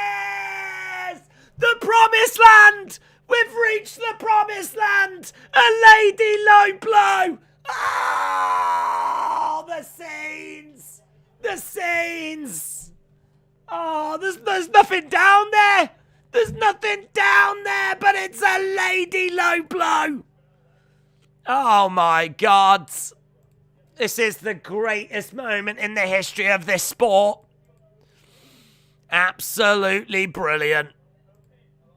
This is the only reason I watch. It's the only reason I watch. Right now, we've got people in there. I should imagine they're standing around going, you haven't got a penis or anything like... The doctor's coming in now. The doctor's in going, I'm sorry, I'm confused. You don't have... There's no junk down there to get injured. I'm guessing she's probably saying, yeah, I just wanted a breather or something. I don't know. But a lady low blow. Look, she's like, okay, no, you are right. You're right. Yeah, you're right. There's nothing down there. Oh, I don't know what I was thinking. Be careful. Be careful. Be careful, because there's nothing you can break down there, but be careful. Right, we're back underway. A lady low blow. I mean, I don't know about you guys, but that's going straight into the diary. Lovely kick coming in there by Jan. Might as well just end this clock. There's only 2 seconds left, but there's such high celebrations for that I didn't stop the clock, in all fairness. You can't be serious. That's what the doctor said. William said it was literally in her ovaries. Yeah, it was Jan that was low blowed. Again, it might have been me in celebration. Not quite giving all the deets, but it was Marina that kicked at Jan in the lady garden. I mean, she has wrecked that garden. Absolutely wrecked it. The shed's on fire. The crops are destroyed. Marina Rodriguez absolutely destroying Jan's lady garden. It's a mess. It's an absolute mess. Oh, my God. Love it. Let's go, Jan. Don't let that low blow deter you. No junk, but still something. Dude. I know women. There ain't nothing down there. Trust me, I took the clothes off my Barbie. Smooth. She just wanted a break, that's all it was. It's called birth control. Right, here we go. Round 2. We need to settle back down into this. For me, Jan takes that. She sacrificed her lady garden, so she gets that first round. I am team lady garden. Swinging away, and Rodriguez over by the side of the fence. Good work so far by Rodriguez. 10-9 to Jan. Yeah, a lot of sympathy votes coming in right now. 10-9 Jan. 10-9 Jan. Justice for Jan. Hashtag repair the lady garden. We need to repair it. We could do one of those TV shows, you know, where like loads of people go in and fix up houses. Maybe people could go in and fix up Jan's lady garden again. I mean, I'd watch it. Low kick coming in by Rodriguez. Low kick coming back by Jan. Oh, man, good movement. Love letting her hands go there. Marina must know that she is down that first round. It felt quite comprehensive. Again, oh, that was lovely. Bang, bang, bang, bang, bang. Really getting him into the side of the head. That was lovely by Marina Rodriguez. Edging forward a little bit. Low kick coming in by Yan Jinan. Low kick coming back. Oh, I hope she does it again. I hope she does it again. That'd be awesome. A lady low blow. You can honestly can go a long time before you see another one of those. So enjoy it. Absolutely enjoy it. Drink it in. Swinging away by Marina. Jan grabs her, looking for the takedown. Marina again coming forward. Jan backing away. Good movement, good head movement. Bit of distance between them. I think both are very respectful of the other's striking ability. Again, Marina coming in. Quite close knee. She goes down. That's not where Marina wants to be. Jan throwing in shot to the side of the body. Marina in a seated position. She's over on the side here, Jan. Bisping saying this is high-level stuff, what we're seeing at the moment. Both fighters getting back up to their feet. Rodriguez on one leg as Jan is... she's got Rodriguez. She is round the back of her at the moment. This is not where Rodriguez wants to be. Knee coming into the leg. Strike coming into the side. Jan trying to drag. Jan trying to drag Rodriguez down. And she spins her around. Rodriguez pinned up against the cage. Damn it, man. I felt so good for Rodriguez to get the win here. She's definitely down the first. She might be down this one as well. She might be down this one.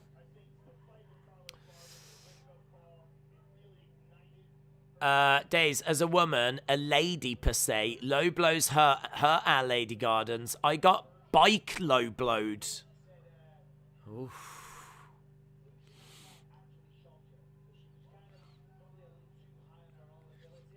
Strike coming in.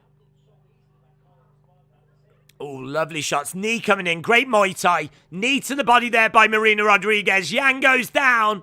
Gets back up. And Marina Rodriguez is starting to get a little bit of control time here. Knees coming into the side. 35 seconds to go. She's going to have some fat lips after this fight, says Joe Carbide. Absolutely. Taking some real punishment. Real punishment. Knee coming into the body.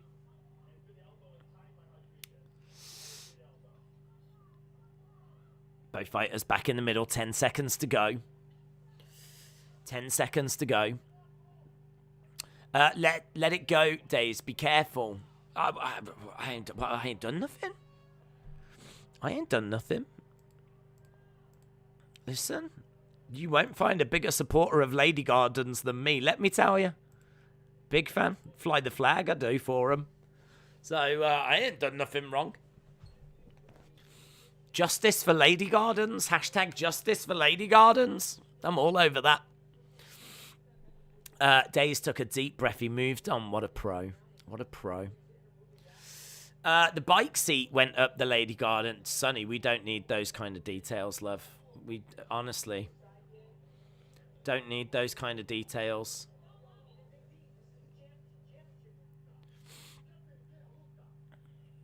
Because that was either one small bike seat or one big mistake. Right, we're about to get underway with round number 3. Round number 3 coming up. Days, can the members get a lady low blow emoji? We can definitely look at that, yes, but sadly it's something that we don't get to wallow in that often. We don't get to wallow in the lady low blow. I wish we got to wallow in the Lady Garden more often, but it's not something that we tend to get. Anyway, we're going into round number 3. Strikes coming in by Rodriguez. When is Masvidal fighting? He is in the main event. That main event won't start until, I would say, about 5. So I reckon about 2.5 hours. they tend to give each fight about half an hour. So we are 33 minutes away from going to the main cards. Flying knee. That's how baby bikes are made, says Holloway fan 808.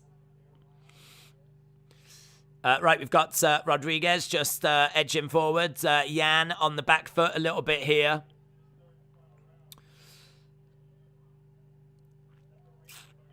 Let's have a look and see.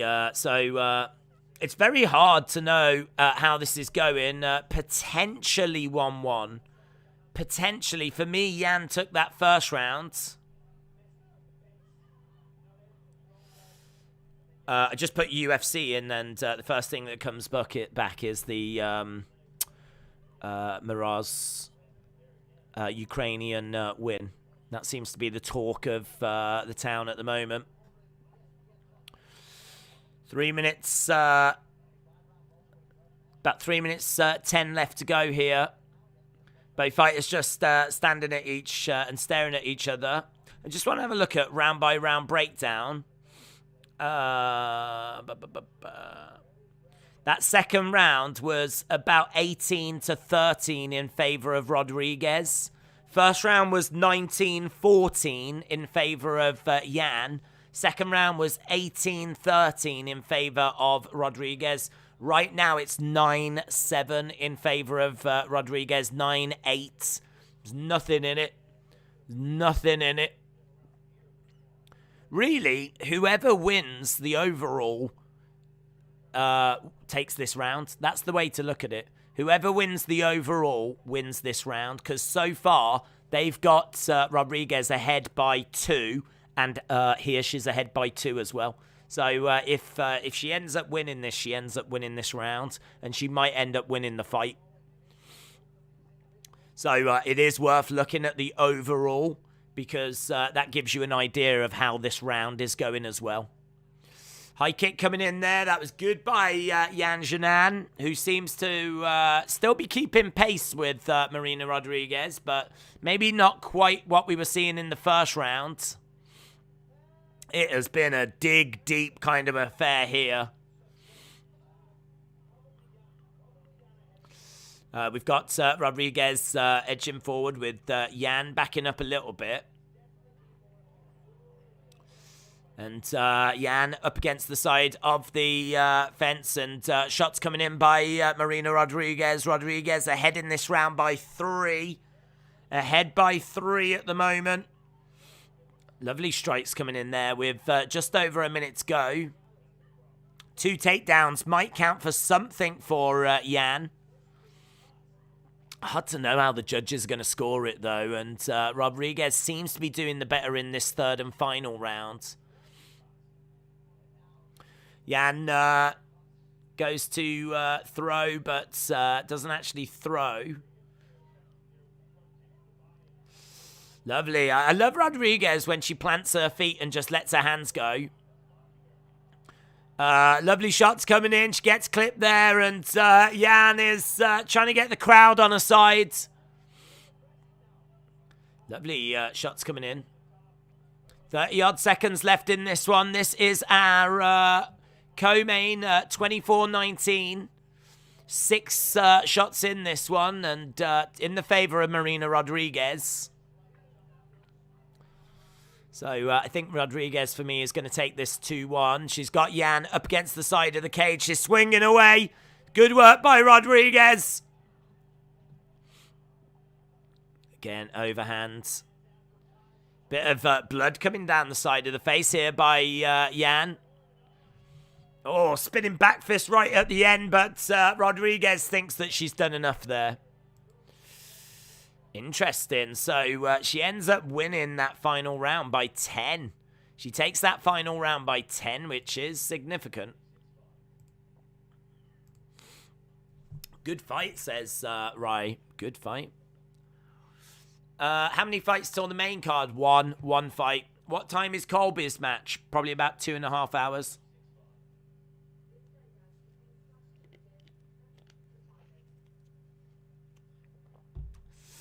Decision time, says Legend Killer. Decision time, absolutely. Would have been nice to have seen some more wrestling, says XRP123. Absolutely. Right, mate. Let's go to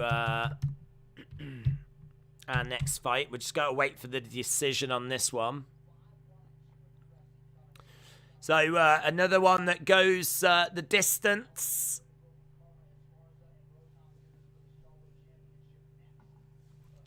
Esparza and Thug Rose in the strawweight division, but Marina Rodriguez has got to be in the mix. Bisping says, what a sensational fight from start to finish. Scout, hello. Scout says, I don't care who won. We got to see a lady low blow. It's a big moment, man. It's a big moment. You're absolutely right. Scout, shout out to you, buddy. Here's the decision. Here we go. 29-28. Rodriguez. 29-28. Jan. 29-28. Split decision. Marina Rodriguez. Marina wins. Marina wins. Second split decision in a row. Marina Rodriguez, man, she had a lot of work to do there.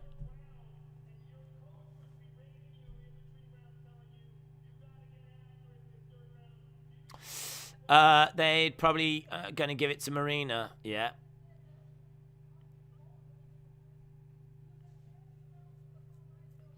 I mean, she did kick her opponent in the no-nuts and burn her shed down to the ground. So I, in fairness, she was my winner from that moment. Scout81SD said, hello to Days and the community. Shout out to you, Scout. Hope you are well, buddy. Shola said, the ref is a disgrace for taking that lady low blow seriously. Very true. Very true. Although we have learned a lot from our one female in the community who says that apparently it does hurt if you catch it on a bike. So another close fight, says Rai. So she says that she is next.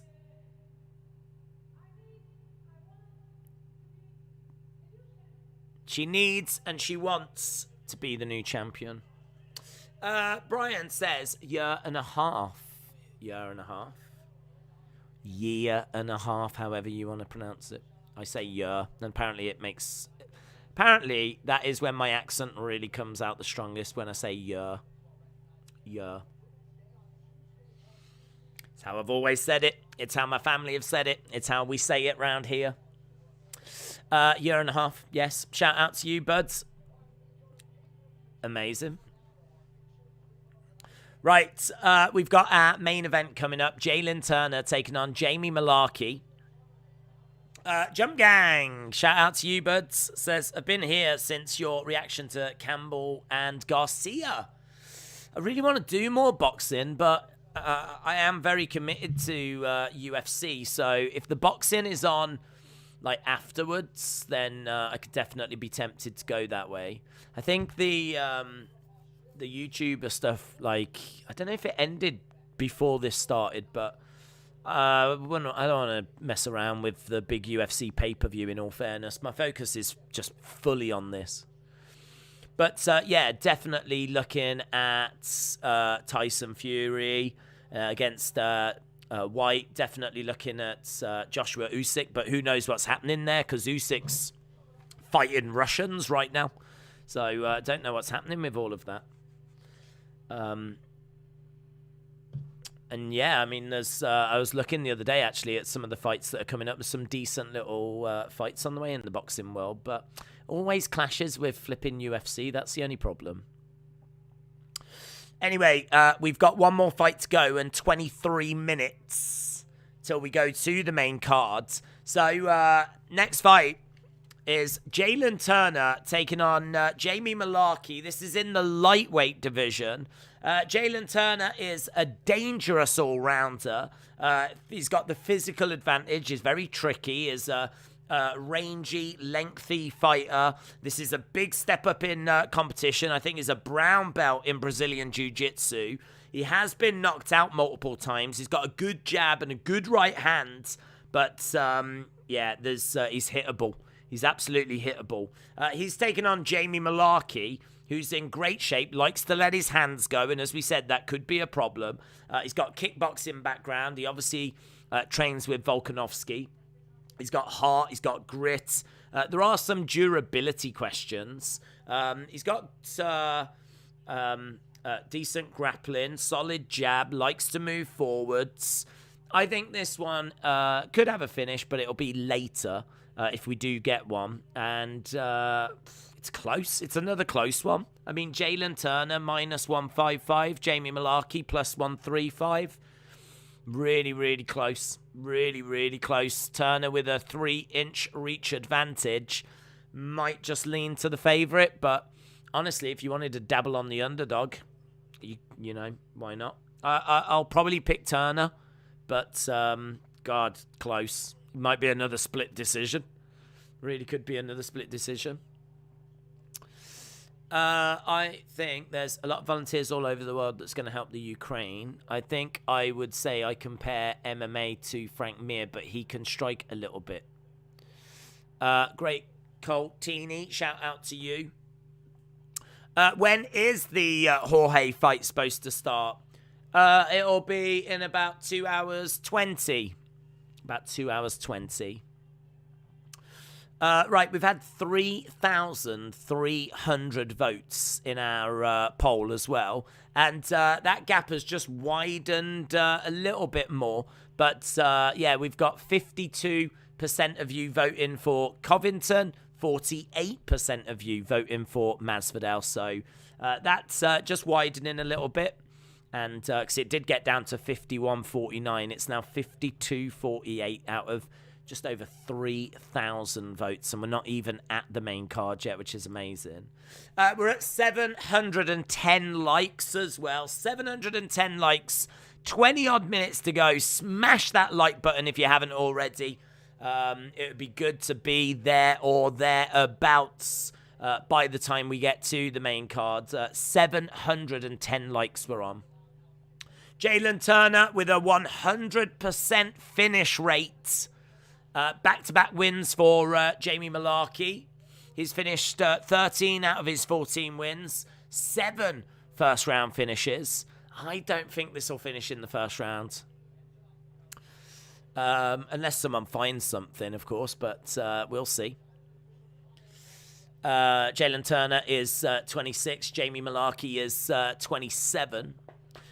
Great Coltini, I'm doing well, thank you. Yeah, we're doing all right. We're doing all right. Days, Alex Wasabi called out KSI. I have no idea who Alex Wasabi is. I think I put him on my John Sushi, and that's all I know. Right, we've got Jamie Mullarkey fighting out of Central Coast, Australia. I think the main card is pretty good. I'm excited for each of the fights, especially to see Greg Hardy get sent back to football. Vin, shout out to you. I do have Sergey Spivak winning that one as well, yeah. Game bread all the way, says Frank. Bob said you're missing out on merch. Yeah, but Bob, that's a lot of work, isn't it, mate? That's a lot of work, and that would be a step closer towards me having to class myself as a YouTuber. And honestly, there's a chance I'd die of shame if I did that. Right. Here we go. Stan, shout out to you, bud. Days, Alex Wasabi is the person that beat Deji.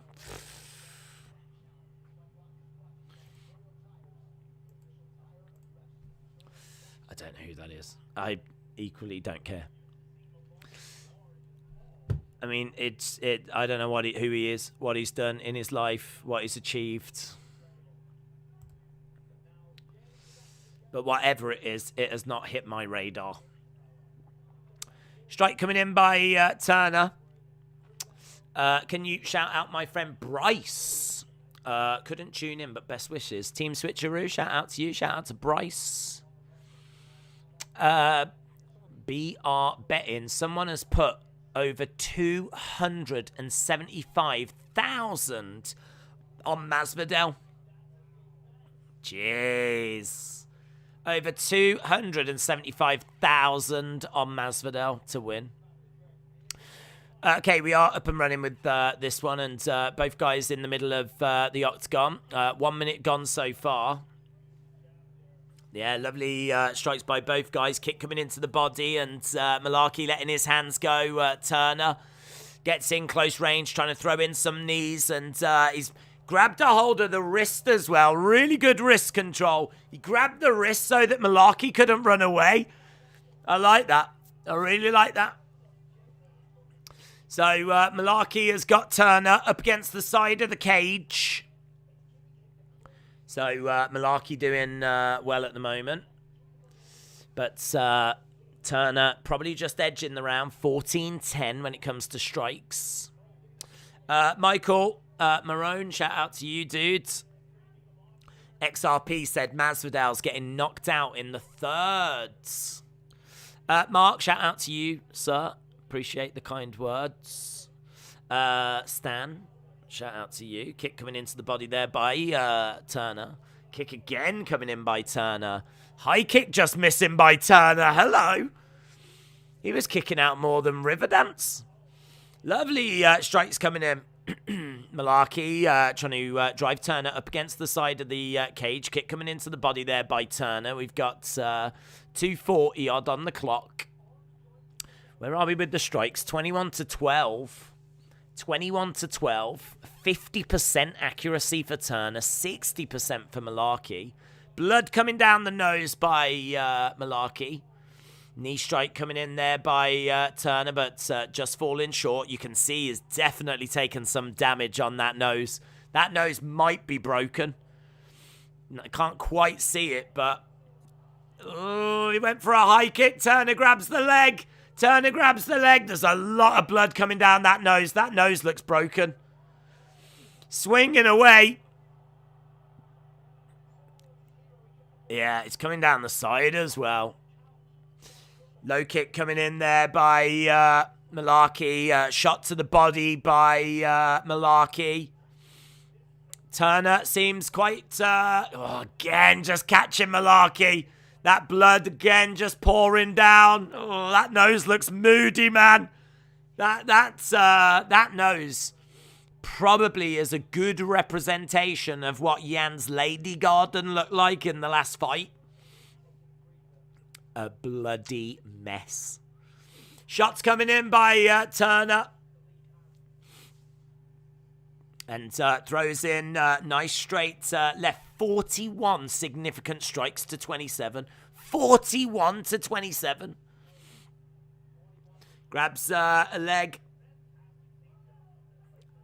And he, boom. Gets Turner down. Side control by Malarkey. One takedown each. This is our main event of the prelims. And he's got the forearm over the face of Turner at the moment. Just jabbing in that forearm. Turner trying to grab the arm. He's trying to stop this from getting any worse. At the moment, Malarkey has got Turner down and he's inside control. It's good work, this, by Malarkey. As we said, definitely losing the striking battle. He needed to do something, and he has managed to get that takedown. It's not going to be enough to give him the round, in my opinion. Oh, wow. That was really good there by Turner. He's managed to get Malarkey out of that side control into full guard.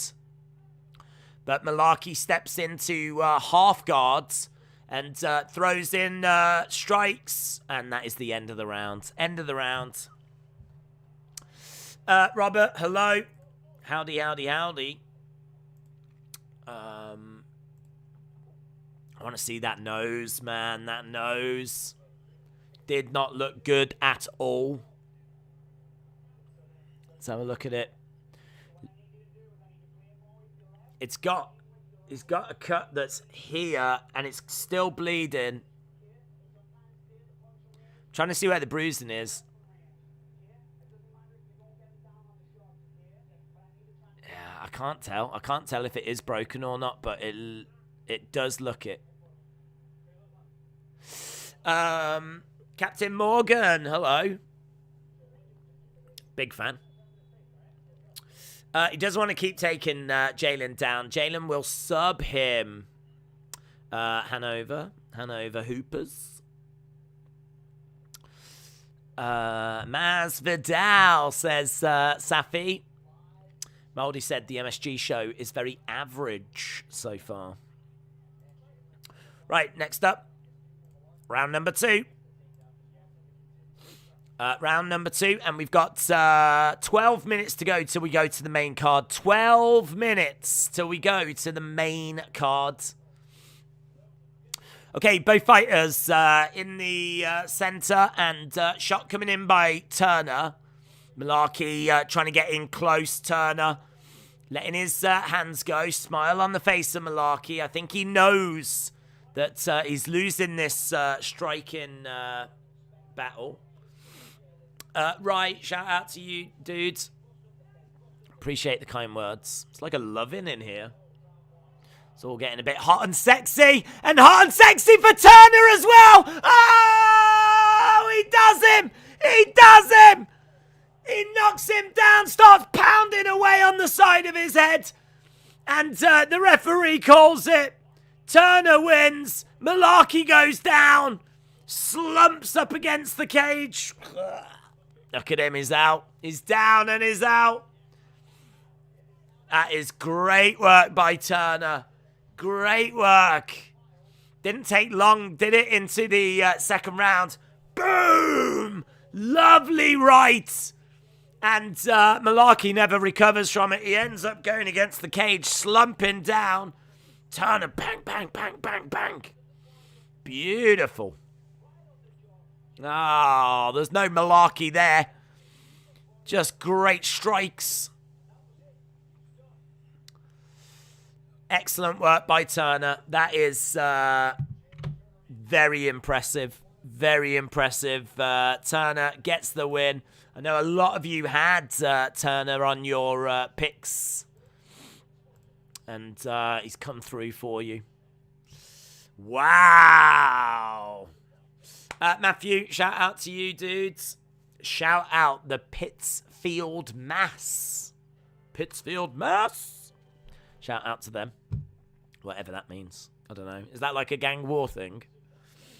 I mean, I'm fine with it. Do you think there won't be any surprises? And the advert on Raw SmackDown is for social media. It's currently trending number 1. What? The WWE show is trending above the UFC show? I've got Coach K trending number 1 at the moment. Coach K, guys. Coach K. After 42 years as head coach, Duke's Mike leads the team at home for the final time in the UNC. For those of you that don't know, the UNC is a rival company to the UFC, and we don't talk about them.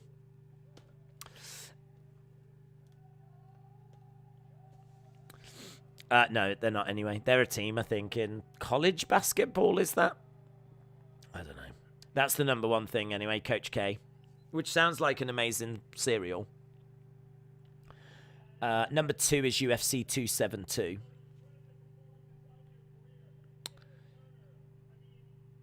WWE MSG is number 4 in the US anyway.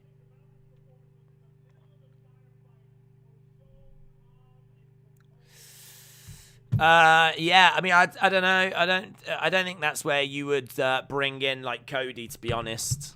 I mean, surely you would want how flat Cody comes in and we just hear about it. No, I never thought that's where Cody would come in.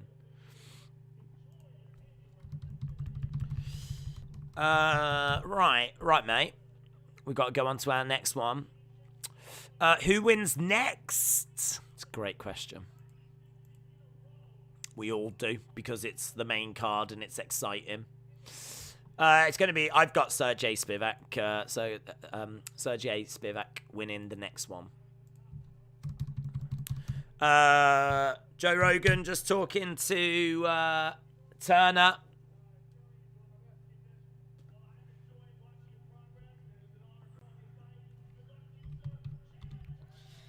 Jalen Turner. He's got some shout-outs to do. No one's interested in your stupid shout-outs. Rogan walks away. He's like, if you want to shout someone out, just do it to the camera. I'm off. Going bananas. I'm just saying, Masvidal Colby is a huge mismatch. One guy was embarrassed, and the other guy put up 2 great fights against Usman. Colby was basically undefeated until Usman. Kenny says bye for now. Who signs these bums? There's much better martial artists about. Daniel, shout out to you, dudes. So we got 7 minutes to go. Probably go to like the ESPN panel, won't we?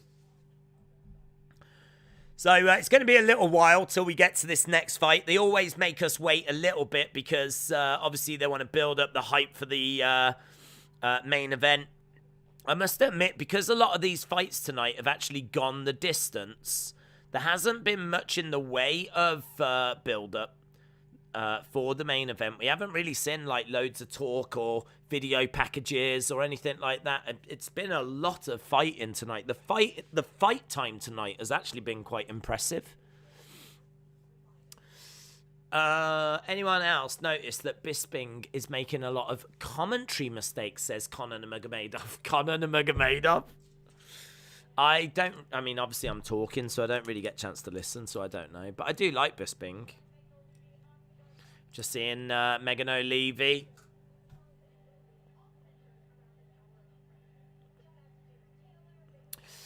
I don't know where the F is Sammy. Okay, so we've got Megan O'Leary and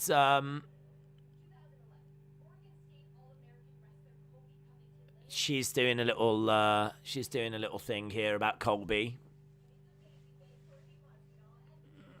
What's this weird little thing that they've done? They've done a little like TV intro love story thing where we're seeing pictures of them together, Instagram posts. They were close friends and confidants. Just seeing pictures of them backstage.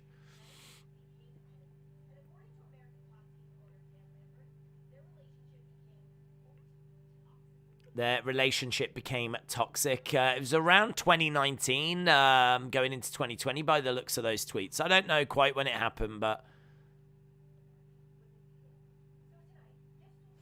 they did say that. What will the headline read after the main event? And Masvidal said Colby in critical might not make it. That's what he said. That's what the headline's going to be. Colby in critical might not make it.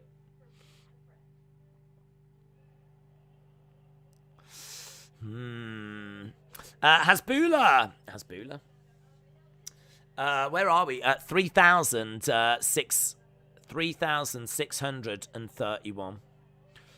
What's your prediction for Hamzat and Gilbert Burns? You see, Burns looked great until he took on Usman, and then he got a few moments. I remember him rocking Usman, but Usman just was levels above, wasn't he? And got the job done relatively comfortably.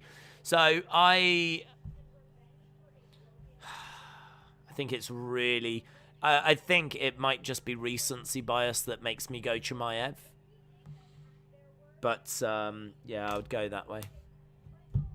But I don't feel great about it. I think it's a brilliant fight. It's a brilliant fight. We got 5 brilliant fights coming up as well, with Colby against Jorge Masvidal in the main event, RDA against Moicano in a catchweight. That's really weird as well. That can go 5 rounds. It's really weird. RDA was meant to be taking on Fiziev in the main event of a fight night, and so it was going to be 5 rounds. And now they've had to move it and change opponent, but they've kept it 5 rounds. It's really weird. So the co-main can go 25 minutes. It can go 5 rounds. And there's no title up for grabs or anything. It's really strange. I think Spivak might sleep Hardy in the second round. Can you believe that Greg Hardy said Tai Tuivasa can't take a punch? Greg literally got put down. What is he on about? I think Tai Tuivasa has come a long way, and actually, if he got clipped with Derek Lewis, I don't know if too many people that after watching that Lewis fight now don't think that he can take a punch. I think he definitely can. Darren Till is a non-entity. It does feel that way. I'm going Hamzat. Yeah, I'm leaning Hamzat, but I really don't know if it's recency bias. Like, Gilbert Burns is a great fighter, man. He is a great fighter, and I feel like I'm doing him disrespect by not considering him more. He's a great fighter. He's like, he went toe-to-toe with Usman, and he had some moments, but as we said, in the end, it was relatively comfortable for Usman, but then it's been relatively comfortable for Usman against pretty much everyone. So, it's relatively comfortable against Masvidal. I mean, it was very comfortable against Masvidal. Relatively comfortable against Colby. But I am going to go Chimaev on that one, yeah. Joe Maurice says, oh my God, I almost didn't make it for UFC 272. I was out since 6:30 a.m. here in my country's time zone. I need to buy some food supplies for this month. Hang on, you was asleep in 6:30. What time is it now, though? What time is it now? How long was you asleep for? Joey Marie, shout out to you, dude. I'm glad you're awake. Greg Hardy always gets put down. I don't see any welterweight stopping Hamzat, says Glenn. No matter what, Hamzat to fight is... No matter what, I want Hamzat to fight Usman or Adesanya, says Jagger Descent. Right, we are just going over to the main card. That is it. We are done. We are done, mate, for this prelims, and we are going over to the main cards. If you are watching, then drop a like. We are at 758. We're trying to get to that 1,000. We're at 758. So, yeah, if you are watching, drop a like. It makes a big difference, and it really is appreciated. 758 is what we're on. We've got a bit of a way to go there, but we can do it. I'm feeling good.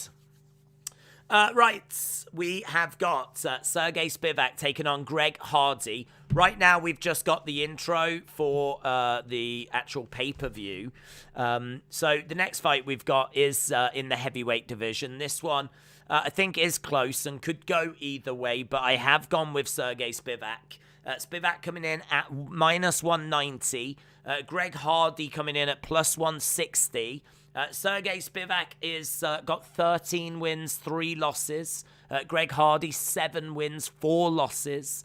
Spivak is relentless. He is a striking work in progress.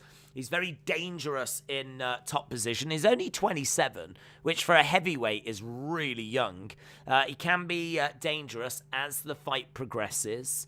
And he likes to walk his opponents down. It's a few chin questions, but he does have good cardio, as we said. Maybe a bit of a slow starter, but he grows into the fight. He's taken on Greg Hardy. Greg Hardy is 4-4 in the UFC. He could knock out Spivak in the first round. Like, he really could come out. He's got the ability to do that. He's got dangerous ground and pound. He is a former football player. He's quite durable. He's very athletic. He's got good power. The thing is, right, with Greg Hardy, he was the inhaler gate guy. So he was the guy that was using the inhaler, and then like they ruled that you can't be doing that because he suffers from asthma. So the problem with Greg Hardy is the longer it goes, the more you fear for him, the more that you worry about him gassing out. So if he's going to get the win here, he needs to do it early. So the first round could be a banger. First round could be a lot of fun.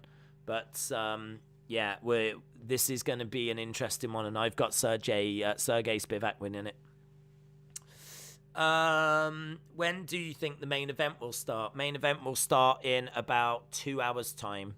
So they tend to allocate half an hour for each fight. So there's 4 fights, and then we've got the main event. So it'll be about 2 hours.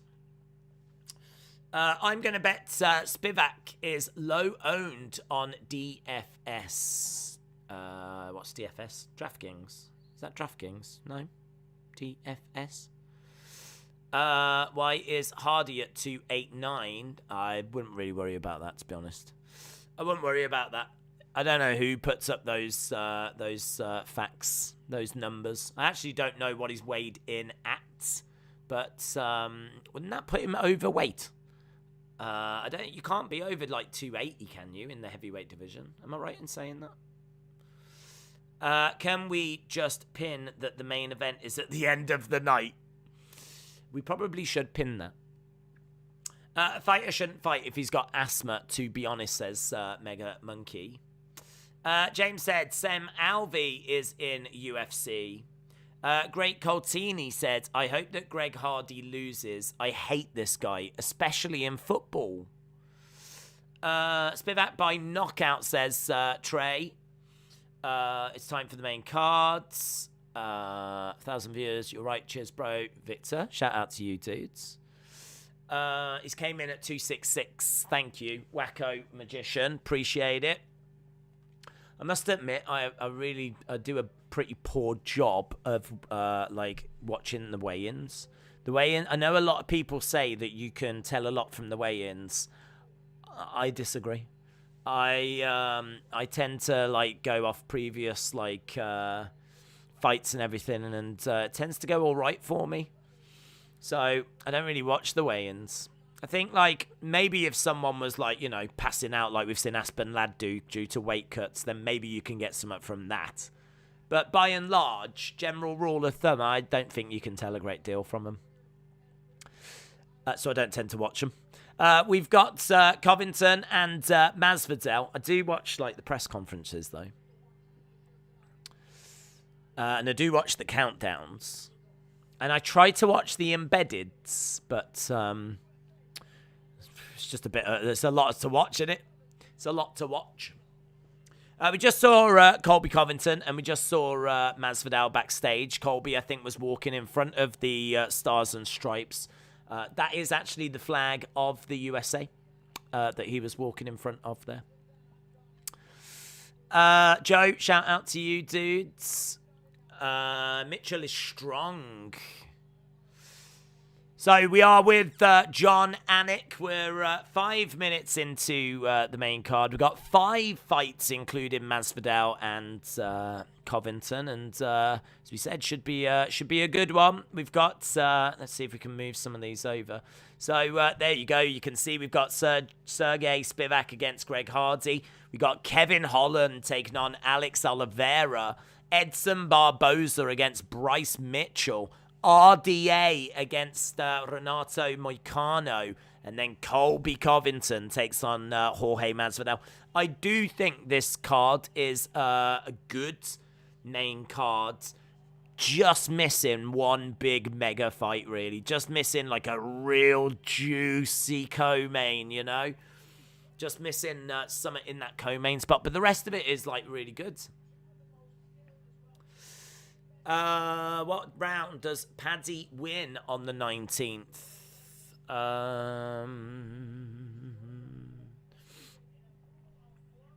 I quite fancy him to get the finish. I must admit, I was a bit concerned because he was getting clipped when we saw him last time in his debut.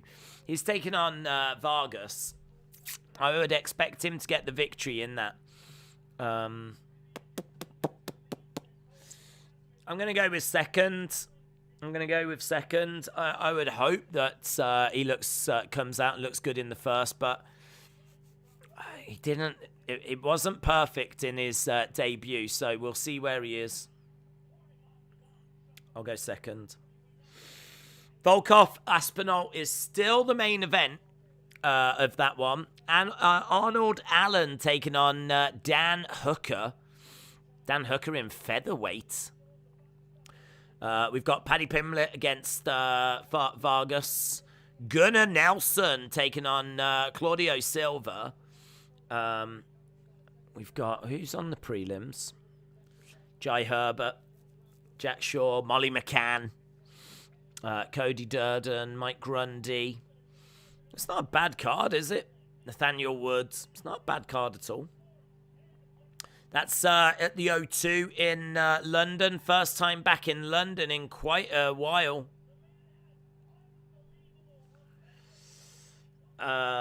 Jokes on UFC for putting Yan versus Rodriguez in the prelims. Daniel's mom died, so Bisping filled in, says Buds. Is Joe Rogan commentating? Yes. Yes. Vin said Islam turned down RDA because caused him to lose his guaranteed title fight. Now they're planning on rescheduling versus Beneil. What? So I don't understand. So they're going to do Islam against Beneil Dariush again. And but either way, he wasn't guaranteed a title fight. Do you think Covington versus Masvidal has got more bad blood than Jones versus Cormier? I believe Jones Cormier. There is just a little question about how much Covington and Masvidal don't like each other. Like, this has been tweets going back to 2019, 2020. But has this been a long game? Have they kind of thought, well, we could have a big payday.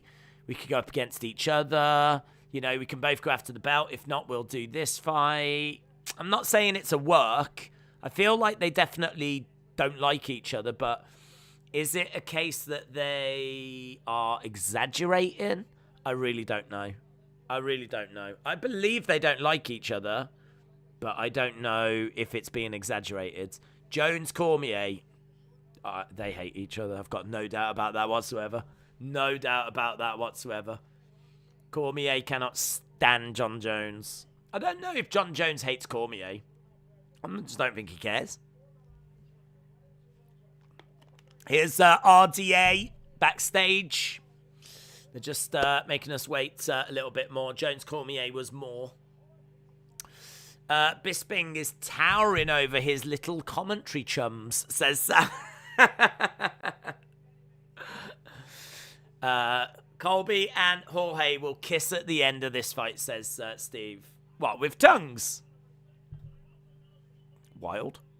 Vin said, I read Dana called Khabib saying Islam had the next title fight right before he turned down RDA, but maybe that was rumours. Okay. Baldy said Edward Ronda locks in an armbar and Charlotte will tap. Colby Covington is in character, no doubt. Kobe said, where can I watch the fight for free? I really don't know. I mean, UFC pull the fights down. Sometimes they float around on Twitch, but I don't think they stick around very long. So I genuinely don't know. Steve said Jones doesn't care. No, I agree with that. I think, I believe that Cormier hates Jones with a passion. But, yeah, there's every chance that Jones does not care about Daniel Cormier.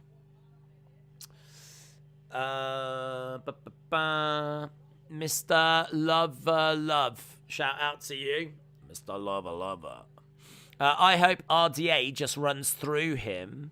Small Burrito said, should Colby be in the top 15 pound for pound? To be honest, but I don't even know who's in the top 15. I know Usman's top. But I don't know who's in the top 15. I mean, Colby is maybe the second best. I think he is the second best welterweight. So I think you could make an argument for it because there's not 15 divisions. So if you have the champion of each division, you could then start looking at who's the second best in each division. And for me, Colby would be the second best.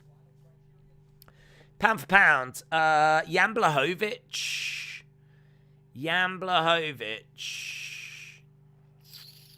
It's tricky, actually, looking at it, because Jan Blachowicz, I reckon you could have Colby Covington over Jan. But he is the former champion. Robert Whittaker. I mean, Robert Whittaker is the second best middleweight, in my opinion. So, damn, it's a really good question, that you've asked there. It's a really good question. Because you've got Usman top, then you got Izzy, then you got Volkanovski. Do you know who's not in there? Oh, he is. I was going to say I couldn't see him. Max Holloway. I was like, where's Max Holloway? But he's actually really high. He's ranked 6th in the pound for pound. So Usman, Adesanya, Volkanovski, Ngannou, Charles Oliveira, Max Holloway, John Jones is still in there, even though he hasn't fought in like 20 years. Dustin Poirier, Peter Yan. Yan is in there, but there's no Sterling. There's no Aljamain Sterling. Aljamain Sterling is not in the pound-for-pound fighters list. There's no Aljamain Sterling. I would think that probably Aljamain Sterling deserves to be in there more so than Colby. Glover Teixeira is in there. Of course, he is the light heavyweight champion at the moment. Stipe's in there. Fig is in there, but he's champ. Brandon Moreno, former champ. I think that there's an argument for Colby. There's an argument for Aljamain Sterling. But that pound-for-pound list is quite tasty, actually. It's quite tasty. Jan Blachowicz, Robert Whittaker, Brandon Moreno, Davison Figueiredo, Stipe, Glover Teixeira, Petr Yan, Dustin Poirier, John Jones, Max Holloway, Charles Oliveira, Francis Ngannou, Alexander Volkanovski, Israel Adesanya, and Usman. And you could even make an argument, maybe for Cyril Gane, maybe. But, yeah. Covington wins. It goes on the cards for sure. Vin said you can't give Sterling a spot in the pound for pound for winning a belt by crying.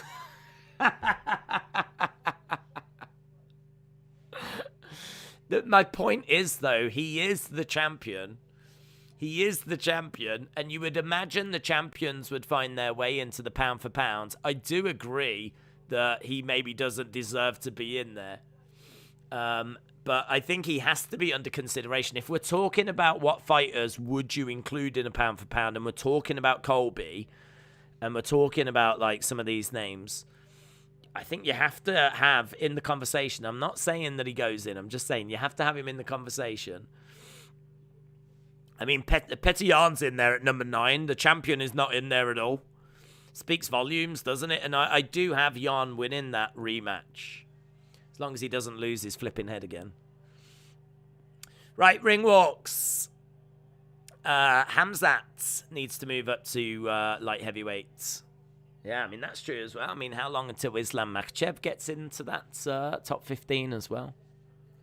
It's interesting. Good conversation, actually. Good conversation. Mook said, people don't like Colby's persona, but the dude is one talented fighter. I'm surprised Jones is on that pound-for-pound list. He hasn't fought in years. I agree. Yeah, I agree. I'm surprised he's in there as well, because I don't actually think he's in any other ranking. He's not in the heavyweight rankings, and he's not in the lightweight rankings. They took him out of the light heavyweight. They took him out of light heavyweight. They haven't put him into heavyweight yet. So how is he in the pound for pound? Surely he's just not an active fighter right now. So, yeah, I agree with that. Sterling is junk. He got beat up by Yan.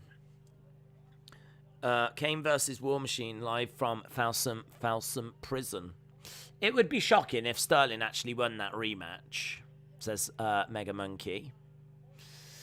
What's your prediction for Colby versus Masvidal and Khamzat versus Burns? So I'm going Colby. I've thought Colby would win that all along.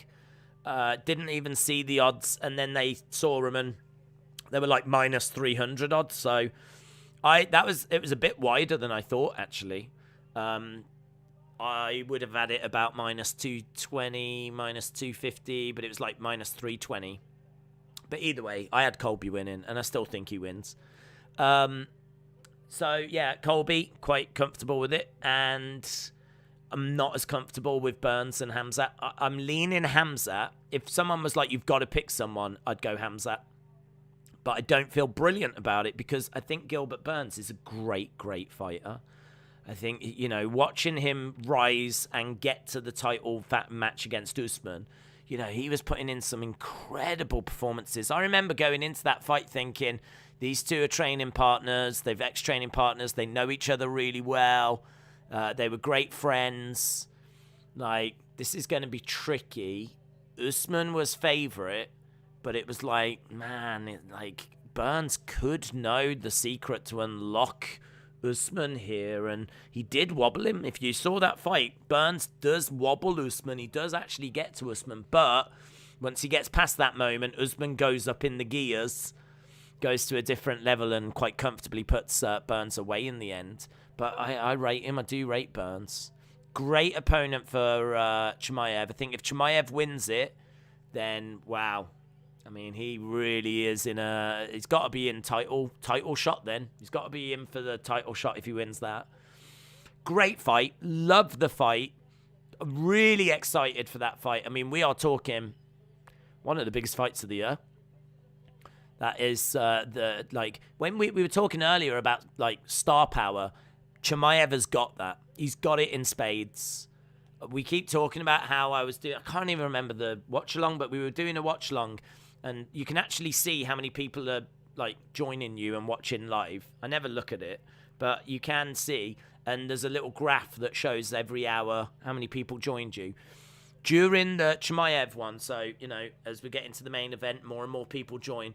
Bang! Like this. As soon as it was the Chimaev fight. Yeah, more and more and more. Boom! Like this. And as soon as the fight's over, boom! People just wanted to find the Chimaev fight and talk about the Chimaev fight. He is a star. He is a star. And it was really interesting because after that event, Dana was like, there's a few things we learnt tonight, and one of them is just how big of a star Chimaev is.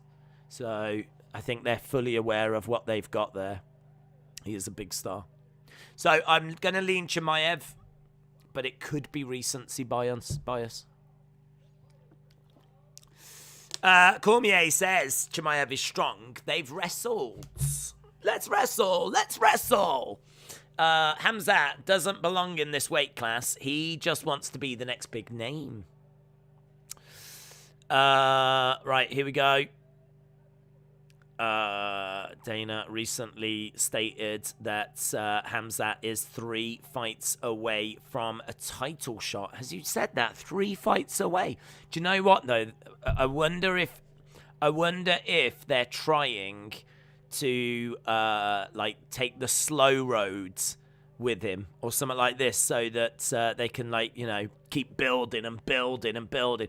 Because perhaps they want to make everyone desperate. Perhaps they want to get to the point where people are demanding, knocking on the door, demanding that it's Chimaev next. We're not quite there yet. And perhaps UFC want to build that kind of, fever for Chimaev. So that when the fight happens, it's a massive deal. It's like, okay, here's your title fight. So if they've gone that way, it's really clever business, actually. It's really, really clever business if that's the approach they've taken. Right, here we go then. Round number 1. It's, as we said, Hardy against Sergey Spivak. And Spivak is someone that is coming in as favourite, but Hardy is someone that has got asthma and can struggle as fights go on. He's going to need to get this done early, I think. He's huge, isn't he? He is huge. And, you know, he's muscular as well, Greg Hardy. He's not just big, but he's muscular. Like, you see guys of his size and they've got a bit of a belly on them, but he's got muscle to him as well. Spivak is trying to get Hardy down. He gets him down. Spivak has got Hardy down. Head and arm. And look, he's got a tight squeeze on, but not tight enough. And he's got him down, and he's got him over by the side of the cage. Good work so far. If you are watching and you've not dropped a like, drop a like. Makes a big, big, big, big difference, and it really is appreciated. Shots coming in here by Sergey Spivak. Hardy is down at the moment with Spivak. All over him. Is controlling him at the moment. Not much in the way of striking. Hardy has grabbed a hold of his wrist. Is not allowing Spivak to get those shots off. And Hardy is scrambling back up to his feet. That's good work. We're over by the side of the cage.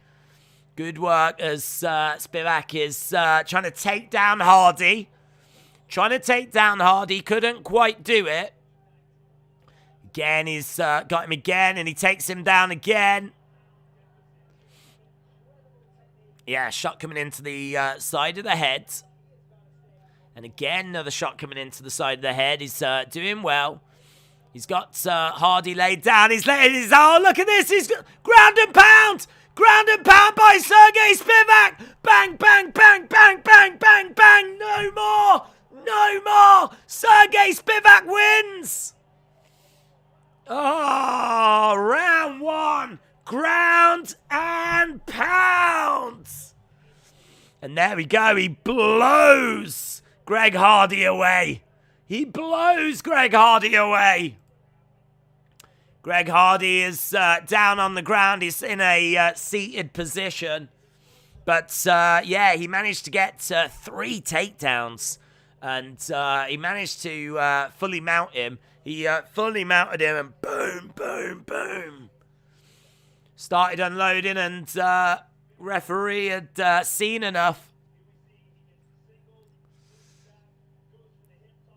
Goes for hip toss. There it is. Manages to get Hardy down. Let's go. I was hoping for a knockout, but that is good enough for me, says Vin. Woo, says Shola. Yeah, big, big shots coming in.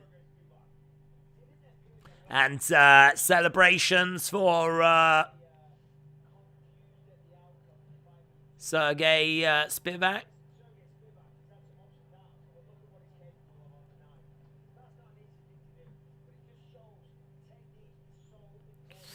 So, Greg Hardy up against the standing up against the cages. All right, comes over and well done. Greg Hardy is now Greg Hurty. Hell yeah, low own just killed my competition, says Buds. Right. Well, that was quick, wasn't it? We had a lot of decisions on the prelims. Oh my God, it's Kevin Holland next. Oh, it's Kevin Holland. Oh my God, this is going to be fun. I tell you, Kevin Holland, you're always going to get a fight out of him. You're always going to get something interesting. Kevin Holland up next. Kevin Holland, maybe the fighter of 2020. I think he won like 4 or 5 fights in that year. And not a great 2021. He's someone that if he gets taken down and wrestled, he gets controlled. But his wrestling has improved. There's, Cody Safdie, who does like the predictions. He does on like Dog or Pass podcast. And he's on a few different things. he was saying that he quite fancied Kevin Holland by submission. And I think the odds on that were interesting.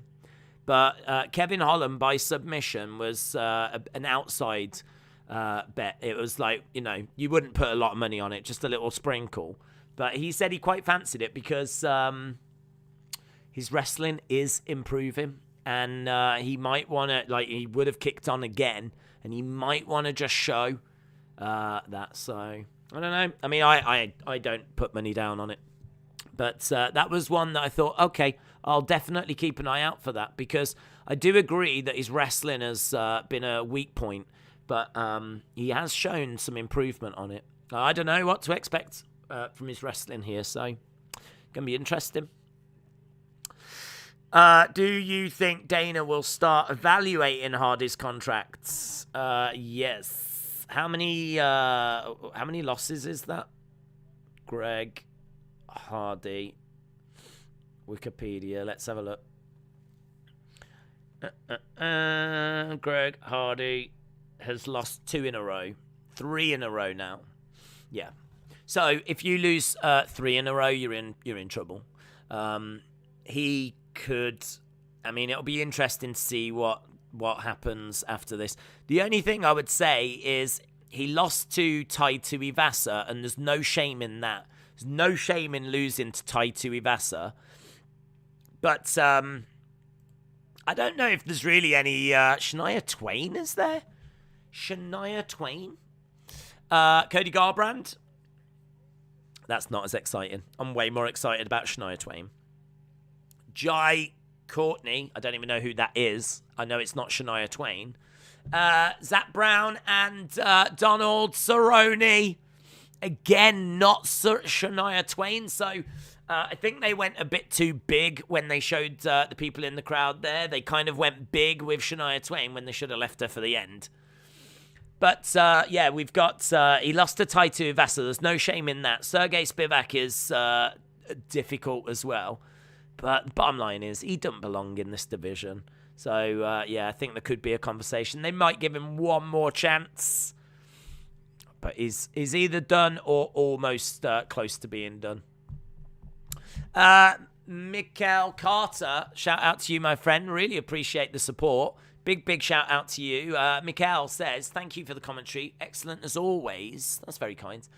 Do you think if Khamzat gets KO'd, is his star instantly extinguished? And would he be considered a flop? His star isn't instantly extinguished because I think there's a whole... I don't know. Is he Muslim? Because I think there's a lot of Muslims that support Muslim fighters. So it's really weird in a way because it's not just countries. It's not a Canadian fighter or a British fighter. Religion plays a really big part in it as well, which is cool, each to their own. And I think it would take a knock, but they are going to support him really no matter what. And a lot of people will. There's a lot of people that like Khamzat Chimaev, but I think he's I think he's Muslim. I don't want to get it wrong, but I think he's Muslim, and I think he gets a lot of Muslim support. So I think that it would be disappointing, but I think if he was to come out and say that he's learnt from it, he knows what he needs to change, it's going to go away and work hard on making sure that never happens again. It'd be a setback, but I don't think it would be, his star wouldn't be instantly extinguished. I think that, all eyes would be on that next fight. Maybe if he loses 2 in a row, certainly 3 in a row, we might be done. But, no, I think he'd be all right. I think you can suffer one of those. It's really then depends on how you bounce back. Really, really depends on how you bounce back. But as I said, I think it is the Muslim community that is really behind him, and they would stick behind him if he did suffer a loss. So to answer your question, I don't think his star power would drastically decline. Would he be considered a flop? The jury would be out to see how he responded, and to be honest, I think the UFC would give him an easy follow-up fight. I think the UFC know that he is someone that people want to see succeed. He is someone that is a star. He is someone that, you know, they're always looking for the next stars. They're always looking for the next people they can build pay-per-views around. So if he did suffer a loss against Gilbert, but if he beats Gilbert Burns to the moon, I'm telling you, to the moon with Chimaev, if he does lose, I think they feed him someone a little easier, a little bit more up his street that he can get a result against, and he'll be all right. He'll be all right. Retribution said, yes, Chimaev is Muslim. Cool. Awesome. Retribution, shout out to you. Days tonight, MSG, Roman beat Seth, Brock squished Theory. That was pretty much it. Daniel said, I don't know if you know, but after all the hype about keep your eye on the guards and all of that, Brock's opponent was Austin Theory. Lol.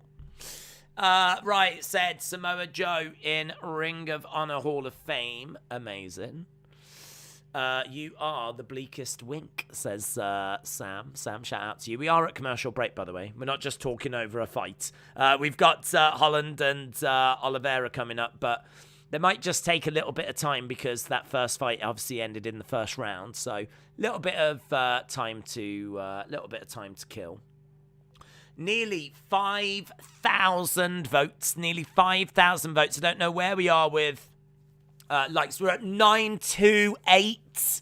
928. If you are watching and you haven't dropped a like, drop a like. It makes a massive, massive difference. It really is appreciated. And we are getting closer towards that 1,000, which we've been clawing away at trying to get at. So, yeah, really appreciate it. Again, still at commercial break. This is taking forever. But we are obviously all the time getting closer and closer and closer towards that main event. One fight down, another step closer. Stephen, shout out to you, my friend, says you are the best. That's very kind. I must admit, when everyone's being really kind, I kind of think, well, this is great, but the backlash is definitely going to come. Do you know what I mean? Ain't going to stay this way forever. So it's all lovely now, but the backlash is just round the corner. I know how you lot operate. I know. I've seen it time and time again. You build people up just to tear them down. I know how you... I'm not saying that's you, Stephen. Or am I? Hope to see you on commentary team one day. See, again, look, building people up, Stephen. This is what you do, Stephen. This is what you do.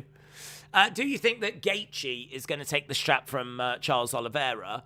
Do you know what? I think that's a great fight as well, but I, at this point, would be leaning to Charles Oliveira. I think he showed when he beat Dustin Poirier that he is the real deal. I think if you can beat Dustin Poirier, then you're the man. You're the man of that division. I mean, other than beating Khabib, like, what else can you do?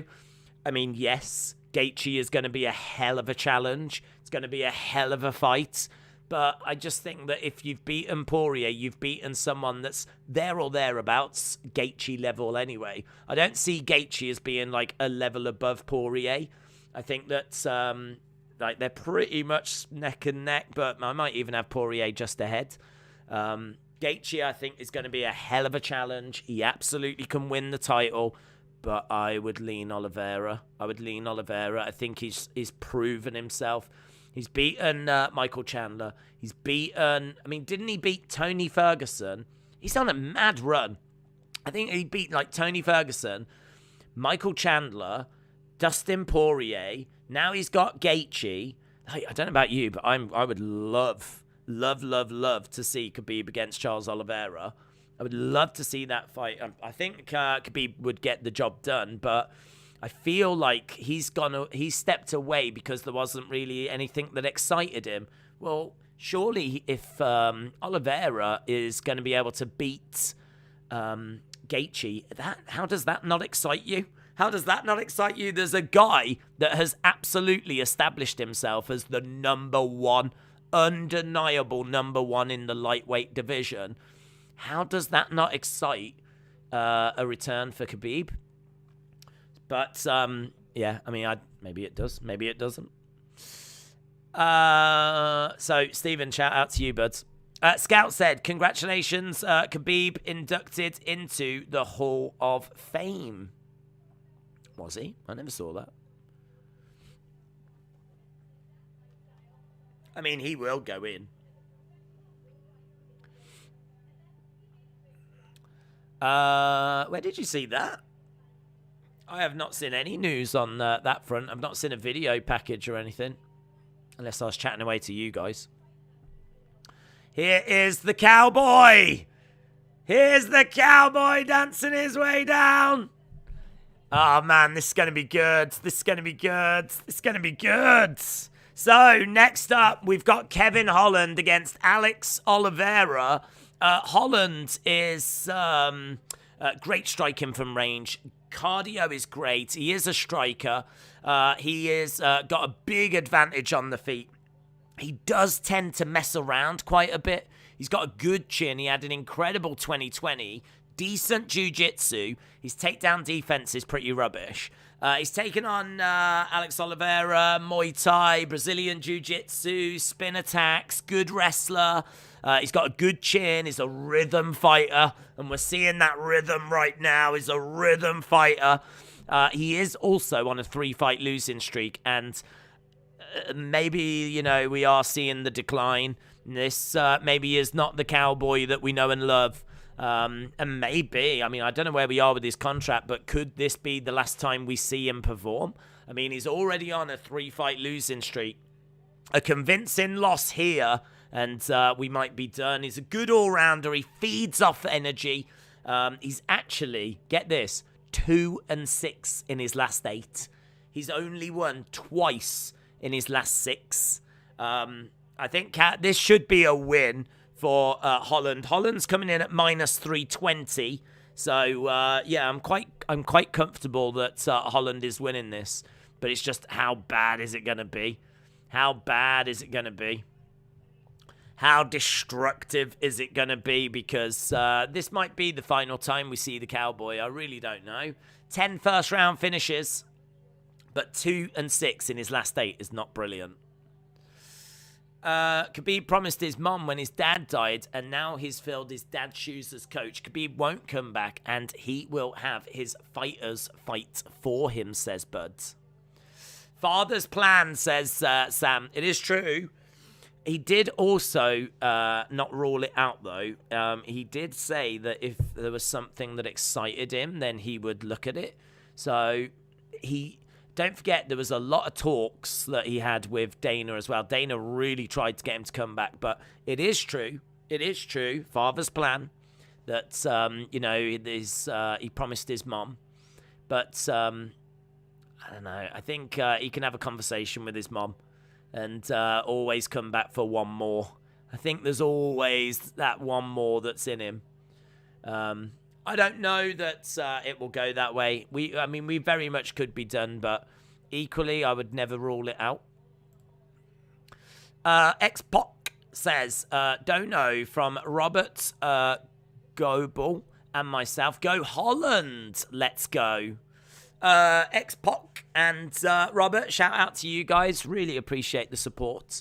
And hope you are enjoying the evening, having fun. As we're into our second fight on the main card, and it's a Kevin Holland fight. You never want to miss a Kevin Holland fight. Always a spectacle. Always worth watching.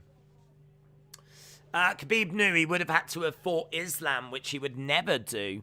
Well, he wouldn't have to fight Islam, because if ever it got to the point where Islam was next, Khabib would just forfeit the title. So, no, he would never do that. So, you know, giving up the title so that Islam can, you know, become king of the division makes total sense. Once Islam's got it, I mean, Khabib ain't coming back. If he was to ever come back, and I'm not saying he is, but if he was, it would have to be like now, a time like now where Islam's not at the top. Khabib would come back for one fight and then he would give up the belt again, to be honest. He would come back, win it, and then he would forfeit it. There would be no long-term return. We're talking one fight. That's it. Kevin Holland has got an 81-inch reach. Cowboy, 76.5. Cowboy, 22 wins, 11 losses. Kevin Holland, 21 wins, 7 losses. I always love Cowboy Alex Oliveira, man. Just the way he, like, dances his way down, and he's been around for a little while as well, you know? He's like a veteran. But he is 34. Kevin Holland, 29. Holland is coming off some losses. He is. But Holland is such a showman. I just don't think we're anywhere near close to cutting Kevin Holland. Chase Hooper says, Holland Oliveira is my pick for fight of the night. Here's Kevin Holland.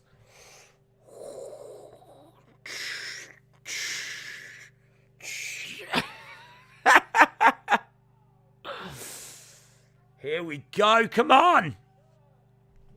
Yes. He loves talking as well. Like, he'll talk to the commentators whilst he's punching someone in the face. Billy Q is watching this. Billy Q with the tweet on screen. We are over 1,000 likes as well, so a big shout out.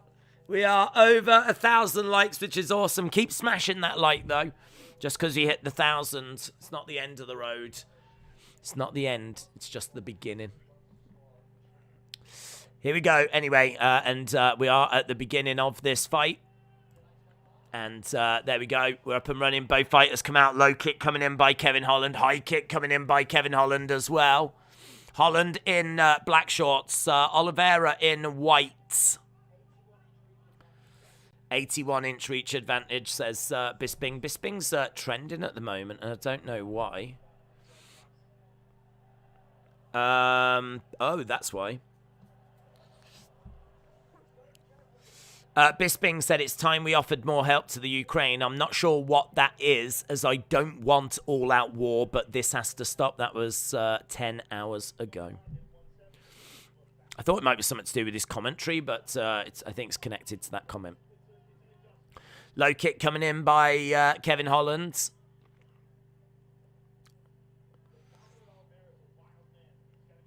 Holland is edging forward, goes for a kick. Strikes coming in by Oliveira. That's good. Shots to the body. Holland in a little bit of trouble there. But he is edging this fight at the moment. 6-2. Lovely straight left hand there. Shot to the body by Oliveira. Low kick coming in by Holland. This is right in his wheelhouse. He loves standing and exchanging, Kevin Holland. He'll do this all day long. Low kick coming in by Kevin Holland. Oliveira in the center. Holland edging forward, throwing out a straight left. I don't know if you saw as well, but Kevin Holland has been inviting trolls to his gym. People that say that he's no good. He invites them to come and have a session with him. And so that he can tap them out. And like people that are saying, I'm better than you, even I could beat you, he invites them over. And apparently, I heard him the other day saying that he's now inundated with people calling him out. He did it to get rid of trolls. And now everyone wants to fight him. Oh, shot coming in. And Kevin Holland grabs a hold of the leg. It looked like he had got knocked down, but actually I think it was a lunge for the leg. But Kevin Holland, I'm not sure if that was wise. He gets dragged down by Oliveira, gets back up onto his feet. So he gets back up there, Kevin Holland. He seemed to like go down, but he seemed to go down in a structured way. Big right hand. Good work by Holland. That was good by Holland. Wow, this is great. This is great. We knew this would be great. Both fighters in the middle. Oliveira edging forwards. Big shot by Holland. Really getting through on Alex Oliveira. Leg kick coming in. Oliveira tries to throw a right hand as well. Low kick coming in by Kevin Holland. Oliveira edging forward. Front kick to the face just misses from Holland. We've got 1 minute 40 odd. It's very close on the strikes. Very close. 16-14 at the moment. And Oliveira in the middle with Holland on the outside. Holland looking for an inside leg kick. Looking for a kick to the body as well. No joy at the moment as Oliveira goes straight down the middle. Kevin Holland comes back with a couple of shots of his own. Oliveira in the center, edging forwards. Another kick to the face, just misses. Leg kick coming in by Kevin Holland.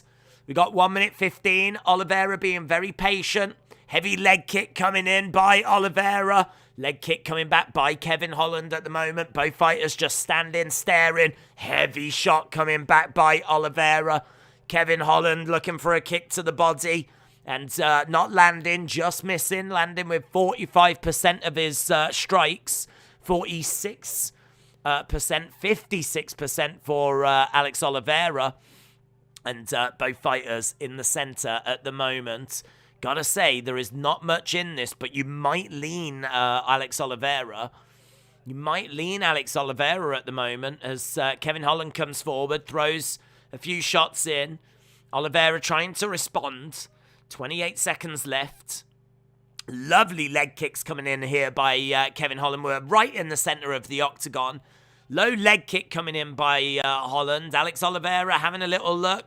Ooh, heavy leg kick by Alex Oliveira. He gets round the back, looking for a takedown. Cowboy, Alex Oliveira. Good roll by Kevin Holland. He's managed to get him. Head and arm. Oh, thumbs up by Kevin Holland. Oh, what an end. What an end. Brilliant end to the round. So, Alex Oliveira managed to grab Kevin Holland, seemed to have a head and arm or a rear naked, some kind of choke. The camera goes to Kevin Holland and is like, comfortable as you like, no problem, no danger, end of the round. Lovely little scramble down on the ground, though. Ooh, what a round. You just can't trust Holland. Yeah, man. Holland is scared to fly me out, said AJD. What happened? Well, there was a takedown. Then they were like rolling around on the ground. And it ended with Alex Oliveira getting like a head and arm or a rear naked. You couldn't quite see. When the camera does cut to a better angle, Kevin Holland is just lying there going... Calm as you like, and the round ended. Right. Back underway with round number 2. Kick to the body coming in there by Oliveira. I mean, to me, that's a cowboy round. Marcel Doeth says cowboy. Paul, oh! Cowboy down! Cowboy down! Holland, hammer fisting away! Shots to the side of the head! Ref having a look at the moment! Oliveira grabs Holland. Forearms, this is nasty! Referee calls it! Referee calls it! Holland wins! Holland wins! Big strike coming in! Cowboy went down! Boom! Boom! Just started wailing away. Ref had a look. And right at the start of the second. Man, that was fire. That was good. I think Cowboy took the first round. But it was 50-50. But I would give it Cowboy. Start of the second, he comes flying out. Catches Oliveira. Oliveira goes down and Kevin Holland is just wailing away. I mean, Cowboy wasn't down and out. He actually grabs Holland, pulls him in close. They get chest to chest. And I thought he was actually going to survive it. I thought he was going to weather the storm. But all Kevin Holland did at that point was create a bit more space and boom, these elbows just start raining down. And it just ends in Oliveira just cowering. I'm using the word cowering. Just covering up, cowering. Couldn't do anything. Didn't have any form of defense apart from just literally that. And you've got to offer something. You've got to fight back. You've got to fight back, and he couldn't. He didn't. Fight ends in the second round. Kevin Holland doesn't ever take the flipping easy road, does he? Doesn't take the easy road. Did not look brilliant in that first round, but came out in the second, got the job done, and honestly, what next for Oliveira? Is this the end of the road? It'll be very, very interesting to see what Dana White has to say after this. Very, very interesting. I'm very interested to hear what Kevin Holland has got to say after this, in all fairness. Here's Rogan. That was his debut at welterweight.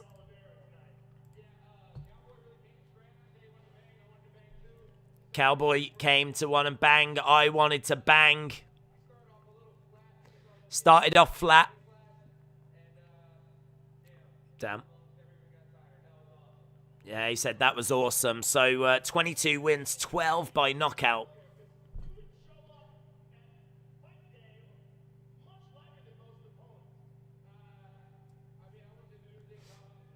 Okay. Love Masvidal, but Colby has got this. Kevin is unlucky. That could have been bad if he had a choke with 2 minutes. That is true. That is true. Oliveira looks 68 facially, says Shannon. If he does ever see this, I did not say that.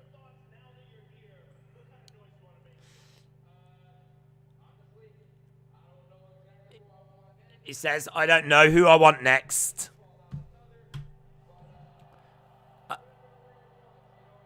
Whoever people want.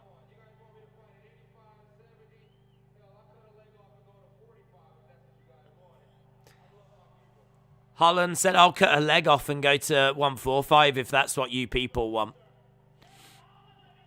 Kevin Holland getting the win in the second round. Terrence McKinney said that could be fight of the night.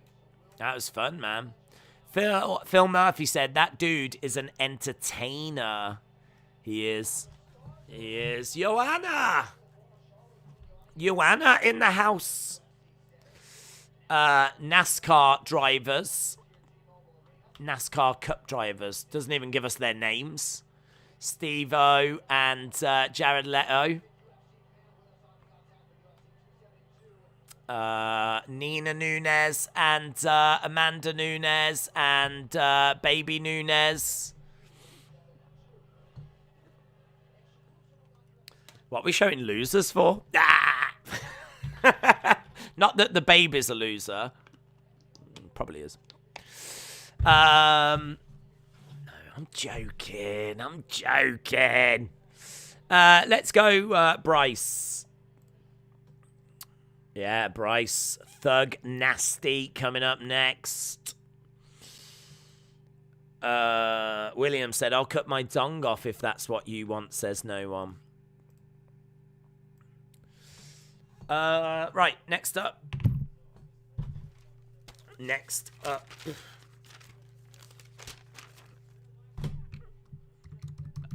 Fight number 11, Barboza. It might take a little while to get to this one. We've had a first round. Was it a first round? First round finish and then a second round finish. So we've only actually got 3 fights to go. 2, and then we will be at Masvidal against Colby. Days, Colby is talking politics. It's very annoying. Where's he doing that? Is he doing it online or something? He always talks politics in the build. I hope you've got your fire extinguishers ready for the pasture fire that's about to happen. Let's go, Bryce. Shola, shout out to you. Twister incoming, says Shinjo. Days, why randomly read my comments? Oh, well, it's because I did actually see you say that cut my dong off or something, no one would notice. And I was thinking, yeah, you're right, no one would notice. If you cut your dong off, William, it wouldn't change your weight class. Because your dong is tiny.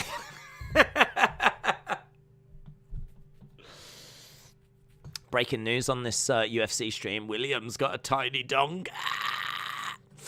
James Macy, shout out to you, my friend. Shout out to you. That is so kind. Really appreciate the support. It's very, very generous. And he says, thank you, brother. James Macy, shout out to you, man. James Macy, great part of the community, as many of you are. It's great to see so many familiar names joining us. So, yeah, James, really appreciate it, dude. I hope you are enjoying the fights tonight.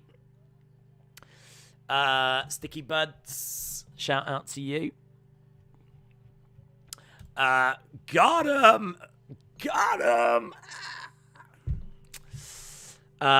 Burn. Absolutely. What time is it over there? It is coming up to 3:57, 3 minutes to 4 in the morning. Bryce Mitchell, the pride of Arkansas. Bryce Mitchell, Balls versus DeWalt Drill. Look it up, says Sam. Stream it live, says Timothy. This is live. This is not pre-recorded.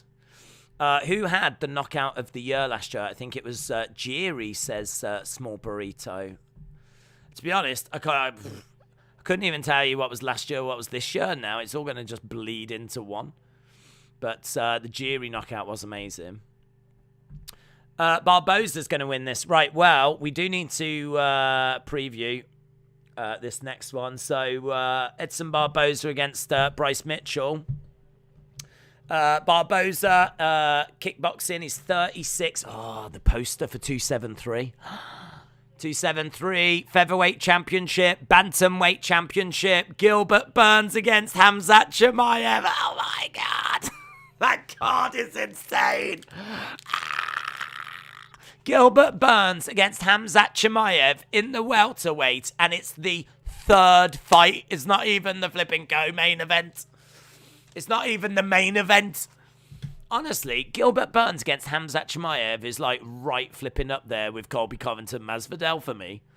It could main event that flipping card, but instead they go, have a bantamweight championship as well. Have a featherweight championship as well. UFC 273 is delicious. Delicious. Volkanovski against Korean Zombie. Aljamain Sterling against Petr Yan. Gilbert Burns against Khamzat Chimaev. Mackenzie Dern against Tisha Torres as well. And we've got UFC 274. This is May 7th. Charles Oliveira against Justin Gaethje.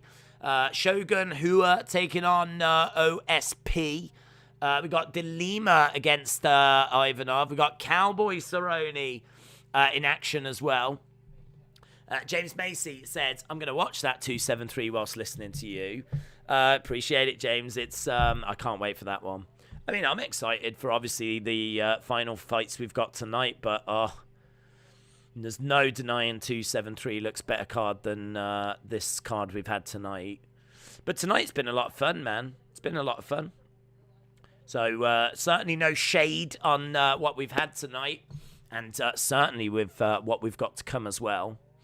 But anyway, what we have got to come is Edson Barboza against Bryce Mitchell.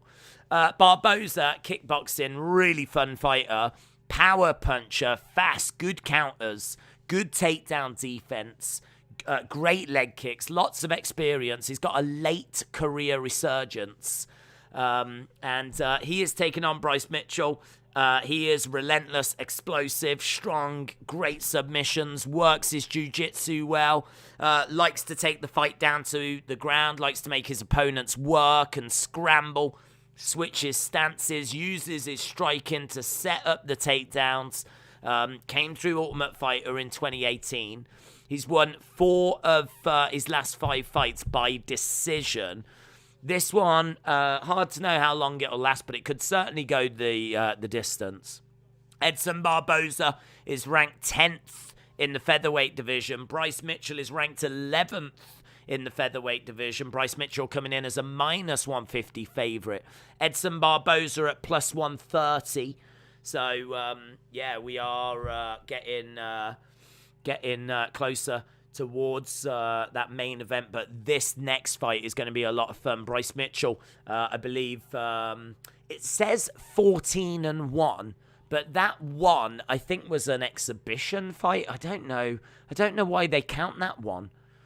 I'm sure if you look on Tapology, it was just an exhibition one that he lost. I am going to do that now, actually. Bryce Mitchell, I'm sure. Let's have a look. Go down. I'm sure his last martial arts records. Yeah, I mean, look, his record on Wikipedia is 14-0. His record is 14-0. And if you look on Tapology as well, his record on Tapology is 14-0. His one loss came in the Ultimate Fighter, which is always classed as an exhibition. So he is undefeated. Should be 14-0. And yeah, he is a great prospect, man. A lot of excitement around Bryce Mitchell, and I've got Bryce Mitchell winning. Oh my God, that's weird. That's weird. They've got Megan O'Leary standing on a spot, and next to it is her name on, you know, that new board that's on the outside of the octagon. That's strange. She's standing on the edge of the octagon. There's a little, like, red spot on the screen for her to stand on, and then next to it is her name. Right, here's Bryce Mitchell making his way down. So we are going to our next fight, our third fight on the main card. First fight ended in the first round, second in the second round. I wonder if this will be a third round. 1,143 likes. Keep those likes coming. It really is appreciated. Really is appreciated. And we are over 1,000, which is awesome. Let's just see where we get to be honest. We've got over 2,000 people joining us right now, which is awesome. Over 2,000 people joining us as we continue to move towards that massive main event. Colby Covington against Jorge Masvidal. If you are joining us, it's going to be in about an hour's time. We're about an hour away from that. We got 2 more fights, including this one, to go. Bryce Mitchell, one of only 2 twister submissions in UFC history. It'd be great to see one of them tonight. So one of only 2 twisters. We saw that twister in 2019, December of 2019. Bryce is an intense individual. Brendan said Khabib is going to be inducted into the Hall of Fame. Masvidal been mauled yet? No. We've got an hour. Bryce by sub is going to win me some decent dollars. When does this fight start? This fight, few minutes, 5 minutes. I mean, we've got Mitchell in there. We're just waiting for Barboza to make his way down. And then we'll get the Bruce Buffer intros and we will be underway. Going Bananas says, if Hamzat does win, he will obviously move up. Amin said, what time is Revolution in your country? I don't know. I really don't know. Jeremy said, your voice is going. We've got a 5-hour AEW stream. Means nothing to me, bud. I'm looking forward to watching AEW, but that will play no part in my kind of enjoyment of tonight, if you will. We're going all out tonight. We always go big or go home when it comes to the UFC streams. So if I've got no voice left by the end of tonight, then so be it. If I have to do the whole AEW stream tomorrow, holding up cards like Sammy Guevara so I can get my points across, like, this fight's good, isn't it? Such and such has just won, then I will do that. I will do that. That will be the way forward for us. That might be the natural way forward for these watch-alongs anyway, in all fairness. But Edson Barboza coming in at, I think, plus 145. Yeah, it's about what I had. I had plus 130. Mitchell at minus 165. I had him at minus 150. Bryce had the same look on his face at the weigh-ins. Revolution is at 1 a.m., says Almighty. No voice days. To be honest, as long as my voice makes it through the Colby Masvidal fight, I don't give a flip. Masvidal is going to sleep Colby. Daniel said, UFC rules. I pray for days and his voice will heal overnight. William said, let's go. William Little Peepee Hensey said, let's go for 2K likes on the stream. Yes. Craig says, Masvidal is game, but nothing major. Colby is going to overpower him. Johnny said, who you got in the main event? I'm leaning to Covington. Barboza is knocking this bloke out, says Greg. 5,800 votes, by the way, and we haven't looked yet to see where we are with that. Oh, my God, it's 50-50. Colby Covington, 50. Masvidal, 50. So 50-50 on the poll at the moment. True Killer said, love this card. Better than expected. I agree. Shout out from Big Sal and Crystal. Go in with Colby. Thank you for all you do. Shout out to you dudes. William. It's only because I love you, William. Minus 145. Diaz Masvidal 2. I mean, they could go that way. I mean, I just don't know if that's a fight that people are going to be that bothered by. I thought that it was relatively comfortable the first time round. And I think that Diaz is largely done. But there could be one more fight in there, and maybe that would be it. Anyway, that's for the future. Let's go over to this fight now. So, Bryce Mitchell, big test for Bryce Mitchell. Let's see if Nasty can weather the storm. Here we go, then. Up and running. It's not that there. So, we've got Barboza in yellow. We've got Bryce Mitchell in the shorts. He's edging forward. Kick coming into the body. Bryce bouncing around, having a little look. Low kick coming in there by Barboza. Mitchell just having a little look at the moment. He's being quite patient. Barboza up against the side of the cage. Bryce Mitchell bouncing around, keeping his eye on Barboza.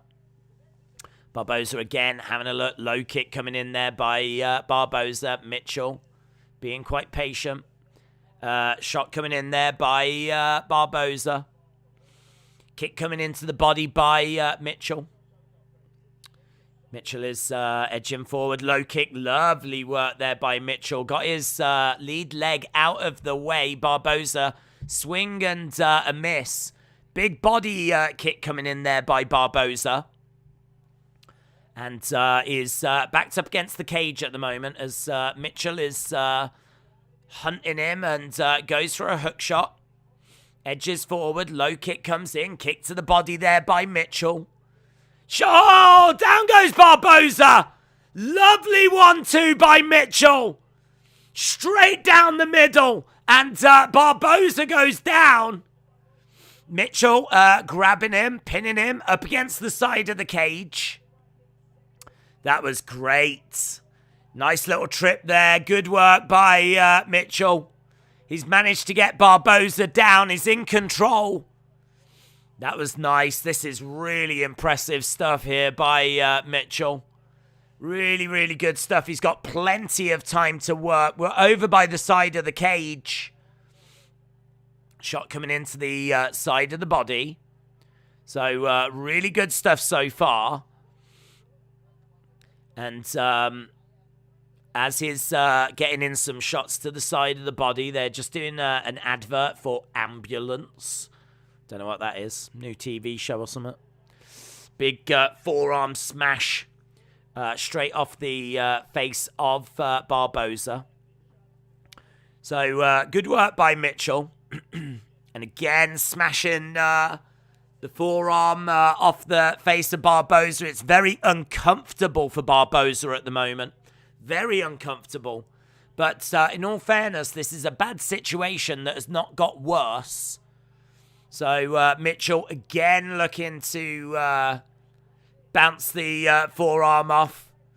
I don't know if the crowds are maybe getting a little bit restless because they have been in this position for a little while. And Mitchell is throwing in some strikes to the side of the body, trying to show that he is making progress.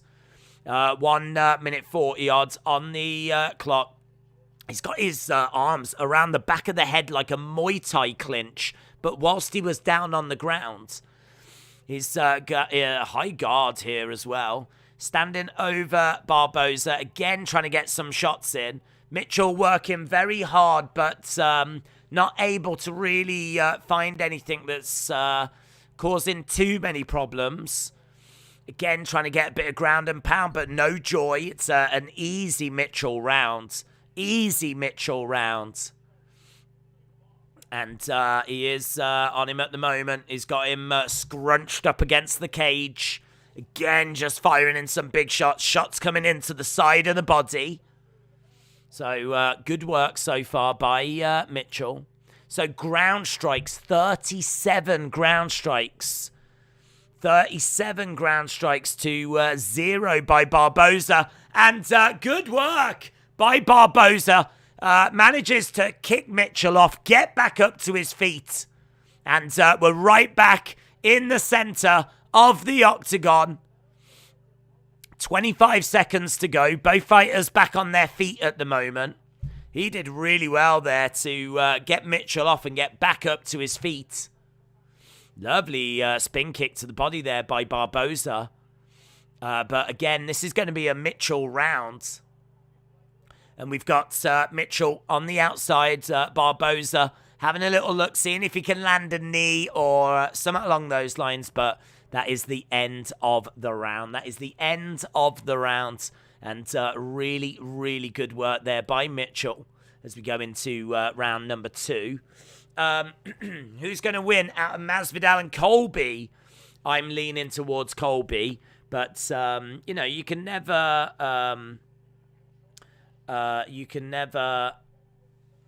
rule out Masvidal.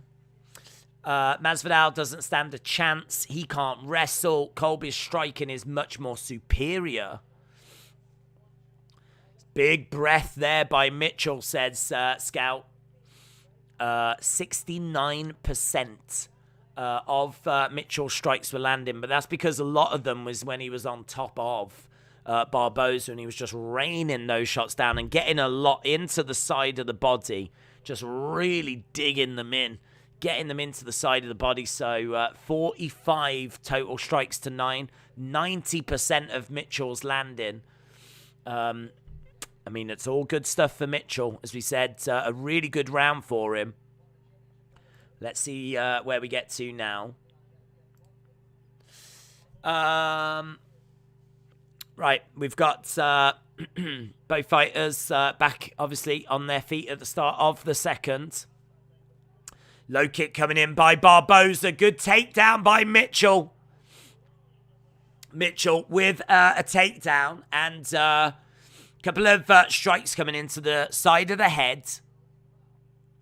Good work here by Mitchell. Barboza on his back. Mitchell in full guard, in control. Really good work this from Mitchell. Really good work. Was there a WWE show tonight? Just a house show in Madison Square Garden. Colby's striking superior, aren't they, sweet? Are they newcomers, says Andrew. What is going on? Right now we got Barboza on his back with Mitchell in full guards. And he's just firing in some shots. Barboza is keeping it chest to chest at the moment. So 2 takedowns for Mitchell, getting this takedown right at the start of the second. This is our co-main event. After this, we got our co-main event. 2 fights left, basically. Co-main event and main event after this. We are getting closer to Colby and Masvidal. That fight in around about 45 minutes time. About 45 minutes time, and we will be at our main event. Right now, Mitchell has got Barboza down. Blood pouring down the side of the face of Barboza. Pouring down the side of the face. And Mitchell is just going to work on Barboza. Really just digging in shots into the body. And he's just in full guard. And he's had 4 minutes, 7 seconds of control time so far in this fight, Mitchell. We're halfway through the fight, and he's had 4 minutes of it in control time. So he's took the first round. He's controlling the second. It's really tidy work from Mitchell at the moment. Maybe not spectacular, but it's just tidy. I mean, it's just controlling. It's just really impressive stuff. Scout said, I've had nightmares like this. You've got a hillbilly pinning me down against my will. Strikes coming in again here by Mitchell. And he's managed to get Barboza right up against the side of the cage. He's very much in control right now. So we've got Barboza on his back.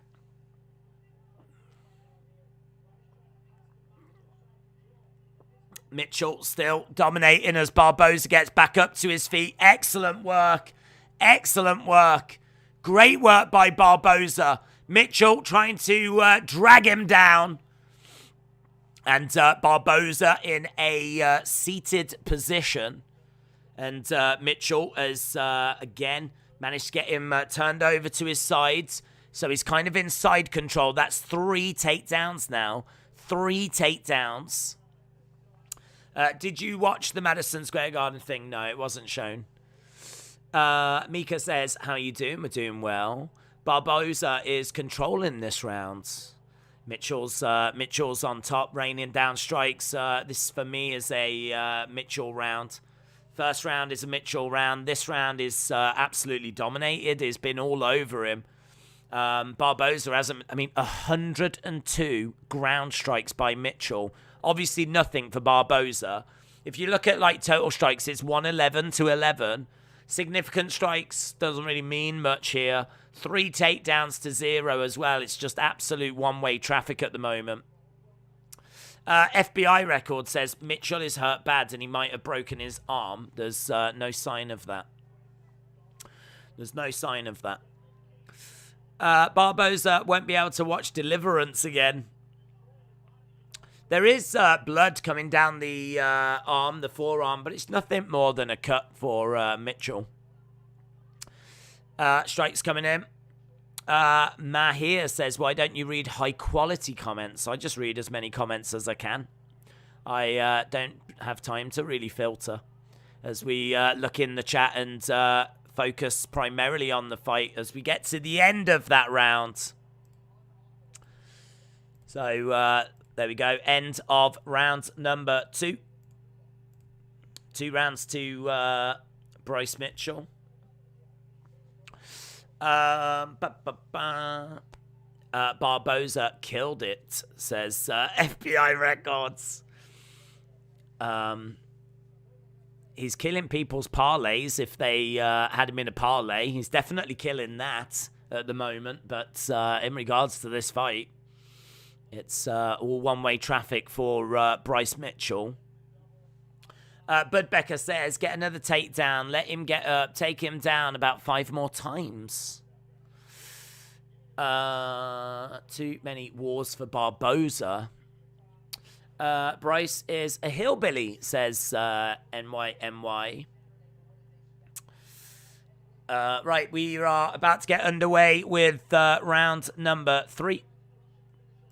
We have 50-50 in the poll as well, so keep your votes coming in on that. We'll have a look at that after this fight. 2 fights to go after this. Lovely left hand coming in by Bryce Mitchell. Edging forward, Barboza on the back foot. Bryce, again, is going to be looking for that takedown. He's been getting... Oh, he goes down. He gets caught with some... Just loses his footing momentarily. So 2 rounds to 0 to Bryce Mitchell at the moment. Barboza standing his ground in the center. Nice side kick coming into the body there by Mitchell. And this is staying on the feet a little bit more. So Barboza, lovely straight left there by Mitchell. Straight left by Mitchell, and Barboza takes it. We've had a minute gone so far. High kick coming in by Mitchell, but just falls short. Looking for the takedown, gets it. Bryce Mitchell with the takedown. And he's managed to get Barboza down on his back. And Mitchell is in control again. Barboza needs to get this. Barboza needs to go all out. Barboza's always dangerous, though.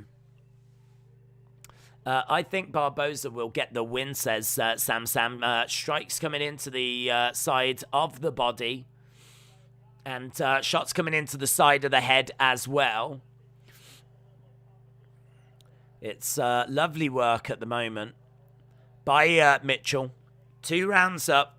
And he's controlling this one as well. He does have to be careful, though. Barboza is someone that could always grab a triangle, look for an arm, something along those lines. But, yeah, I mean, look, certainly as he's desperate. Barboza knows that he's lost those first 2 rounds. So he's going to be getting more increasingly desperate and increasingly frustrated as the time goes by. So he's on his back with Mitchell on top. And is that a bit of a triangle? Is it a bit of an armbar? He is looking for something. Not finding anything, though. Mitchell surviving. Doing all right. Barboza has got 0 ground game, says Hilara. Mitchell is from Arkansas. He is. If Barboza doesn't fight to get back up, he's done, says Daniel. Strikes coming into the side of the body. And this is good work by Mitchell here. 2 minutes left to go. 2 minutes left to go as Barboza's desperately trying to get up from underneath. You can see the blood coming down the side of his head as Mitchell, as we said, is in control. Next fight after this is going to be RDA against Moicano in the co-main. And then, of course, we've got Colby Covington against Jorge Masvidal. 1 minute 30 left. This one looking like it might be going the distance. Connor said Mitchell should get performance of the night. Rai said Mitchell just needs to wrestle to the finish. UFC 273 is stacked, said Cassidy. It really is. It really is. Thug Nasty is a beast. Lovely work here by Mitchell. He's just keeping Barboza grounded. FBI record says Barboza is going to pull out the win. Well, let's see. Let's see. Oh, is he going for the twister? He's looking like he's going for it. He definitely has got him in a position for it. Oh, he's on top of him. Man, it would be so cool if he could get it. It would be so cool if he could get it. I don't think he will. It's only 20-odd seconds. Ground strike, 173-6 for Mitchell. This was a round that Barboza needed to win. Did you see AEW Revolution news show? No. What? That's it. End of the fight. That's going to be Mitchell's fight. The main event should be the BMF title. They did say that to Masvidal, and he said the BMF title is only for BMFs, and Colby is not a BMF. He was on top, man. He was pounding. Let me know how you saw it. Surely all 3 rounds to Mitchell.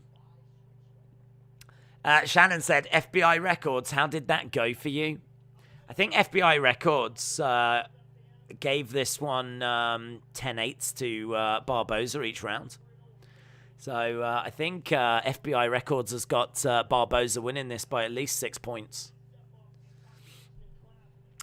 Wasn't even close.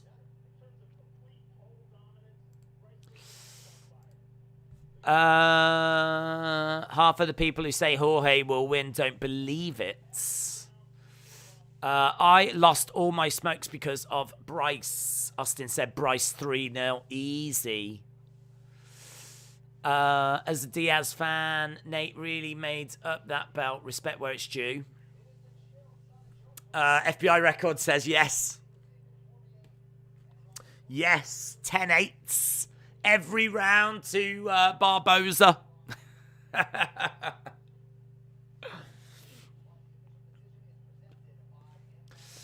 Well, let's see if they agree. You know what these judges are like. It's probably going to be a robbery. It's probably going to go to Mitchell. Here we go. Yeah. Judges. Oh, it's not even split. 30-27. Barboza, yeah? Ah! Bryce Mitchell. Unflipping believable. What a robbery. What a robbery. Someone's head is going to roll for this. Have you ever known a sport as bent as UFC?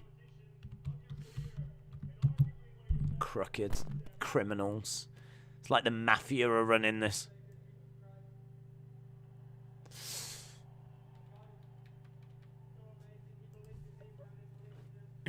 Bryce said God believed in him when he didn't even believe in himself. Edson was robbed. Yeah, straight up. Straight up. FBI Records must be a USADA judge. Why is everyone mad? I know that Bryce is Hill, but I don't think anyone's mad he is a hillbilly, are they? What? Robbed! Someone call the police! There's been a robbery! Absolutely unbelievable.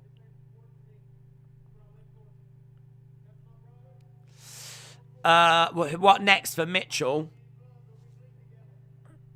I honestly, I don't know. I mean, he's just beaten Barboza, who's ranked 10th. So we did have to have a look, see who's free in the featherweight division. There might be a few people that have got fights lined up.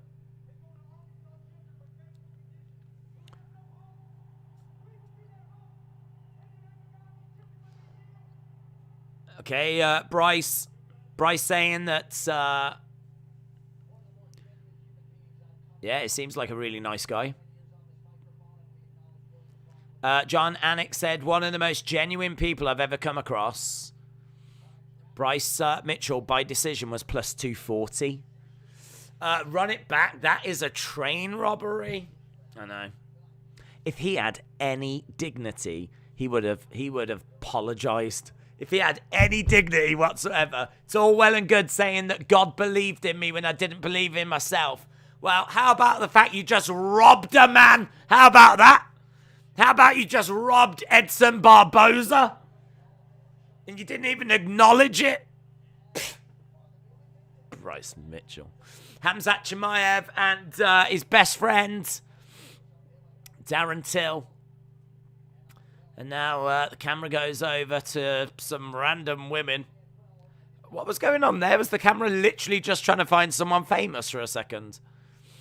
Just zoomed over to some women or something, and they were like...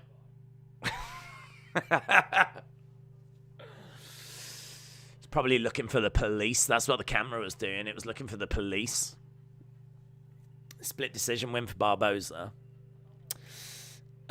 Surely someone can spare a durry. I don't know what a durry is. What's a durry? Is that like a curry? Everyone was mad that I called him a hillbilly. Oh. Well, that wasn't a knock, was it? Wasn't that just a fact? He is a hillbilly, isn't he? Is that a bad term? I don't know. I'm not from America. I thought it was a badge of honor kind of a thing. CM Punk versus Brock Lesnar. Barboza robbed himself. Yeah, Barboza should have apologized for robbing himself.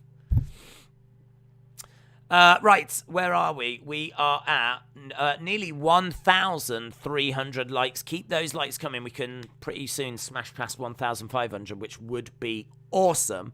And we are well on the road to Colby Covington against Jorge Masvidal. That fight will be in about 28 minutes' time, there or thereabouts. There or thereabouts. Don't quote me on that. Right, I need to change this over as well, don't I?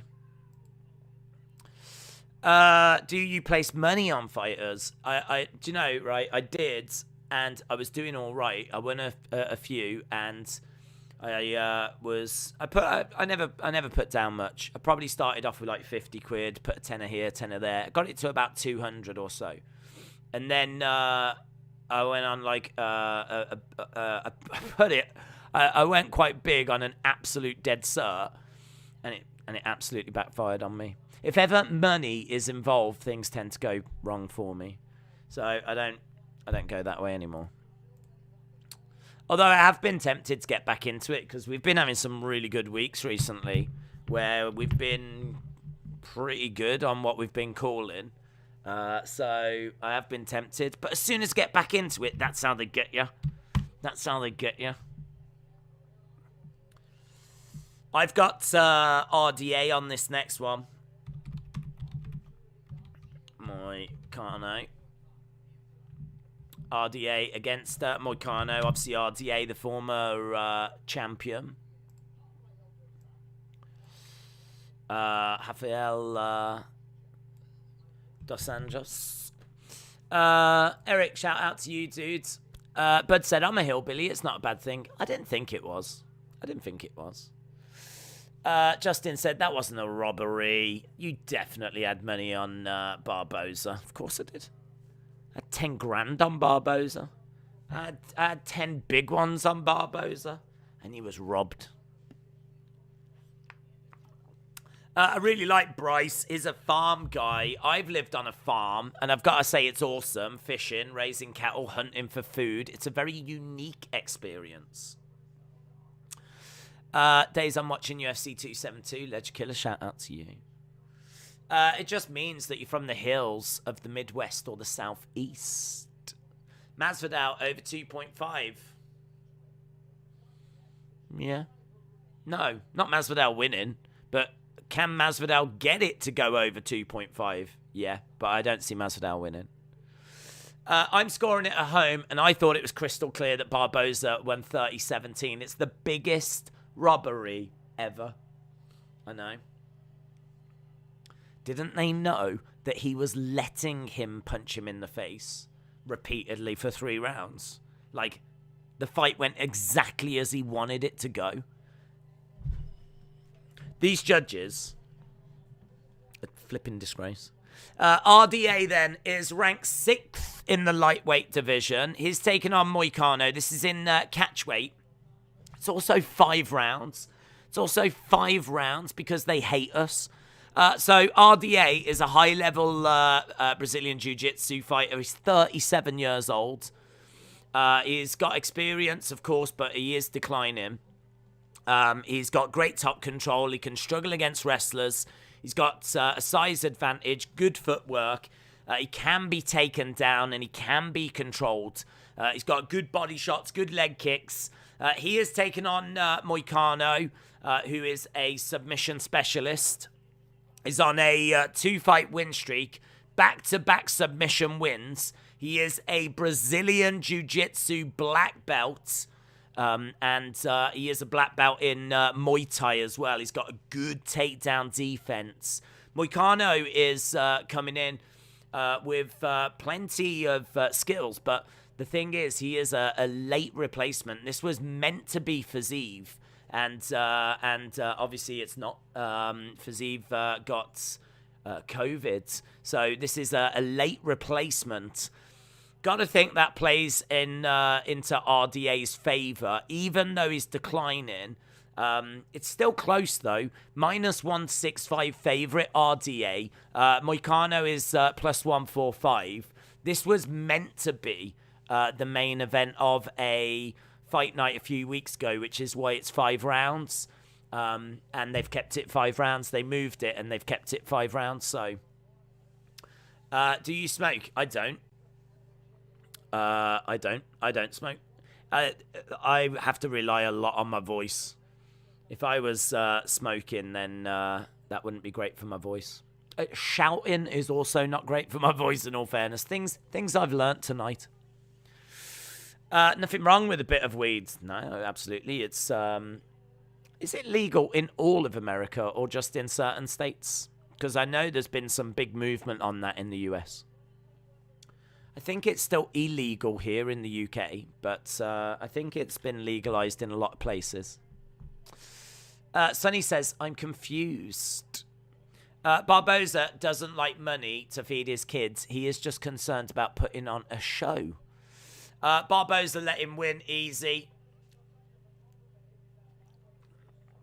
Street Jesus is going to baptize Colby Covington.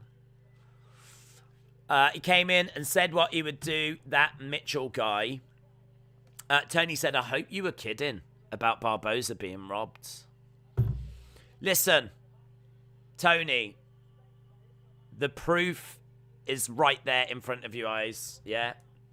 You watch that fight, and in your heart of hearts, you will know who won that fight. Just states, not nationwide. Oh, okay.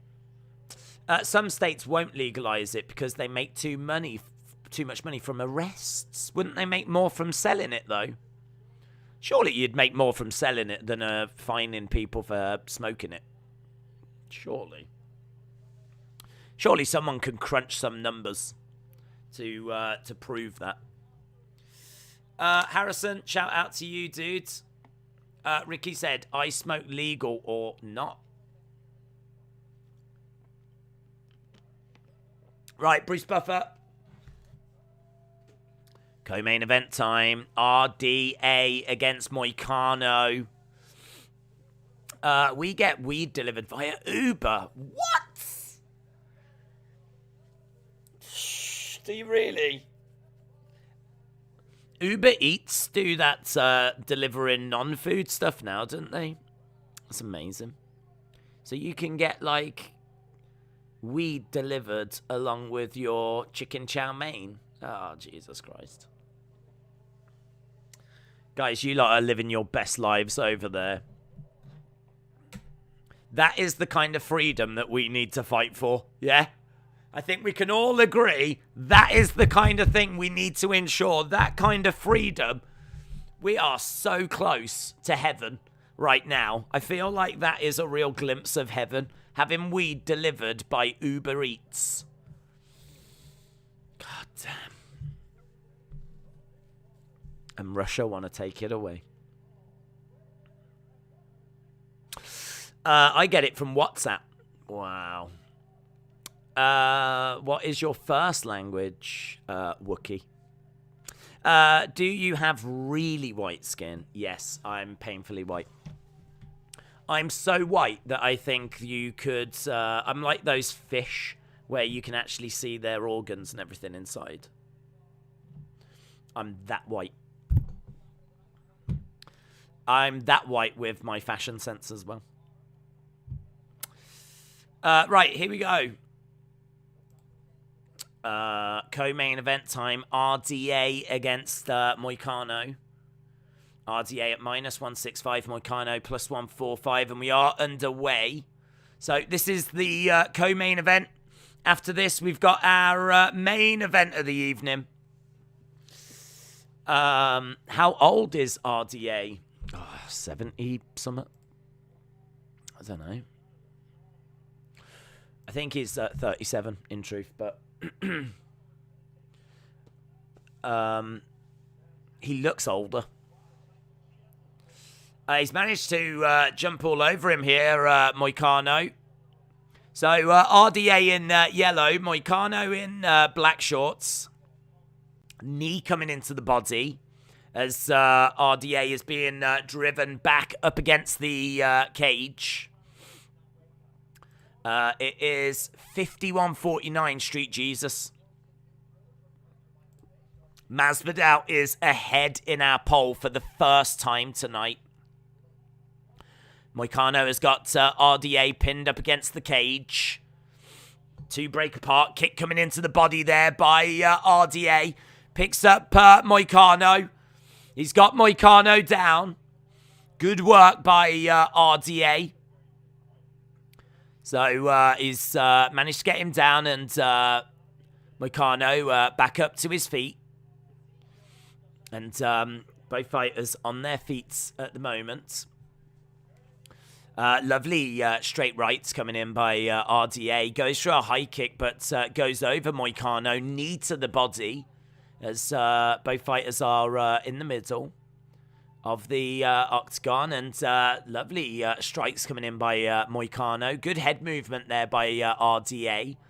And Moicano trying to grab a hold of RTA, looking for a takedown, but no joy. And RDA grabs Moicano and manages to get him down. Good work by RDA here. Only 2 minutes into this co-main event. He's been able to grab Moicano and take him down. John said, "You're not white. You're Casper. Like Casper the Friendly Ghost." I get a laugh every time it's asked. Absolutely. Casper the Friendly Ghost. Casper the Friendly YouTube streamer. Wrestling Casper, that's what I could call myself. Shout out to you, dudes. Shout out to John. Hope you are enjoying the action as RDA is on top of Moicano.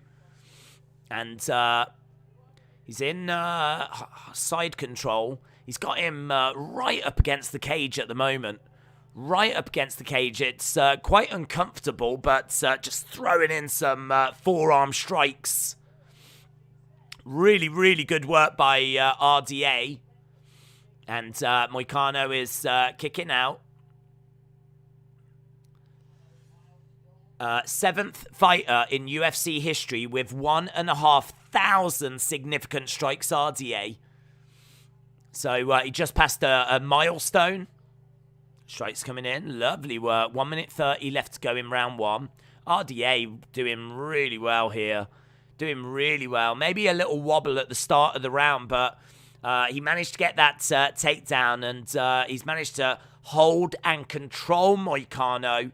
And it is 12 significant strikes to 5. So, as we said, really, really good work. Really good work.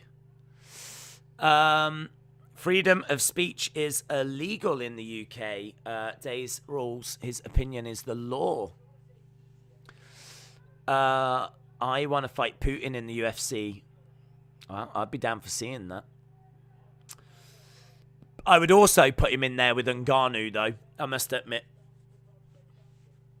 Strikes coming into the side of the head by Dos Anjos, RDA. He's still controlling this. He's had 2 minutes 38 ground control time to Major Tom. Hammer fist coming into the side of the head. 20 seconds left in round number 1. Don't forget, this can go 5 rounds. It can go 5 rounds. I'm not sure it will go 5 rounds, but it looks like we are getting out of the first. Will the main event go the distance? It might do. I think that Colby's cardio is fantastic. And I think the longer it goes, the more it might favor Colby. End of round number 1. So we are getting out of round 1. So round 2 coming up. I want to fight Putin in bed, says Peter. Damn. To be honest, I'd probably watch that as well. Do you know what I mean? If you ain't got nothing else to do.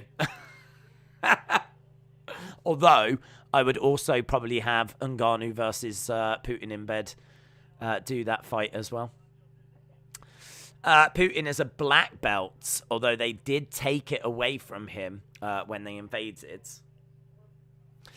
Daze is so white, he uses mayo as his sunscreen. Very good. Very good. I mean, I'm tasty, what can I say? I'm so tasty, I use mayo as my sunscreen. Yeah! Very good. I'm now saying very good to myself. That's cringe. So, right, we are back underway. Round number 2. I think you're not happy for Ricochet winning the IC title. No, I don't mind. Strike coming in. Nice straight left by RDA. Low kick coming in there by RDA as well. RDA is minus 1,100. And Moicano is plus 550. Let's have a look and see what we can do in round number 2. So, Moicano, you can see his face is lit up. Big strikes coming in by RDA, looking for a takedown. Grabs the leg. No joy. No joy. Managed to get Moicano on one leg there. He's definitely taken punishment, hasn't he, Moicano? Like, his face is, red and swelling up. And RDA, again, trying to grab the leg. He's got Moicano over by the side of the cage. Oh, man, that is a lovely left straight. And again, right on the forearms. Moicano firing back with a shot of his own. Moicano being driven up against the sides of the cage. Round the back goes RDA. And he's doing well here. Ismail, shout out to you, my friend. Appreciate the kind words. Well, that word was vlog. But it's I class it as a kind word. I've definitely heard worse words. So, shout out to you, Ismail. Round the back, RDA in control. He's got Moicano in a clinch. If he dies, says Mark. RDA again, kick to the body, 33 strikes to 14. 2 takedowns to 0. They're into a clinch at the moment. And he is getting driven back a little bit. Both guys in the center. Lovely shot coming into the body here by RDA. Uppercut coming in by Moicano. Knee coming into the body by RDA. It's good work so far by RDA. I've been very impressed with what I've seen from him. 37 years old. Fighting someone that he wasn't preparing for. He's done a great job. Lovely double leg takedown. That double leg takedown by RDA was so impressive. He's got Moicano in a seated position. And we got just over 2 minutes to go. Moicano seems to be in a bit of a bad place here. He's kind of like, really, I don't know, man. I don't know if his gas tank's getting drained. But he is down on his back with RDA on top. Yeah, Bisping says he looks like he's getting tired, and he does. Come on, Moicano, says Legend Killer. Who are the spam bots? I've got a feeling RDA is going to get caught, said August Burns Red. Craig said Colby must be super eager to do his walkout tonight, knowing what's going to happen. So he's managed to get Moicano He's in down, and he's in half guard. We've got just over a minute to go. Kia says, Daze, can I hump your leg? Kia doesn't do that. She's a girl. I don't think girl dogs hump legs, do they? If they do, mine doesn't. So that's disappointing.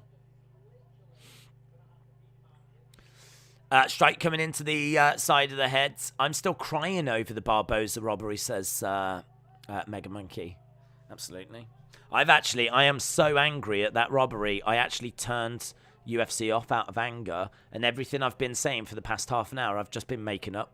So that's how annoyed I am about the robbery. So back to the guessing. We've got RDA in half guard, as we said, throwing in an elbow to Moicano. 42 significant strikes to 17. I mean, it's just total control here by RDA. Total control.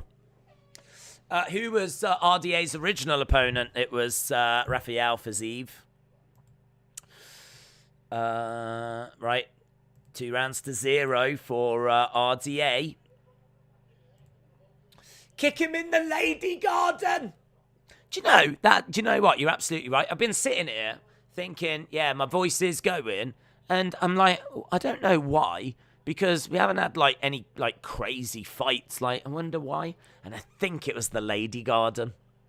I think the low blow to the lady garden earlier tonight has actually resulted in me starting to lose my voice. So, I mean, that is... and guys, I mean, come on. If ever you're going to lose your voice, it needs to be because of a lady garden. It needs to be. I think that's as good a reason as any to lose your voice. So, I'll take that all day long.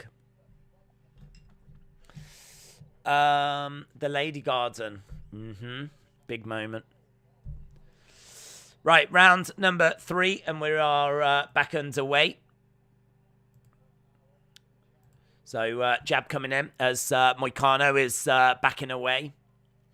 My Uber Eats didn't arrive. The driver lied and said he dropped it off. I'm so mad. Can you help, says Fresh Prince. I'm afraid you've made a classic mistake. You've confused me with the Uber Eats customer services, which has happened before.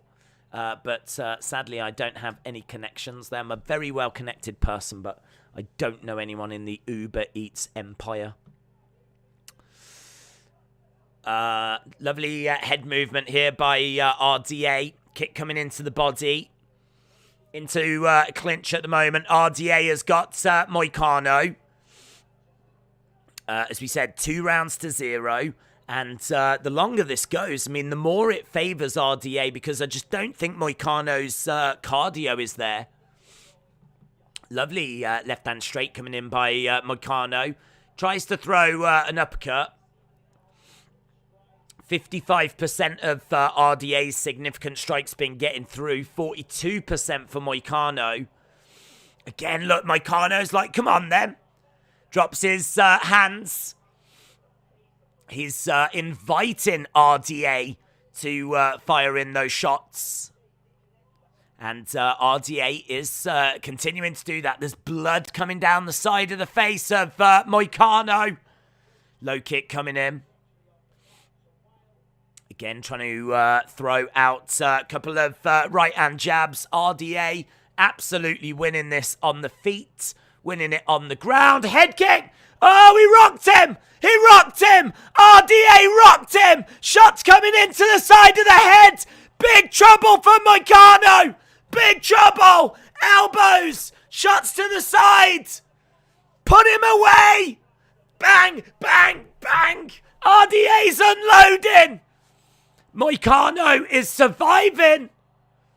Oh, my God. Nasty shots. Moicano grabs him. He survives. He survives. If he survives, he survives. And he survived. Wow.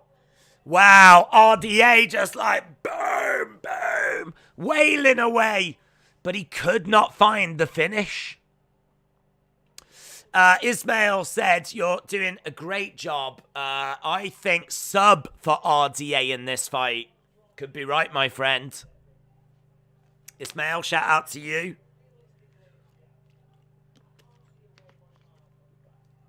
Bisping said, realistically, I can't see a way that Moicano is going to come back in this fight.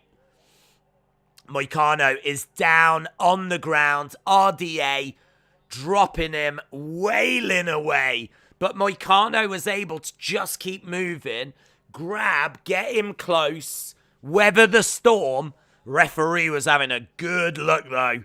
Ref was having a damn good look. And but he didn't stop it, and Moicano makes it through. It's going to be 3 rounds to 0 after this. 87 significant strikes to 35. 87 significant strikes to 35. I mean, and the thing is, this can go 5 rounds. It's so cruel. This is so cruel. This does not need to be a 5-round fight. Does not need to be a 5-round fight. Poor Moicano should be about a minute away from the end of this. He's got 2 more rounds. And he's putting a bit of a squeeze on here with 50 seconds to go. RDA is still on top of Moicano. Still on top of Moicano. He's trying to put a squeeze. Yeah, he's trying to grab a hold of the arm. Look at the blood coming down the side of the face here by Moicano. Nasty forearms coming down there. Chest to chest, though, by Moicano. He's keeping him close so that he can't cause too many problems. Moicano doing a really good job of not allowing this situation to get worse, and we're going to get through to the end of this round. He's got a head and an arm, though. Head and arm. If he can get the, if he can grab a hold of that. No, it ain't no time anyway. End of the round. Sorry, Moicano, but you've got to go to round number 4. Don't ask why. Life, that's why. J. Rod, let's run it. Masvidal has re-signed. So far, Masvidal is going to win, says... Well, the fight hasn't happened yet. Jorge Bellator Masvidal. Very good. Masvidal is going to win, and he's going to be serious this time. Notorious Nightmare, hello. I want Jorge to win, but Colby probably wins if it goes past the second. La Guerrera said the 2 more rounds really are not necessary. No, they're not. Masvidal has knocked out Colby backstage. He has knocked him out backstage. Right, we're about to get to round number 4. Who have you got in the main event? I've got Colby. Colby in the main event. I don't know. Oh, hello. Doctor. I don't know if this is a doctor or just a lost old man, but someone's just walked in the octagon. Yeah, his eye is swelling. His left eye is swelling, and the doctor's like, can you follow this? He's asking him some questions. Doctor's going over. He's having a little word. I think he's saying, have you seen my family? Have you seen my helper? Oh, okay, we're going on. No, guys, it turns out that was a doctor. Right, Moicano comes out for round number 4. And, I mean, look, the ref knows that eye is swelling shut. The ref knows that Moicano is in Last Chance Saloon. The ref ain't going to need much of a reason to call this. So we can't be too far away. Can't be too far away. Oh, that was a lovely straight right hand, though, by Moicano. The judges have got this 10-8, 10-8, 10-8 Moicano, and so they should. They need to make up for the robbery that was earlier with Barboza.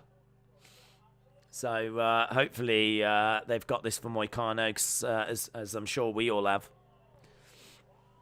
I think that old man just came in just to tell Moicano is doing really well. Lovely strikes by Moicano, but RDA takes him down. How long till Masvidal against Colby? It's the next fight. It's the next fight. So about 3 hours. RDA has managed to get him down. He's in half guards at the moment. Who do you think's going to win next week? Dude, next week is next week. I live in this week. I don't see any way Jorge is going to beat Colby, says Golco. The match is still going on. It feels like it's been a year, said Jackster. It does feel like it's been a long time. Imagine if you was Moicano. Jeez. I bet Moicano has got no other memories of his life apart from this fight right now.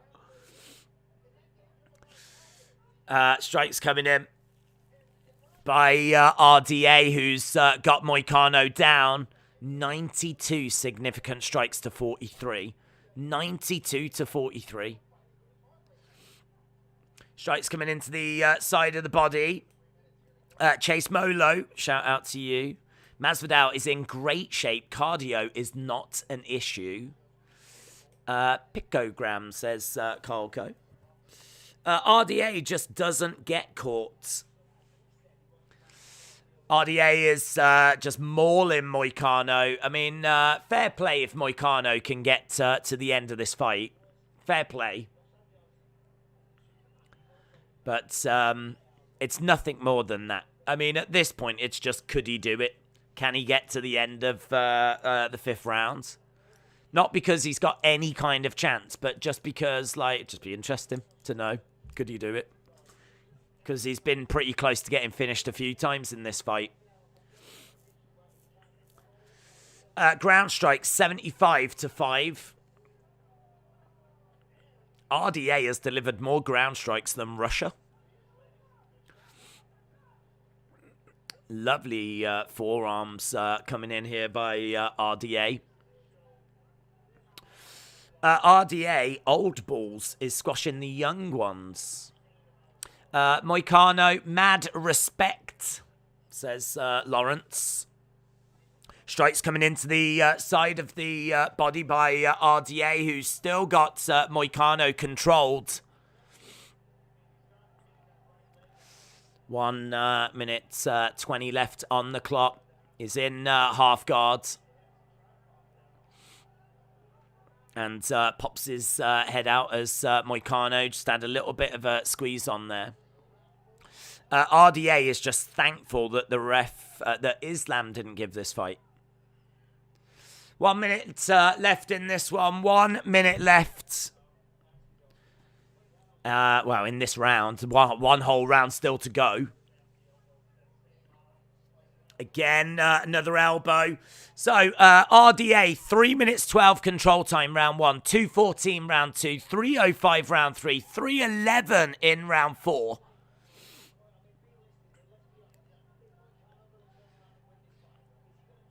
Is Moicano going to turn this fight around, asked Bisping? And obviously the consensus is no. They're saying that they don't see a problem with the fight being stopped. And maybe it will be stopped. He's taken a lot of punishment, but he does get back up to his feet. He is showing great heart, but that's a nasty cut, man.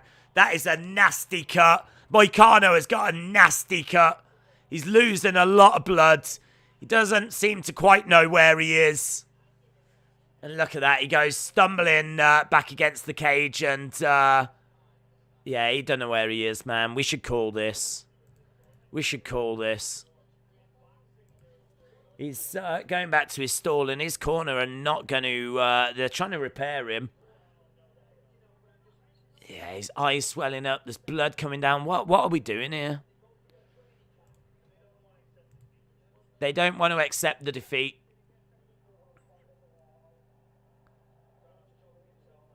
Right there. I don't think the ref wants this to continue. I think the ref's thinking of calling it.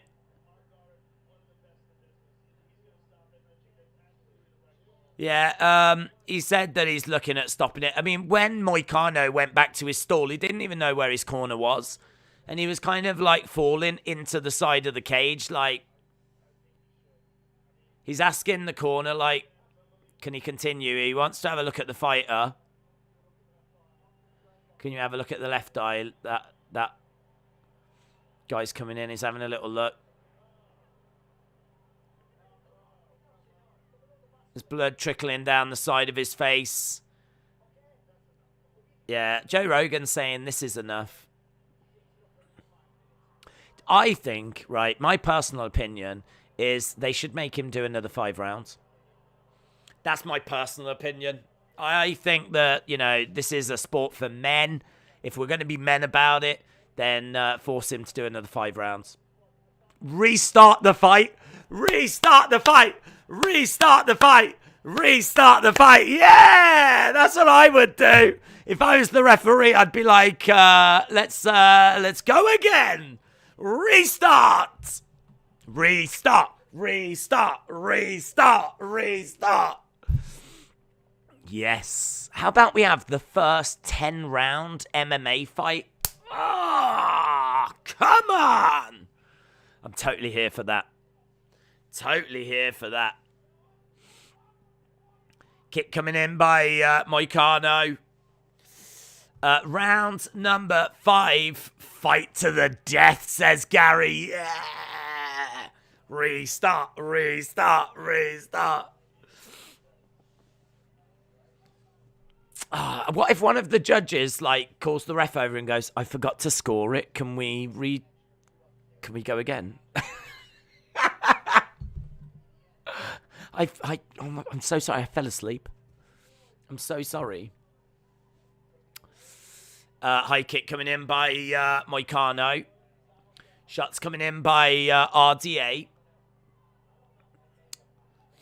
Shots coming back by... he's doing all right, Moicano. He's sort of he sort of resembles a human. Nice shot coming in. Head kick by RDA. 3:36. RDA takes Moicano down. And he's on top of him at the moment. We're in half guards. The name of the show is RJ City Road to Revolution.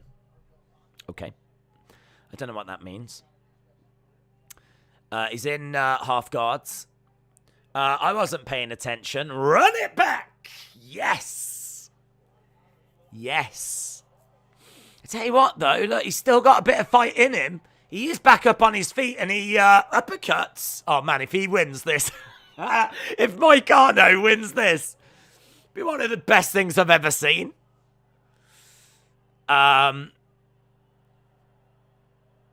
Lovely little uppercut there by RDA. Honestly.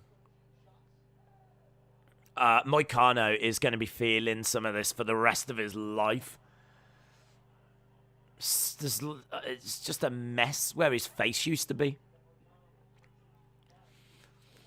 Both fighters standing in the center. We got 2 minutes, 20-odd seconds to go. 118 significant strikes to 51. RDA is slowing his output down. Low kick. I think RDA is probably getting tired from punching and controlling. 161 to 56. Fired up, are we? Restart or rewind? Only bigger upset would be Silver Sonnen. Yeah. That was amazing. That was an amazing fight. Chael Sonnen winning it and then losing it by sub in the late in the 5th. Amazing. 1 minute 30 left on the clock. Masvidal hoping and praying right now, says Craig. Dave, save your voice for AEW. No. UFC. is where it's at, baby. RDA, please don't kill him. We've got minutes go. And it's just getting through. I mean, this round has been largely pointless. What I will say is Moicano has shown that he deserved to get into this round. Blood coming all down the side of his face. It's an absolute mess. He ain't going to win this. He's lost every single round. He does connect there, though, with a lovely left, and he swings with a big right hook shot. Uppercut's coming in. He's really getting through. This is good, man. Look, the crowd on their feet. Look at Moicano. No way, man. Moicano has grown into this fight. I don't understand what's going on. He's standing and throwing and... Oh, my God. He looks more awake now than he did at the start. Come on, Moicano. Come on, Moicano. Man, get the win. Get the win. Knock him out right at the end. Oh, brilliant. Brilliant. Do you know what? The fight ends. The fight ends. Oh, look at Moicano. Look, he's pushing people away. Look, I don't know why. He doesn't want anything to do with anything. I think he's suffered some kind of trauma. I don't know if he knows where he is. Dude was coming over to try and wipe blood off his face. He's like, get out, get out. He's taking on the world, man. He ends that fight on his feet. I've got Moicano winning that 5-0. Game over. He needs the fight so he can pay child support. I don't know who we're talking about. All of them. All of the fighters. If Moicano loses, this is a complete robbery, said Dad23. You're absolutely right. Absolutely. I'm so tired of these robberies. It really depends on what you're scoring it on. If it's on blood lost, then Moicano takes this comfortably. He takes it at a canter. But I bet they're going to score it on, like, control time and significant strikes. Pfft. Losers. It should be scored on who almost got the fight stopped. How many times did you almost get the fight stopped because the ref was worried that you were losing? If we judge it on that, Moicano wins.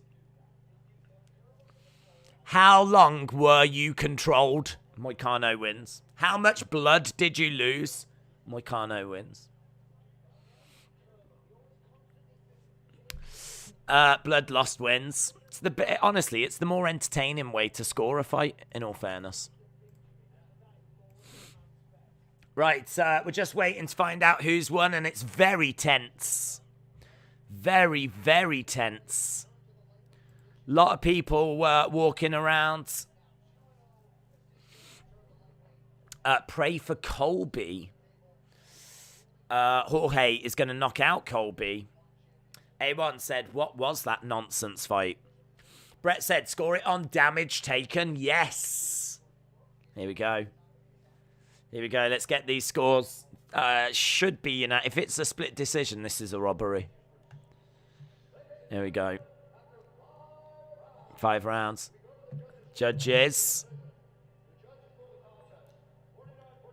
49-45. 49-44. 50-44. Unanimous. Here we go. Ah! What? What? Flipping robbery, mates. Oh, them judges are smacked off their faces.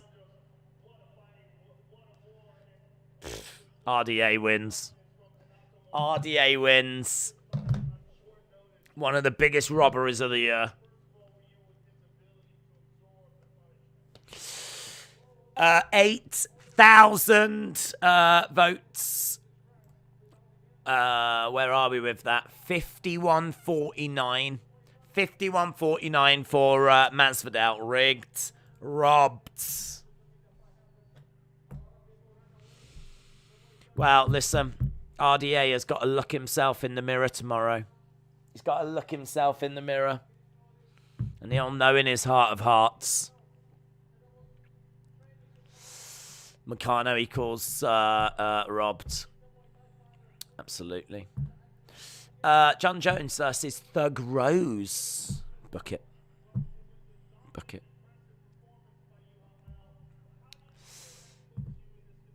Where does it put you in this division? Do you know where it puts him? It puts him in a stair lift in this division because he's a boomer. That's where it puts him. It puts him in a walk-in bath. That's where it puts him. Mac, shout out to you. Appreciate the support, dudes. What fight were the judges watching? I don't flipping know. They probably accidentally had that YouTube event on from earlier. I don't know. That should be fight of the night. Scout 81 SD said, I can't do this anymore. UFC is fake. It hurts, doesn't it, bud? I know. I'm right there with you. A lot of people lay into pro wrestling for being scripted. We all just saw that. You just saw that fight. You're telling me that this is not scripted. You're telling me that those judges aren't on some kind of payroll. It's dirty, mate. It's dirty.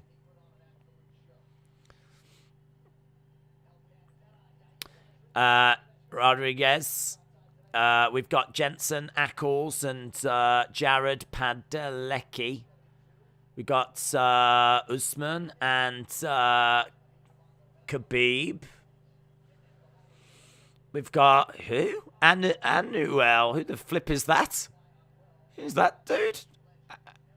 Anal. Anal in the crowd. We've got Anal in the crowd. Guys, Anal is in the crowd, and he's got a new album out that says Legends Never Die. I don't know about you guys, but I am a massive fan of Anal. Massive fan. Round of applause for Anal. It was great. Great seeing Anal in the crowd tonight. Absolutely brilliant. Never expected that. Never expected that. Anal looked happy as well, which was really great to see. Really great to see. Wow. You get everything from the UFC. You get great fights. You get great action. Great decisions and you get Anal. Absolutely brilliant. His Spanish Anal. That's the best kind. Well done. Absolute scenes at UFC 272. Spanish Anal in the crowd.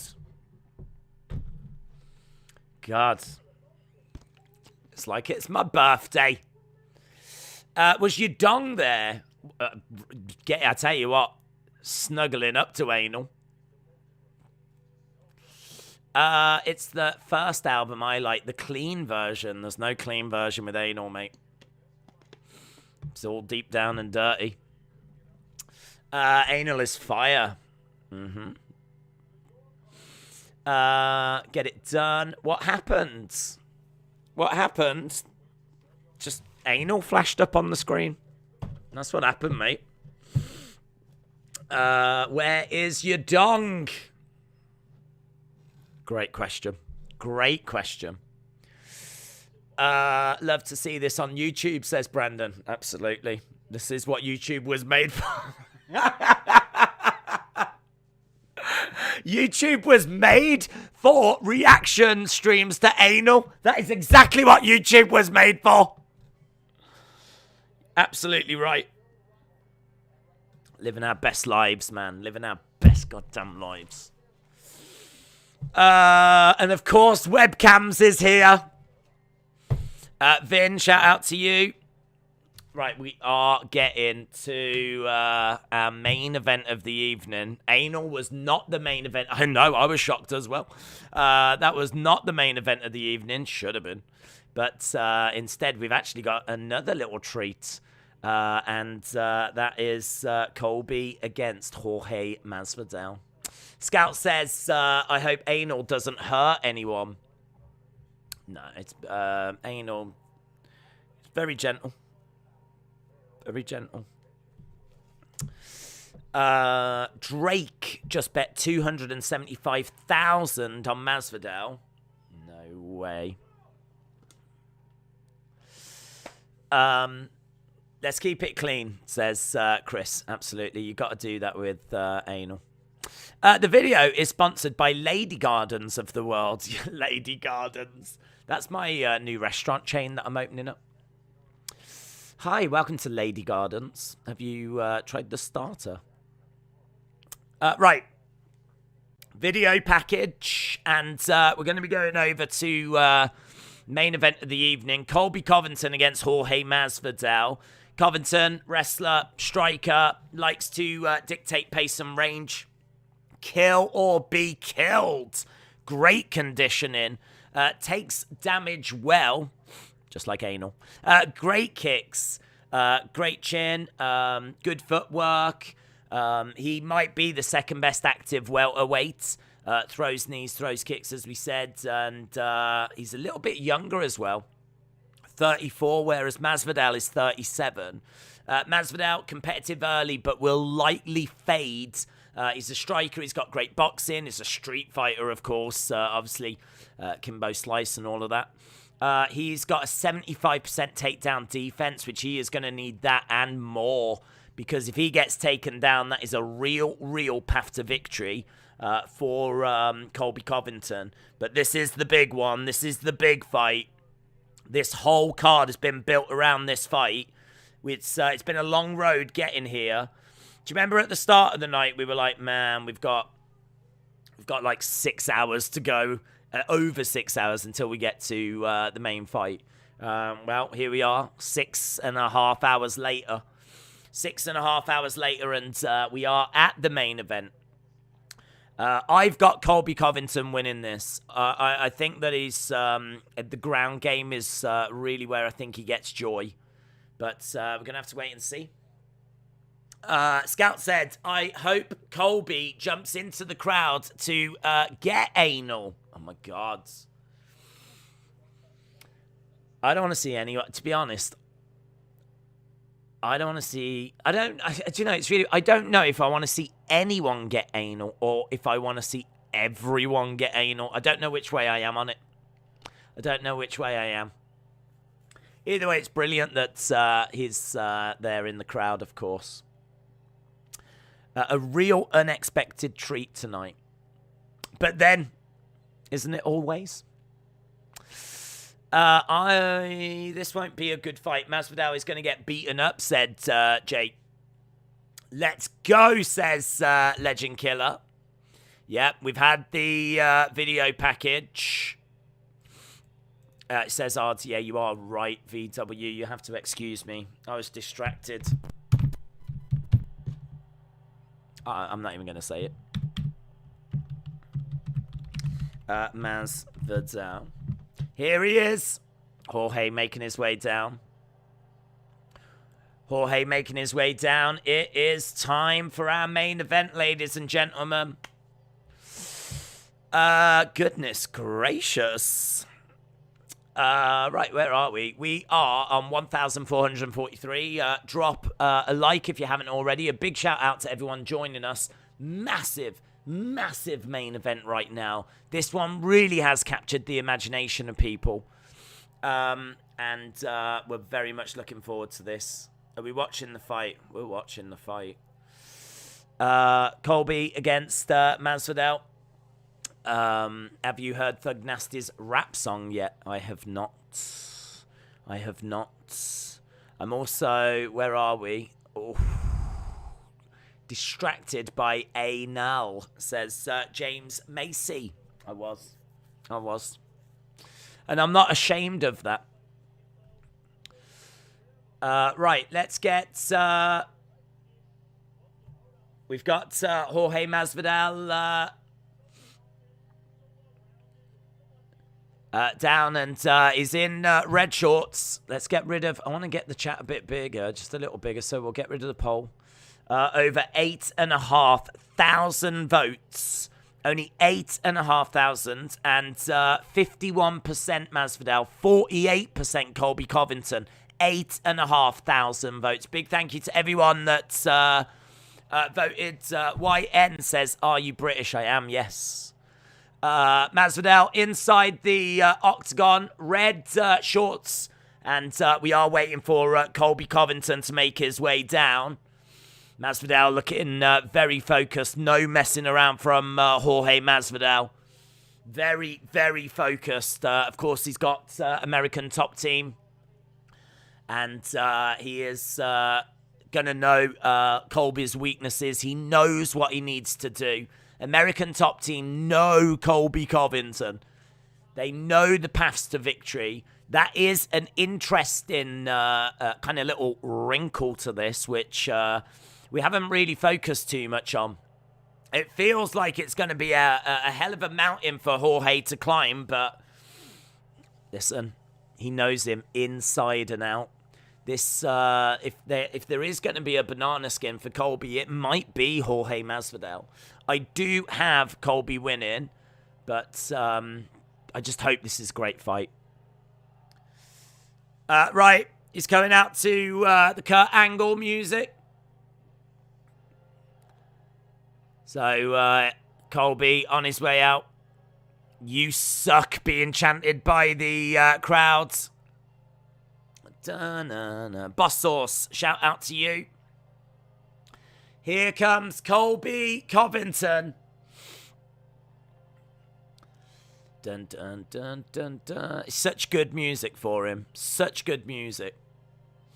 It fits him perfect. It's got that kind of big, like rocky kind of feel to it with the trumpets and everything, and but it allows people to chant "You suck" at him as well.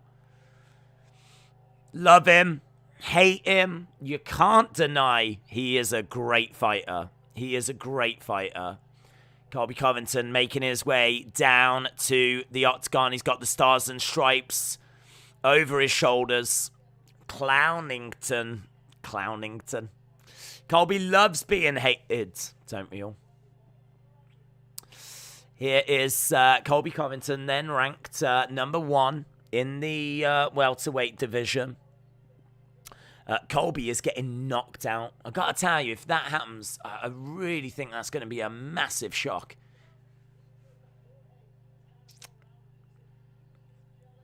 So, Colby Covington has made his way down.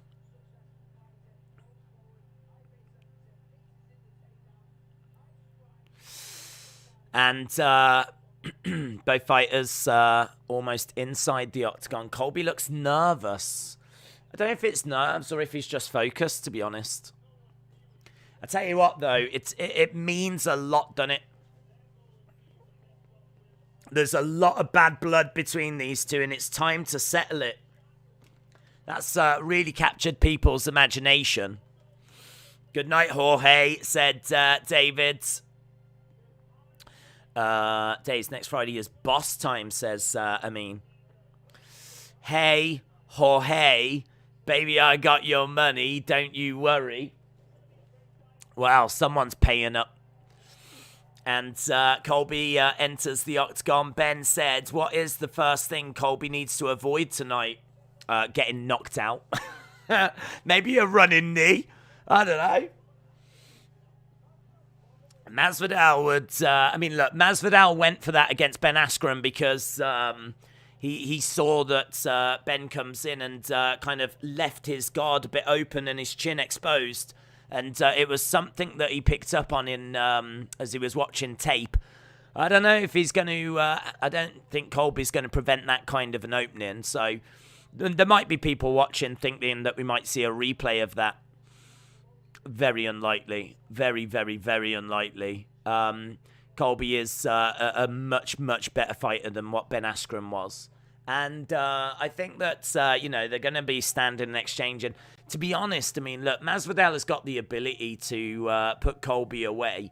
He's a great striker. He is a great striker. He's come up with, through the streets, he's developed his striking. He's worked with striking coaches throughout his whole career. Obviously, I think at the age of 21, didn't he join American Top Team? Like, he has been at American Top Team for like 15 years, 16 years. Like, he has been working and honing his skills all that time. He's been putting the grind in. He can go, man. He could catch Colby with some, no denying whatsoever. But has Masvidal got any more than a puncher's chance? That's the question. Has he got any more than a puncher's chance? I would say probably not. Probably not. But we're going to have to wait and see. We haven't got too long to wait. Peyton says, hi, YouTube. YouTube says, hello, Peyton.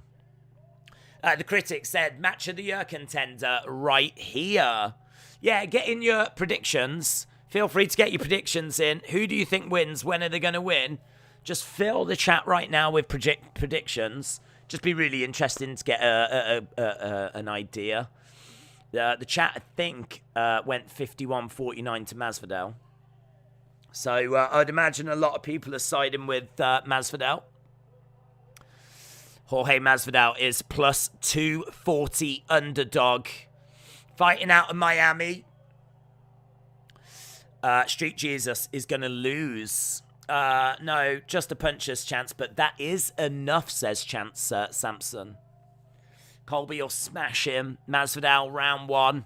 Towel will be thrown in round one. The corner will have seen enough to the point where the towel gets thrown in round one. Jeez. Masvidal, do a poll. We did one, bud. 51-49, over 8,500 votes. Colby, round three. Juan said, this chat don't know MMA. Colby will submit Masvidal in the fourth. Hi from Bosnian. Hello. Shout out to you. Masvidal is drunk. Masvidal by spinning back fist. Masvidal in 5 seconds. Colby is far superior. Right, well. The two of them face to face. Protect yourself at all times. Herb Dean.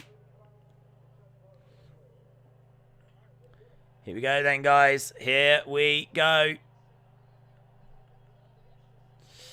So, as he said, I wouldn't be expecting him to come racing out and to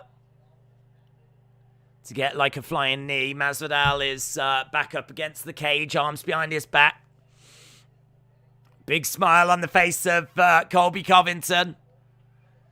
And we are underway. The two come forward and Masvidal throws out a kick.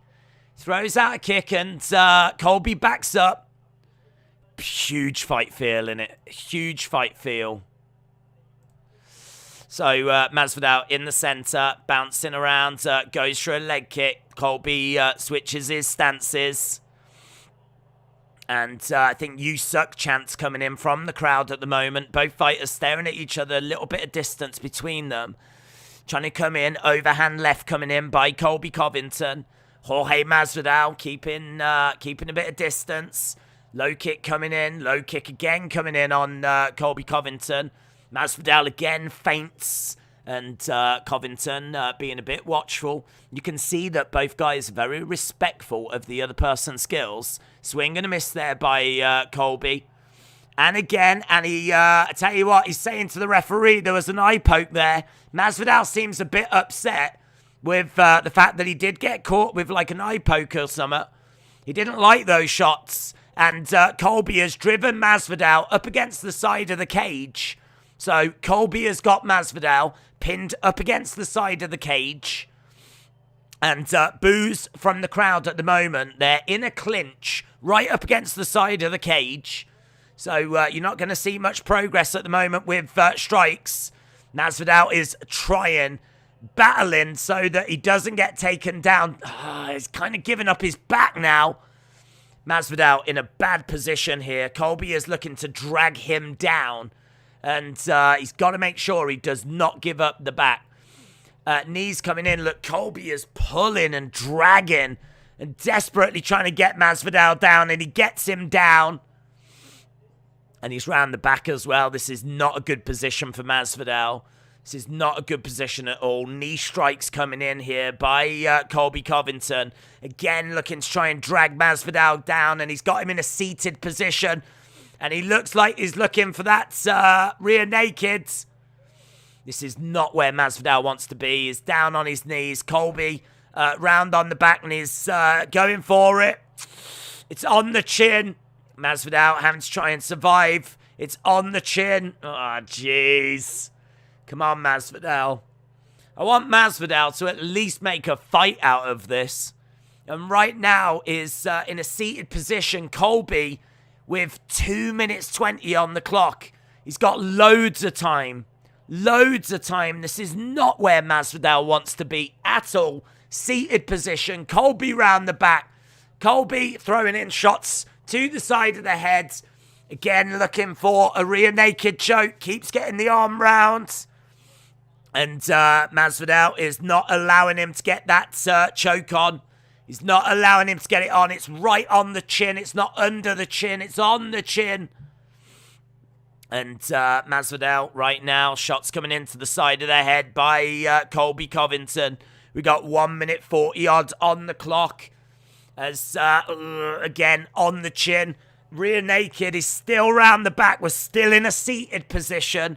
Colby is all over Masvidal right now. Masvidal frantically trying to control the wrists of Colby so that this situation does not result in a rear naked. If he gets a rear naked on, there's so much time, Masvidal would be done. He'd be done. He'd have to tap. But he's done well to ensure that doesn't happen.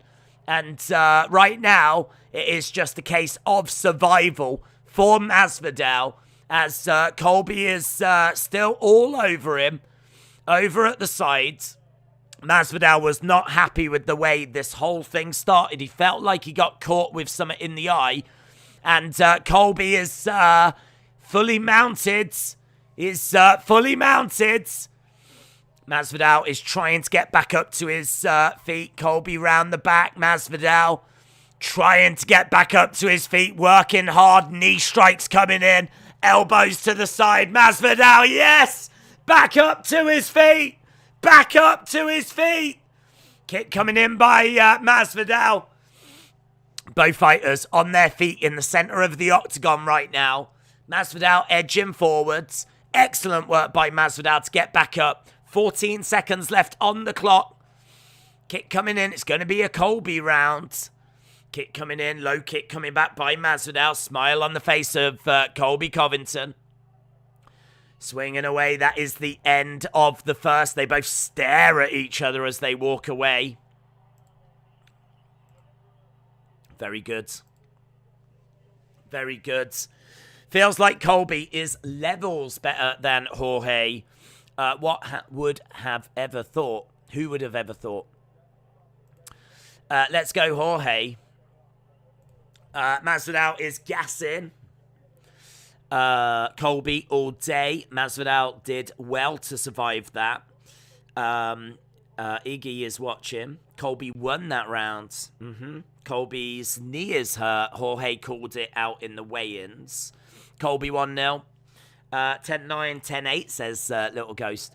I think it's kind of a split decision on like the 10-8 thing. Like for me, I'd keep it 10-9.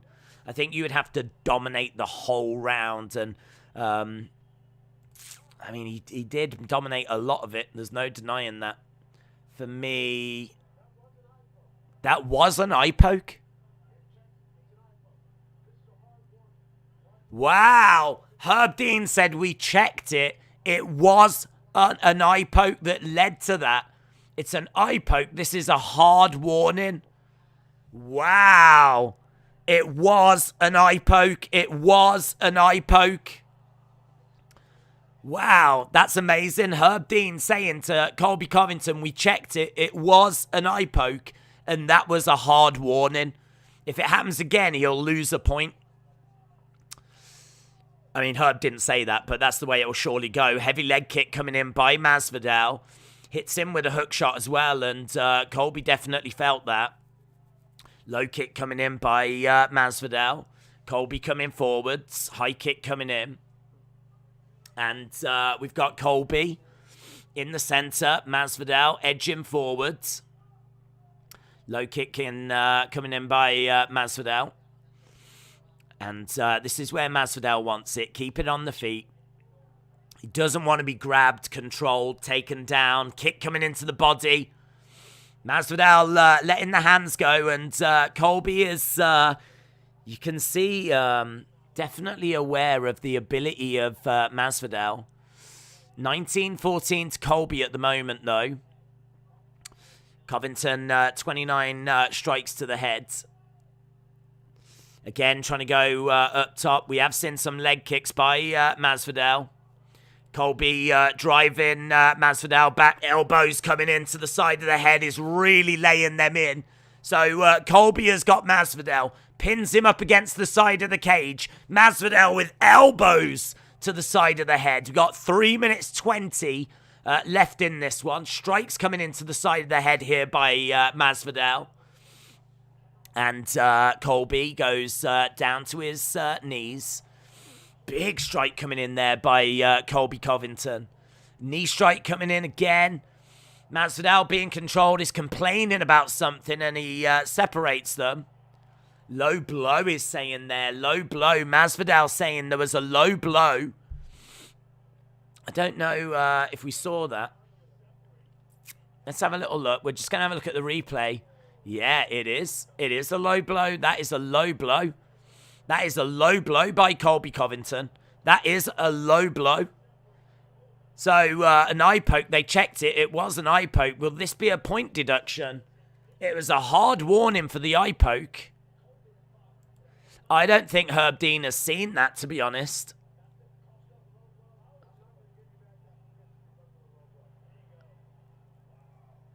Low blow. Yeah, that was a low blow. Anyway, no point deduction. That's a lovely straight right by Colby Covington. Swing and a miss. No point deduction. Again, left hand finding its way through to Masvidal. Colby has seemingly turned up the aggression. Knee to the body there by Masvidal. Knee to the body. It's a great little fight, this. It's a really great fight. Again, Masvidal getting in some shots. Colby Covington not winning himself any fans with low blows and eye pokes. Low kick coming in by Masvidal. Kick coming into the body. Lovely straight right by Jorge Masvidal. Again, another shot coming in. Smile on the face of Colby. Again, lovely straight coming in. Cheat shots by Colby, said Finley. Jorge looks scared, says David. Colby goes down because Jorge grabs the leg.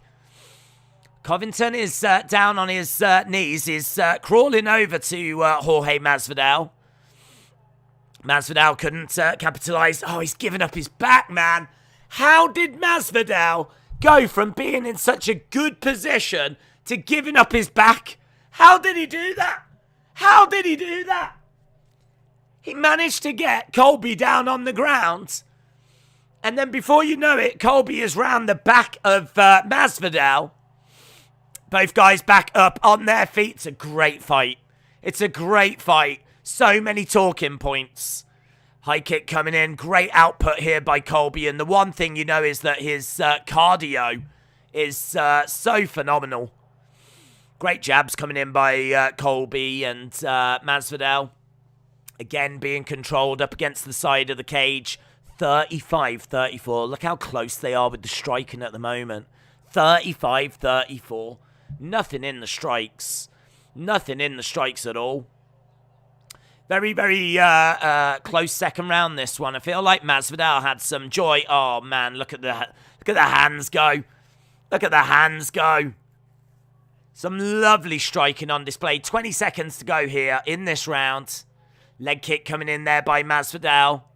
Maybe just opening a bit of a gap. Couple of jabs coming in. That hurt Masvidal. Those hurt Masvidal. Masvidal sticking his tongue out as Colby was firing in some lovely left-hand hooks. End of the round. End of the round. Who you got? Let me know in the chat, who have you got in this fight? Is it 1-1? Is it 2-0 to Colby? 1-1. Yeah, how are you seeing the fight? Let me know. Be interesting. Get a live read of what people are seeing. Colby 2-0. Colby 2-0. Good fight, Colby. Colby 2-0. 1-1. 2018 Colby. 2-0 Colby. 1-1. Masvidal 2-0, says Smith. Just wanted to have a look at the round-by-round breakdown. Masvidal edged that last round by 5 significant strikes. So, round 1, it was Colby that had the striking advantage. 2-0, 1-1. I tell you, it seems quite split, doesn't it? If you look at people in the chat. 2-0 and 1-1. I'm going to have it 1-1. I'm going to go 1-1. I think that Colby did well in the first, but turns out it was because of an eye poke. He then did deliver a low blow knee, and I know this doesn't matter in regards to like the scoring, but I just think that it's quite close, and I'm going to lean to 1-1. People are split, though. People are split on it. I think that the longer this goes, the more that you might see Masvidal fade as Masvidal goes down onto the ground. The longer this goes, the more it surely favors Colby Covington. So if we are 1-1 at the moment, or 2-0, as you say, some of you, then, I think this is only going to go one way. And live odds have got Colby Covington as quite a firm favourite here as well. Big forearms coming down. 1-1, 2-0, 1-1, 2-0. Lots of 1-1s, lots of 2-0s, lots of people seeing it slightly different ways. I mean, really, I don't think you can be wrong, to be honest. I think I can totally see why you would have it 2-0 Colby. Totally see that. Equally, I can see why it would be 1-1, so whichever you've got. There's every chance the judges have got it different ways as well. Colby, though, is in control. We've got Masvidal on his back at the moment. And you can see shots coming into the side of the head by Colby Covington. Really good work this by Colby. Is just really unloading. There's no doubt about how this round is going so far. This round, undeniably a Colby round. It's really hard to see how Masvidal's going to get back up from this. He's on his back. It was an early takedown by Colby Covington. And he is unloading on Masvidal. Daily IG Live Leaks has got it 2-0 Masvidal. NZ Native, New Zealand Native, has got it 6-0 to Kamaru Usman. Absolutely.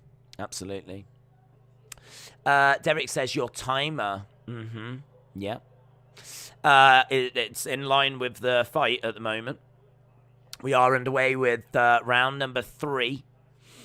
Does Masvidal look winded? Well, he has been taken down. He's been on his back. And he is struggling to get back up to his feet. He is battling. He's not just lying there and taking it. But, I'd say he looks okay at the moment. But it's really hard to get a read because he's down on the ground. So he's on his back at the moment with Colby on top, over at the side, and Masvidal just can't get back up. Masvidal just can't get back up to his feet. He's got Colby in half guard at the moment. And he's all over him. This is a Colby round, as I said. We got 1 minute 39. Masvidal down on the ground. Colby in half guard, all over him. Not unloading anything at the moment. Just getting control time, Colby. 1 minute 20 odds on the clock. He's trying to get round the back. He's trying to get round the back. He's trying to get round the back. And again, he's putting it on, but it's on the chin. He's putting on a squeeze and it's tight, but it's on the chin. And Masvidal gives a thumbs up to the ref, saying like, yeah, this is fine. It's on the chin. It needs to be under to choke him out. You can cause like pain and obviously discomfort. And I've seen people tap with it on the chin, but it's unlikely. Again, coming round and it's on the chin. Covington, 6 minutes 19 control time as Masvidal tries to make a move of getting up. 45 seconds on the clock. 40 odd seconds left. Strikes coming in. Covington round the back of Masvidal. I've got it 1-1. After this, it will be 2-1 to Covington. It will be 2-1 to Covington. Covington has dominated this round. 118 strikes so far. He's landed 64% of the 183 that is thrown. So Colby Covington in control. Looks like we're going to go into round number 4. Masvidal back up to his feet. Masvidal back up. Big strike. Big left hand. Nice work there by Masvidal. He's back up and again connects. And end of the round. That is 2-1. Some people will have it 3-0. And it's a really fun fight. It's a really, really fun fight. Maybe that last round was not the most gripping because Masvidal was taken down and he was controlled. But it's still a really, really fun fight. Masvidal needs to do something. He is down 2-1, said Eduardo. Colby doesn't want to scrap. Masvidal has celebrated every round, and that says it all, says Dort Knight. Colby is going to win by decision. He's already up after 3. I think Masvidal needs a knockout. It is true, actually. You make a good point. I have it 2-1, but I would not disagree with anyone that's got this 3-0 to Colby. So some of the judges, if not all the judges, could have it 3-0 to Colby. And that would mean with 2 rounds to go, Masvidal's going to need a finish. If the judges have got it 2-1, then Masvidal still needs to win these final 2 rounds. Either way, that mountain that Masvidal has to climb has got even bigger. So we are back underway. If you are just joining us, I've got it 2-1 to Colby Covington. Kick to the body coming in by Masvidal. Low kick coming in by Masvidal as well. Both fighters standing in the center. Masvidal bouncing around. Kick to the body coming in by Colby Covington. These two just looking at each other at the moment. Colby Covington coming in, looking for a takedown. Can't get it. Good takedown defense there by Masvidal. Masvidal's been able to stop 6 takedowns. He has still been took down 4 times, though. And again, Colby has got Masvidal up against the side of the cage. And he's got Masvidal on one leg. Jorge Masvidal taking a few deep breaths as Colby is looking to try and take him down. So Colby has got all of his weight leaning onto Masvidal, trying to get the takedown. Can't get it. Masvidal breaks away. Masvidal is got power in his hands all throughout the fight. If he can find that kill shot, then he can still cause damage. But right now, Covington has got Masvidal pinned up against the side of the fence. And really good work by Colby. He breaks apart. Masvidal keeps his hands up, looking for an opening. Masvidal not really throwing too much at the moment. And that's allowing Colby to get in and pin Masvidal up against the side of the cage. Masvidal is just not offering a great deal at the moment. It's good work by Colby. Colby definitely looks like he's gassing a little bit. I think his cardio will, of course, see him through to the end. Colby has got incredible conditioning, but definitely doesn't look as fresh as he did at the start. But, I mean, he's thrown 205 shots. Both of these guys have worked really hard. I would say that Masvidal is certainly showing that he's tiring.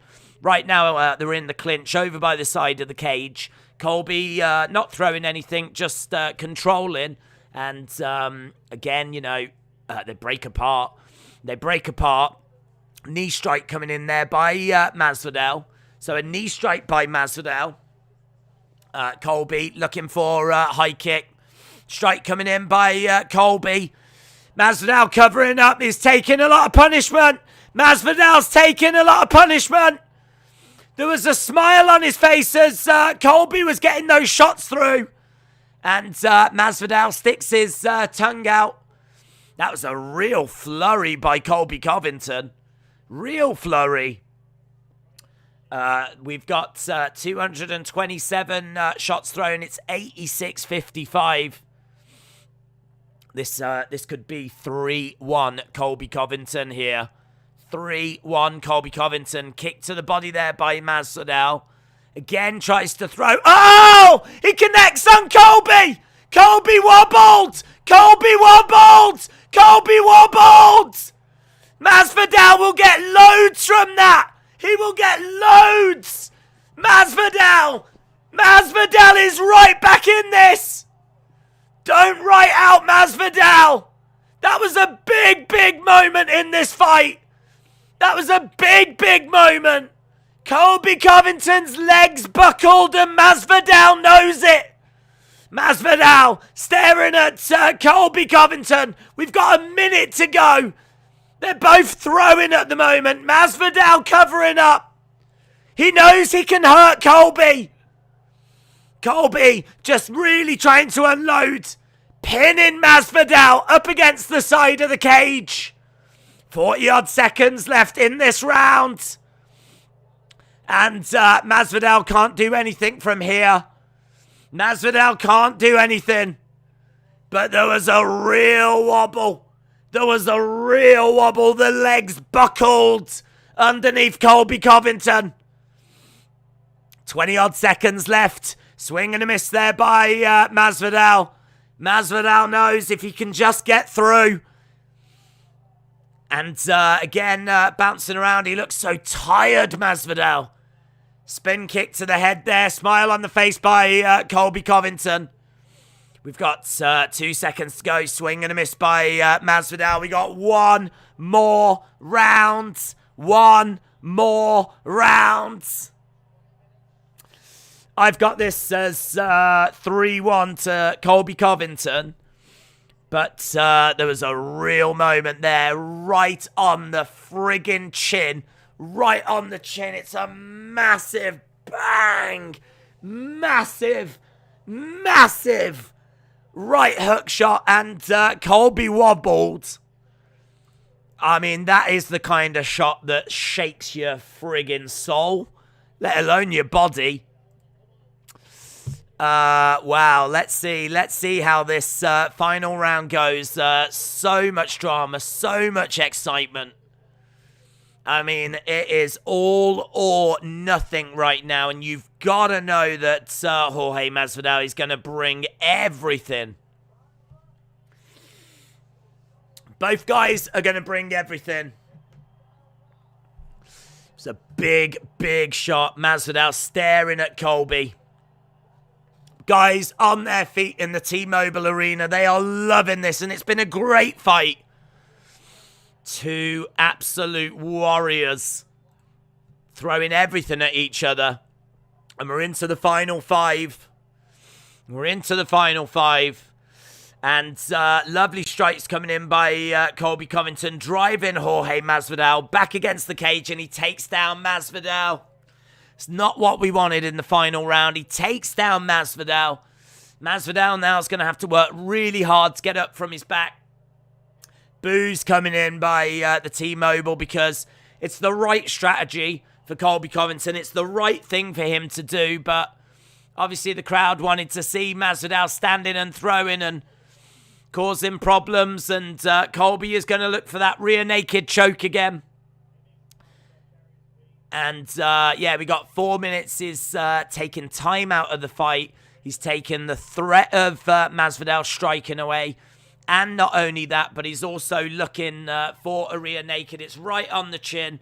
It's right on the chin. And Masvidal gives a quick thumbs up to the ref just to let him know, just to Herb Dean, just to let Herb Dean know that everything's good, everything's fine. Masvidal trying to scramble, gets back to his feet, does a great job,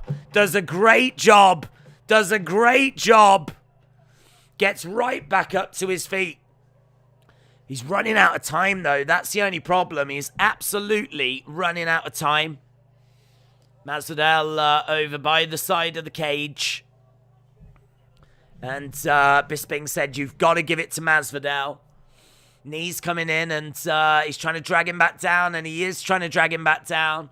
Colby Covington getting round the back of Jorge Masvidal. We got 3 minutes left to go.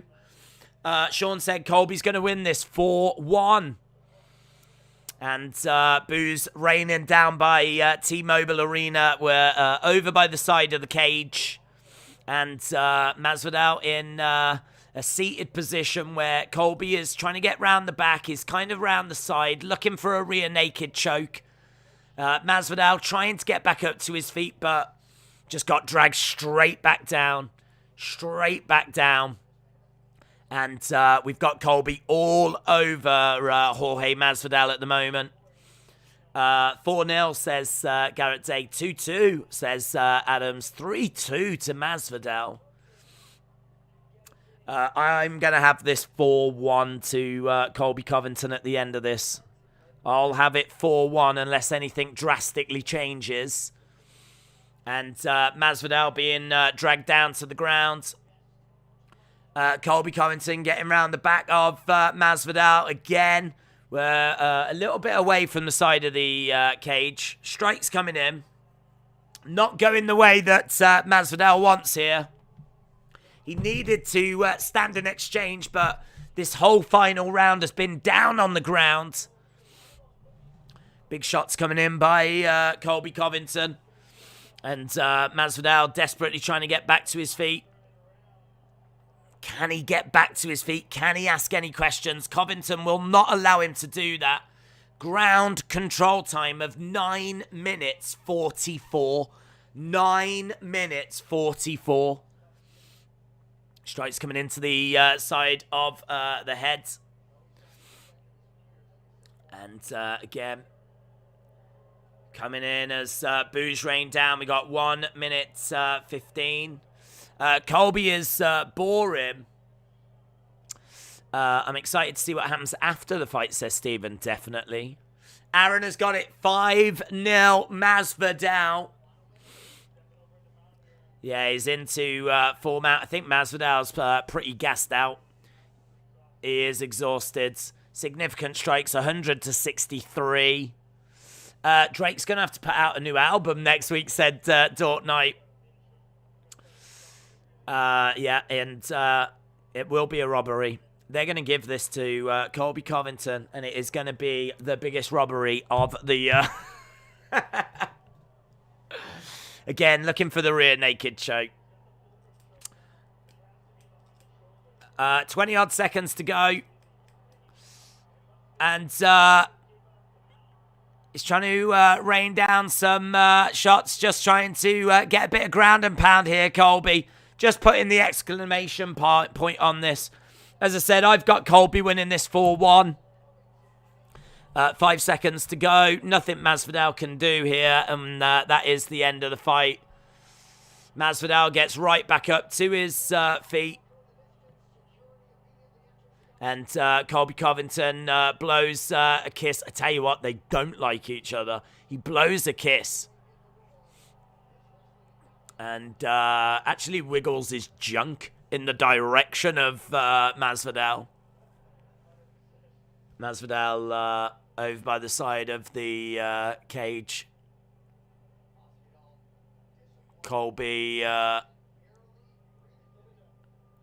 you what, these two will still not like each other. Yeah, they're still, look, we got security in there. Look, Masvidal's saying, come over. Come over. we've got security in there, and there won't be handshakes or anything here. These two legitimately do not like each other, and honestly, that's great. That is exactly what this fight was sold on. And if they were about to kiss and make up, shake hands, go, listen, it was all business, I think that would have been disappointing. But they're just going through how the rounds have gone. I've got it 4-1. Put it in the chat how you've got it. Be interesting to know how you lot have scored it. I've got it 4-1 out of the 5 to Colby Covington. Well deserved. Let's go. There's a reason why Colby is number 1.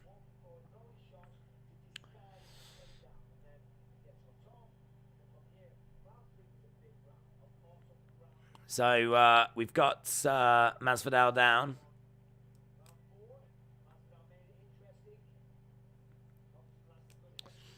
Uh, 5-0, 4-1, 5-0, 5-0. New BMF champion. A new BMF champion. Boring fight, says Sam. 5-0 Moicano. I love that. Shout out to you. Colby cheated. He did. He cheated by getting 6 takedowns. Right, we got Herb Dean has got both of the fighters.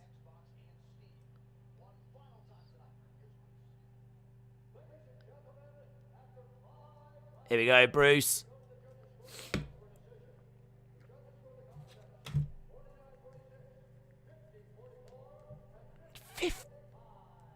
Jesus. Colby gets it. 49-46, 50-44, and 50-45. So one judge had it 5-0. Another judge had it 5-0, but one of the rounds being a 10-8. And then another judge had it, is it 4-1? Right, Joe Rogan going over and speaking to Colby. It's such an honor to be next to you. Colby shouting out the first responders.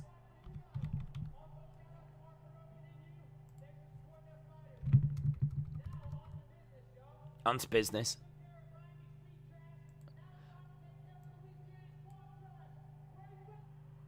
So he calls out Dustin Poirier.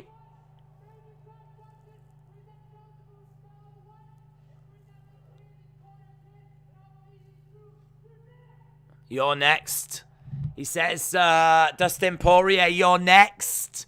So he calls out Dustin Poirier.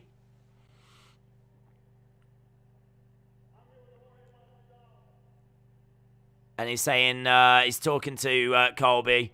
No handshakes, no affection.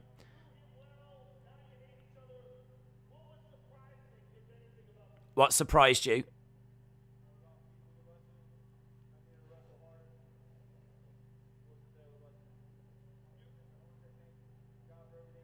Masvidal said his wrestling just wasn't good. He wants Dustin in, yeah?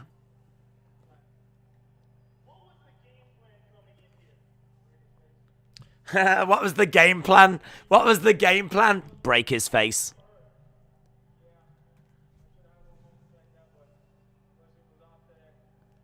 Masvidal said he should have had more moments like when he wobbled him, but his wrestling was off. That's a tough one for Masvidal. That's a real tough one. Yeah, it's a tough one. Colby celebrating. He's got the stars and stripes around his shoulders.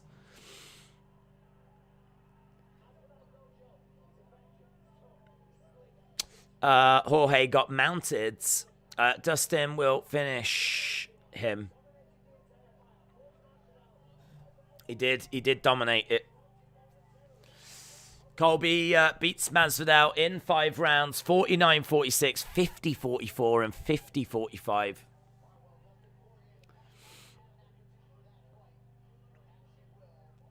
They just said that Poirier doesn't, in the past, hasn't had an attitude or an appetite for that fight, but maybe he will now.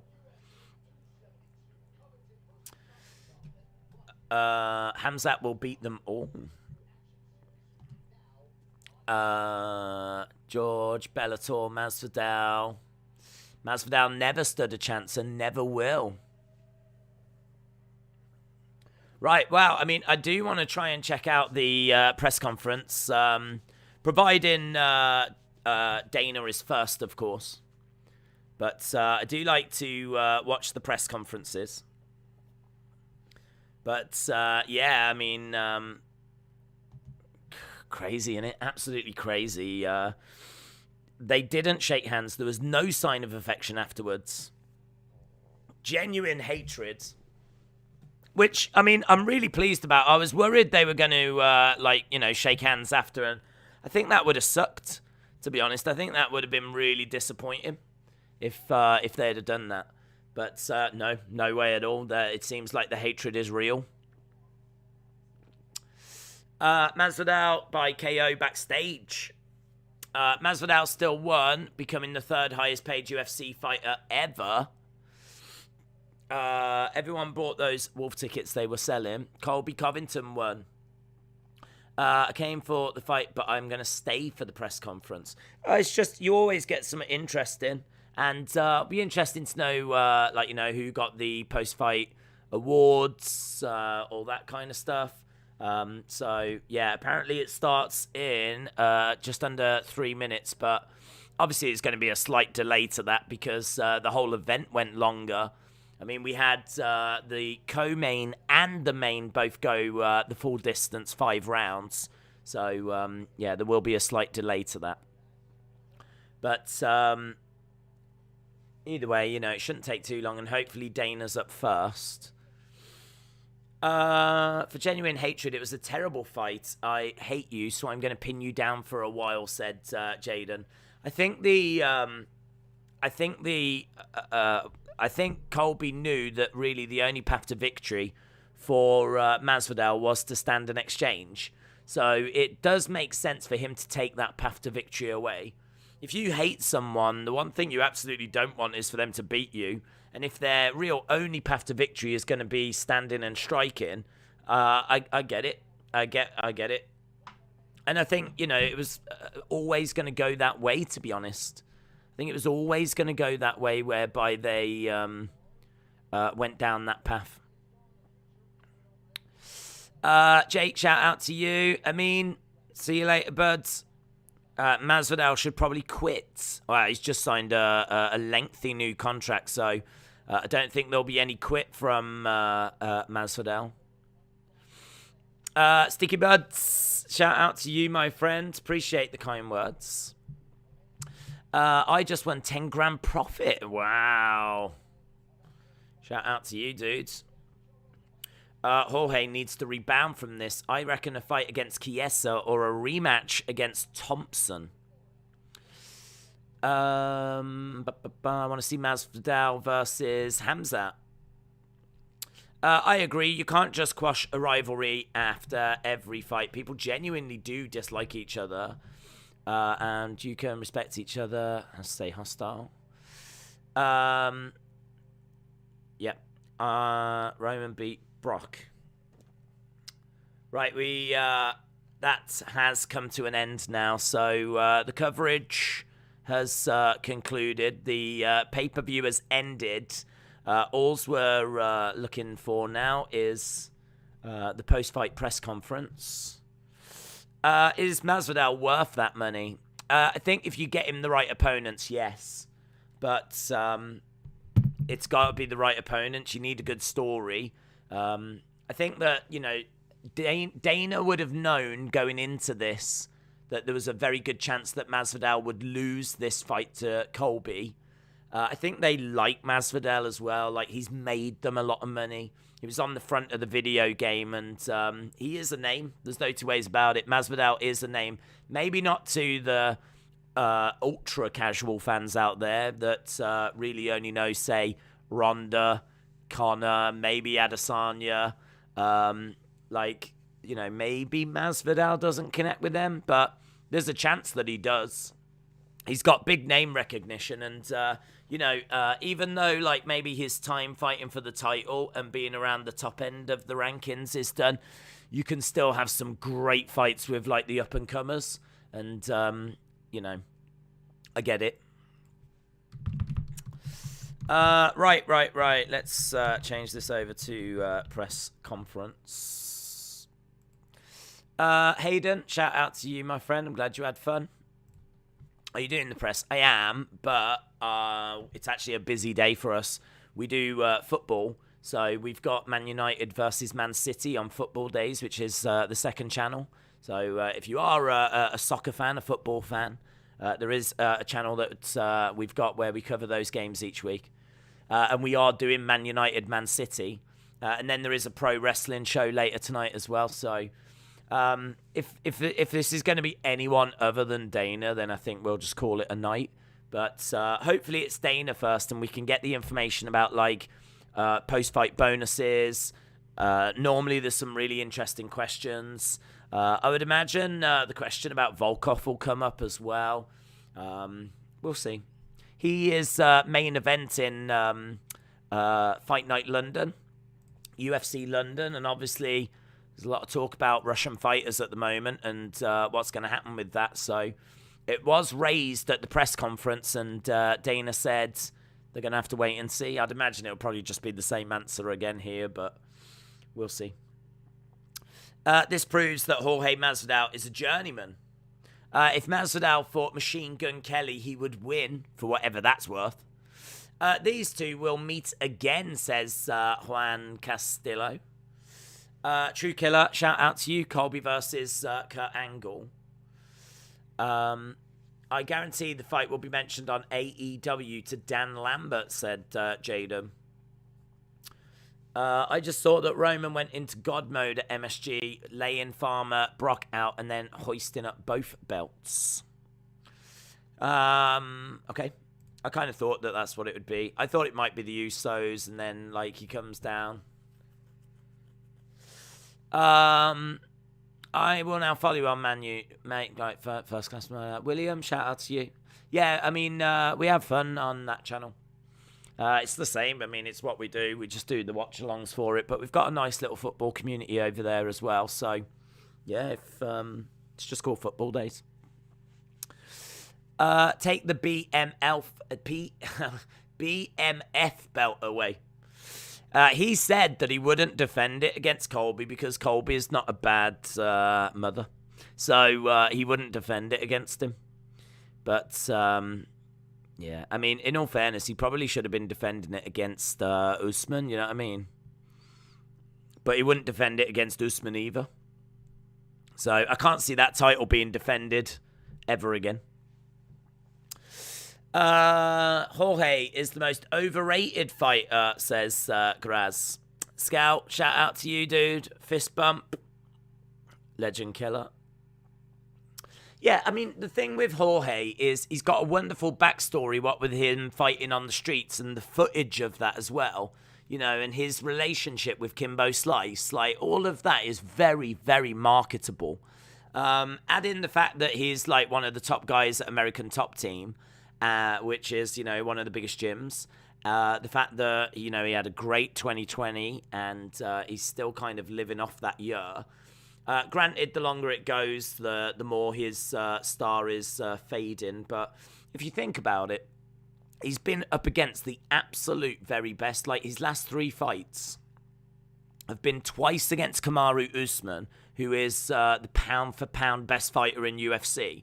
And now he's just lost a 5-round decision to Colby Covington, who is probably the second best welterweight in the world. So, you know, how would Masvidal fare against some of those fighters just a little lower down? Like, there's no shame in not being the best or the second best. Like, it's fine. He is a fighter, and there's still plenty of great fights for him. So, no shade for me on Masvidal. He's not the best in this division, and he's not the second best. And you know what? That's all right. That's all right. He can be a great opponent for some of those up-and-coming fighters. Britain has been disrespected, says Pineapple. Days, what a fight. I had it 5-0. Well done. And the new, says Edwards. He got tired from hugging Mr. Huggington.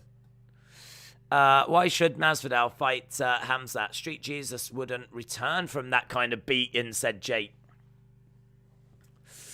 Well, people would tune in for it. I think there's definitely a story, a narrative of, losing to Usman. Who cares? Everyone loses to Usman.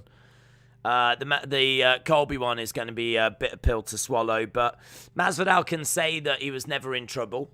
He can say that, all right, he was controlled, but he was always in the fight. He can say that he rocked him in the 4th, and he would have rocked him in the 5th if he hadn't have took him down, and, he just couldn't get back up. So, he can say that, and they can build him back up for a future opponent. He's all right. He's all right in my book. He's just been given a new contract, and I can see why. I mean, in this game, you're either the best or, you're worthless. I mean, that's how it works, isn't it? You're either the best or, you're worthless. But it shouldn't be that way because, as we said, we're watching people that love to fight, and this guy came up from the streets, man. I got a lot of respect for that. Right, we've got Mitchell, I think, that's out there.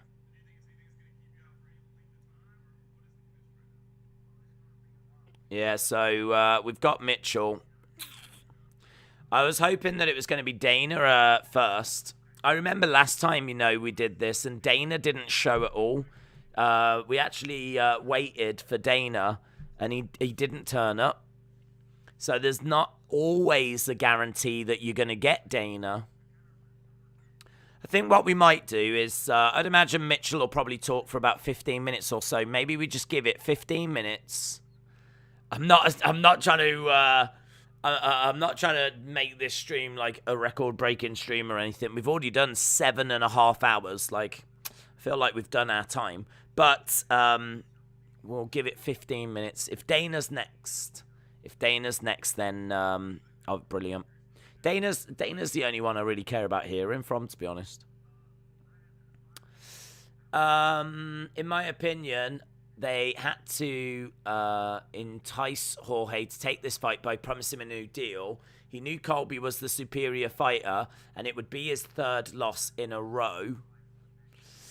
I feel like he was a bit slower and was a little KO cloudy from Usman. Colby barely hit him, and he went woozy. Mike Skinner's going to get all the royalties if you keep mentioning the streets, says Talk Night. Hayden said 7-hour streaming. Mm-hmm.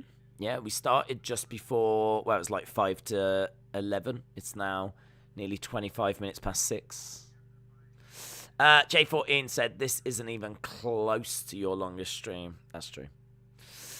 Chop Suey doesn't understand this sport. Colby is a hugger.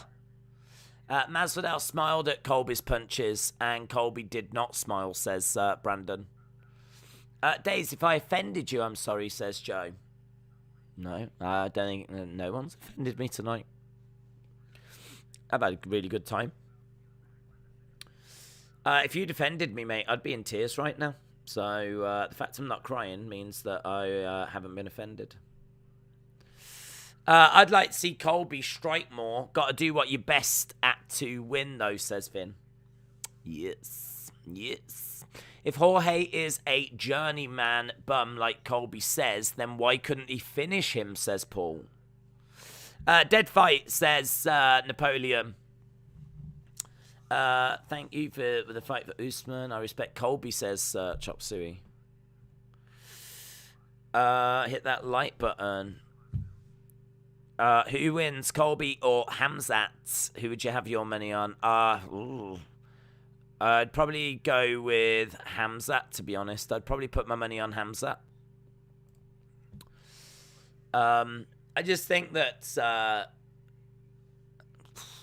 Again, it might be recency bias, but I think Khamzat is really looking like something special. Colby's been through a few wars as well. Like, you know, he's how old? 34.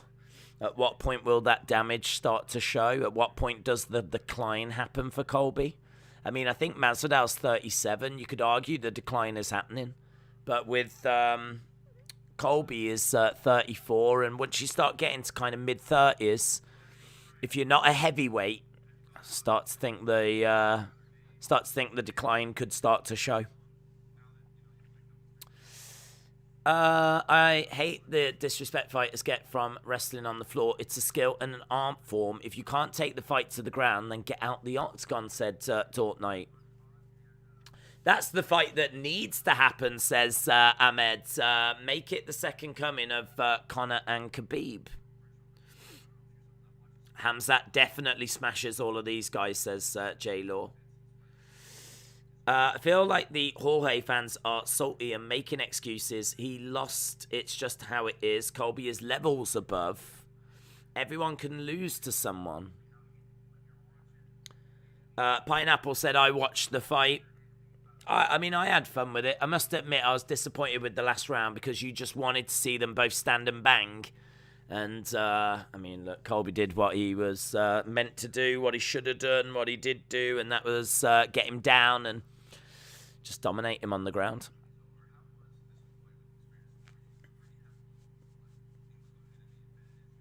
So they're just asking Bryce Mitchell how the fight week went.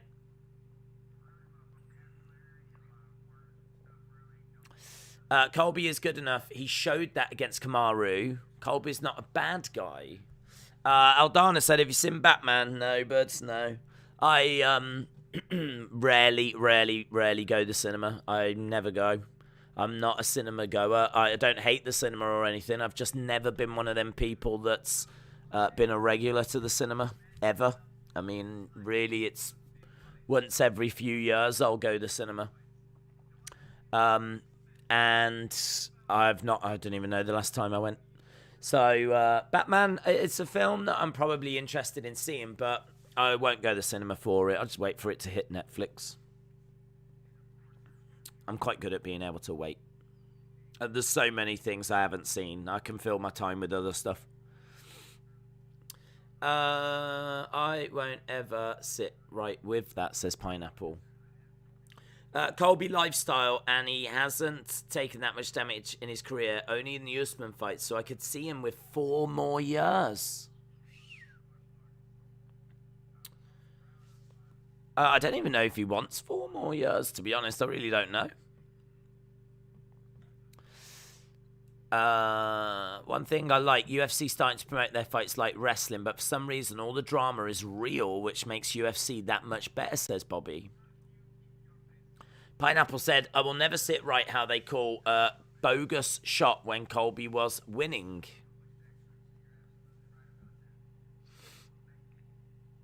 Right, still hearing from Bryce Mitchell.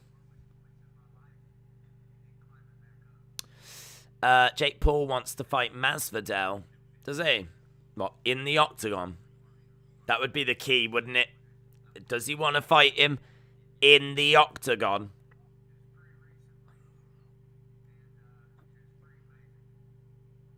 Masvidal should not take that fight if it's not in the octagon. At least we got a woman low blow. Absolutely. I think Colby should get a third rematch against Usman because Kobe won the second, says Bobby. Khamzat has already beaten African fighters. This wouldn't be his first. Right, still just waiting to see if we are going to get Dana next. If not, we're definitely going. Definitely. If it's not Dana next, we're definitely going. I love you guys, but I want to have something to eat and then get some sleep before we've got to do Man United, Man City. From what he tweeted, it looks like he just wants to fight him. Did you see Roman busted open Brock? No. I've been here. been here doing this, living this best life. Masvidal would beat Jake Paul in a boxing ring, let alone an octagon. You might as well have paramedics ready.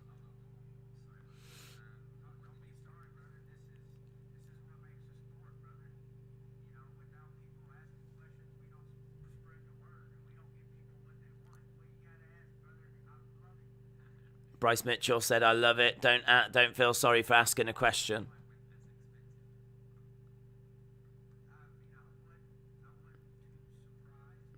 Colby winning, George would win, Jake Paul next.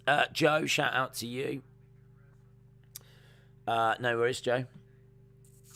Appreciate people joining us. It's great. It's how we spend pretty much every Saturday night, to be honest. Every Saturday night. I mean, I don't even know, for the past few years, we've been doing all the fight nights. It's that we don't only do the big pay-per-views, we do all the fight nights as well. I think we've got a great one coming up. Santos against Ankalaev.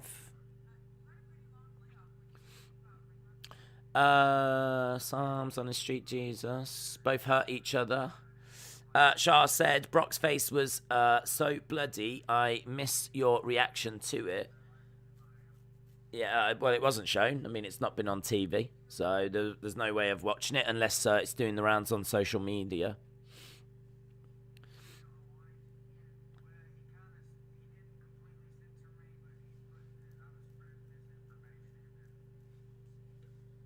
Is he talking about Ariel Helwani?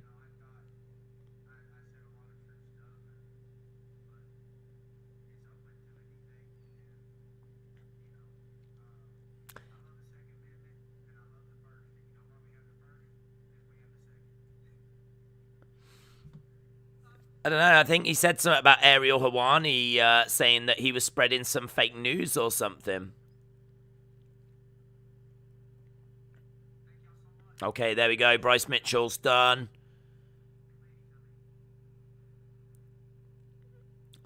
Bryce Mitchell's done. Right. Anyone other than Dana, we're going. If it's Dana, if it's Big Daddy Dana, then we're in business. I'm hoping it's going to be. What are you going to have to eat? Don't know. We haven't really gotten anything exciting him. Genuinely don't know. I'd have to have a look, see what we got. It's going to have to be something quick, because I just want to eat, go to sleep, get up, boom. Man United against Man City. It's a big, big game. I hope they use Days in the Rev 4 remake. I do as well. Helwani is bigger than Dana White. He lives rent-free in his head. Big Daddy Dana. Masvidal was looking a bit sluggish. Edward, shout out to you. La Guerrera, a lady low blow. It's still the highlight. That's what I want. If I was there, I'd be like, Dana, can we please get an update on your nan's Lady Garden, please? Thank you. I mean, in all fairness, I ask him that question every pay-per-view. He has never answered it. But hopefully today's the day.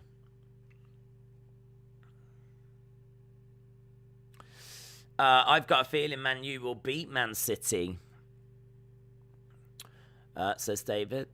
Masvidal will get his revenge. David said we beat Burnley 4-0. It wasn't really worth watch my garden. That was clickbait, says Bonkers. Oh my God, what if they were talking about the Lady Garden? What if that's what they meant when they sent that tweet out of keep an eye on the garden tonight? What if they meant the Lady Garden? They knew all along. They knew all along. Fair play. Well done, WrestleVotes. Great tweet. For those that don't know, WrestleVotes sent a tweet out saying, watch the garden tonight. Everyone thought they meant Madison Square Garden, but I think what they meant was Yan Janan's Lady Garden. God, they're so good. Clever. McGregor versus Masvidal at flyweight would be good, said Jake. How do you feel about the fight? Do you think they'll fight again? No, there's no need to do it again, to be honest. It was pretty one-way traffic. There's nothing there to suggest that if they went again, there'd be a different result. So I'd be more interested in seeing Masvidal go up against some other people. Right, we're still waiting. We just had Bryce Mitchell, but we're waiting to see who's going to be next. He was right. He was right. We should all apologise to WrestleVotes. Called it. J-Law said, can I volunteer to help Yanan recover from that? I am a specialist. Yeah, but didn't you have to go to court for that? I did hear about this, J-Law. I think, didn't you go to court? And wasn't there, like, restraining order and everything? I don't think you're allowed anywhere near Yanan's Lady Garden, bud.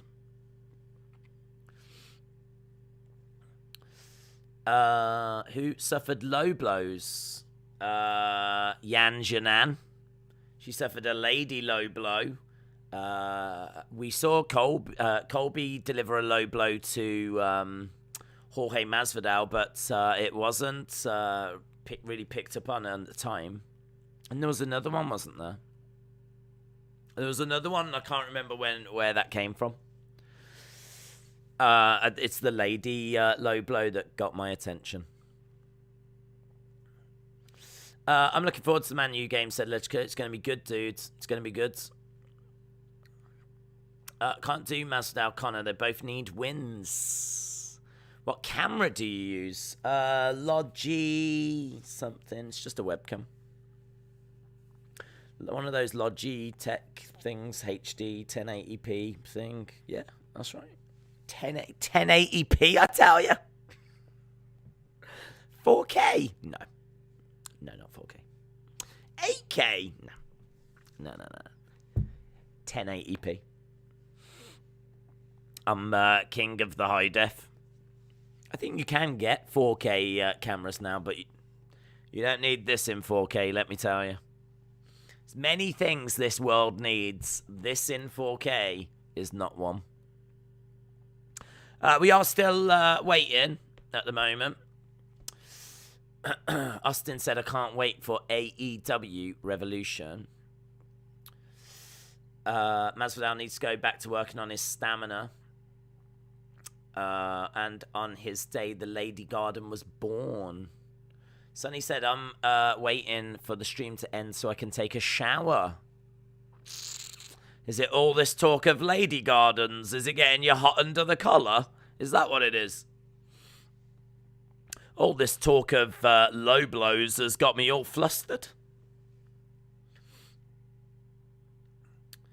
Dan Henderson was 45 and 46 in the second fight, says Bobby. I feel like we're in a different place now, to be honest. I mean, I feel that you can keep going into your 40s, but we just don't tend to see many good results. Although saying that, Glover Teixeira, it's always an exception to the rule.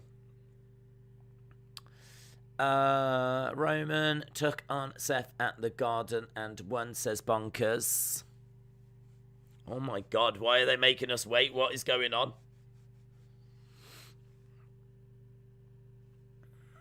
I don't know where Big Daddy Dana is.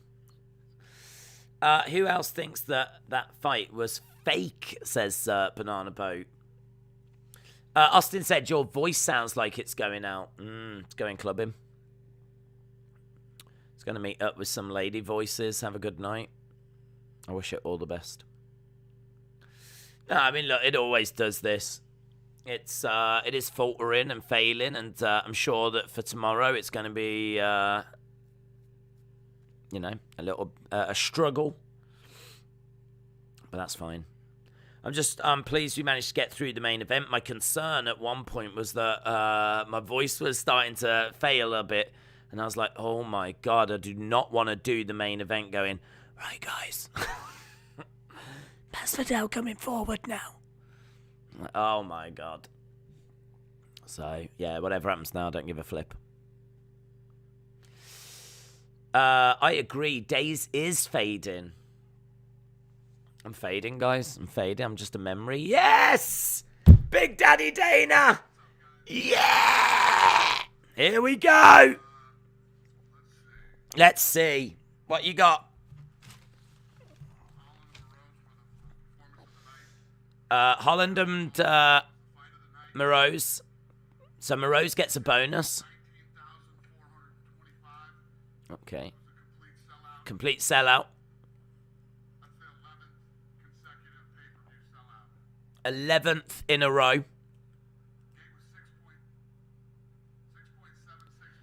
6.7 mil. 7 all time for Gate. So 7 for T-Mobile and 14 all time. So main event gets fight of the night.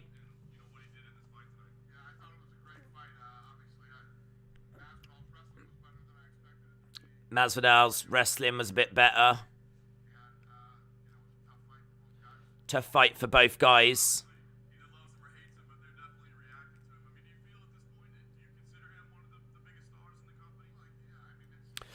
That's amazing, isn't it? The 7th biggest event in T-Mobile history tonight. The 14th biggest in UFC history when you look at the gate. They're asking, what do you think about Colby?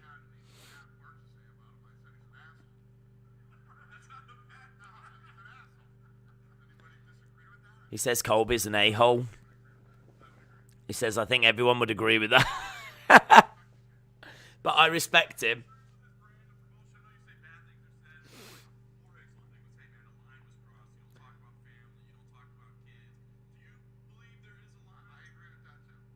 Dana says, I agree that you should never talk about the wives and the kids. What next for Colby? He's called out Dustin. I don't think Dustin wants that fight. Yeah.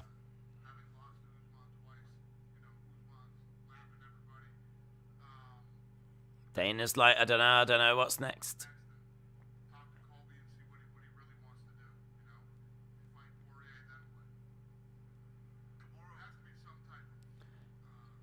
Dana says there has to be a next plan. You can't just fight Poirier and then what?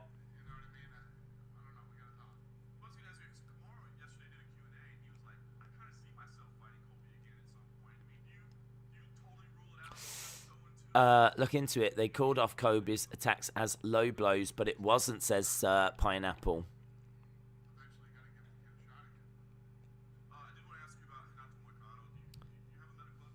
Update on Moicano. He's gone hospital.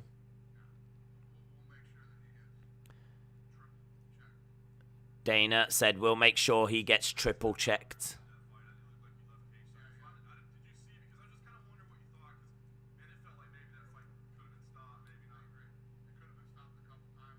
Dana said it could have been stopped a couple of times.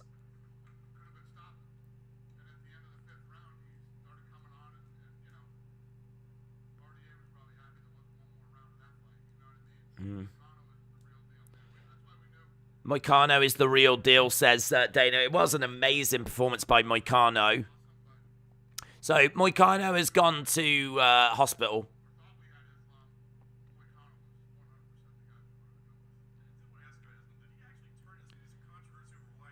Yeah, they're asking about why did Islam turn the fight down.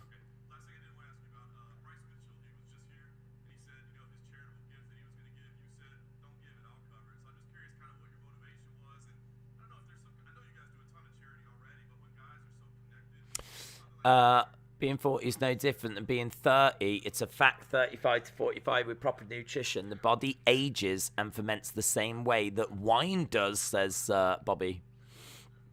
Moicano won that, he did, yeah. I'm surprised that Dana hasn't said that he was robbed.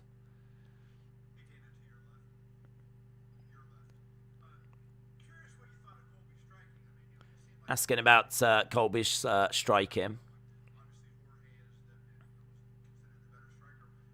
I don't really know what I'm waiting to hear him talk about. I suppose I was waiting to hear like what got the fight bonuses, and the Ukrainian girl got one, which is great. And the money, how much it took, is impressive. Obviously, no pay-per-view numbers.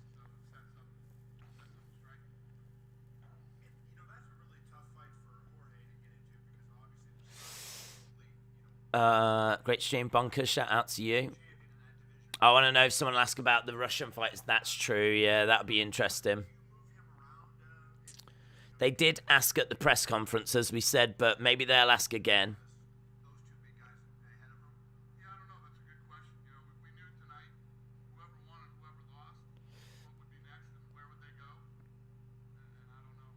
Okay, he says, I don't know what's next for the winner and the loser at the main event tonight.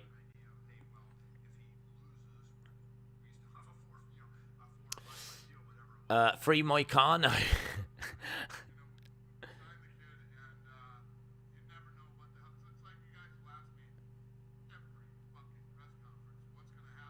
You lot ask me every effing press conference what's going to happen next. I don't know.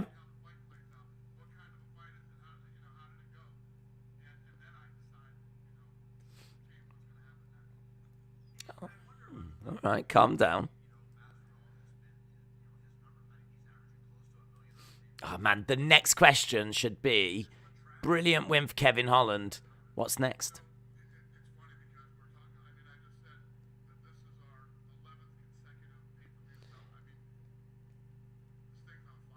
11th sellout in a row.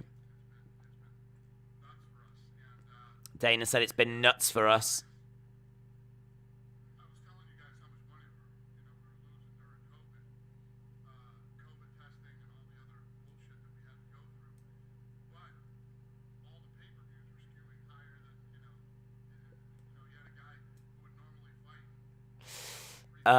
Nate Diaz versus The Rock. Colby has been abused by the UFC, says Pineapple.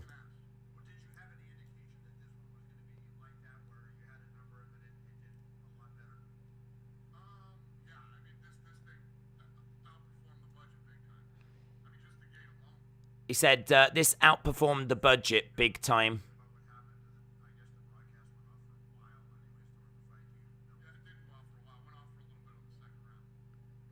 Oh, apparently the broadcast failed a little bit on the second round. It didn't fail here in the UK.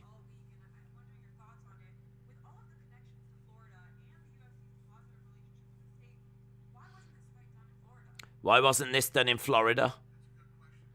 And Dana says, I don't know. It's a good question.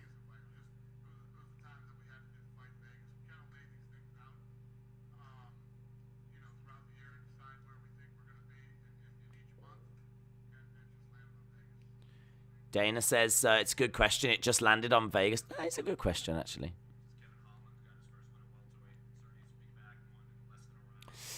I didn't know that pineapples could talk. They can't, but they can type.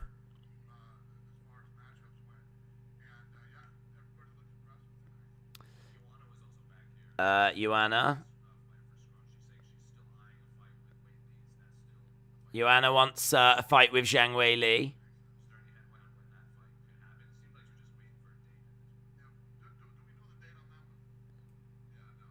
No, they're trying to get Joanna and Zhang Weili again. I mean, that was the best women's match I've ever seen.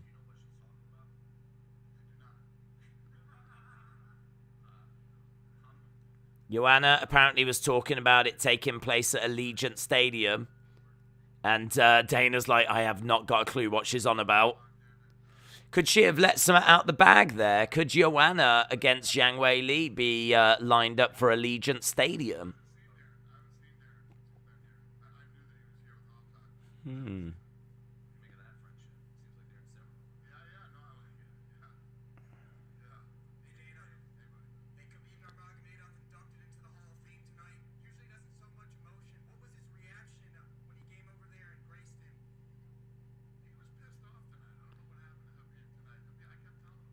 Dana says that Khabib was off tonight. I don't remember seeing a video package about Khabib going in the Hall of Fame. I don't remember seeing the video package at all.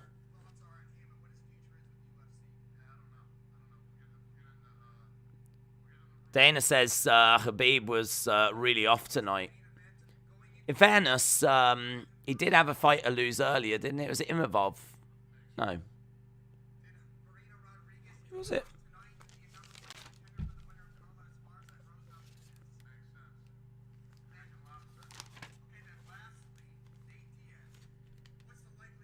Ulanbekov.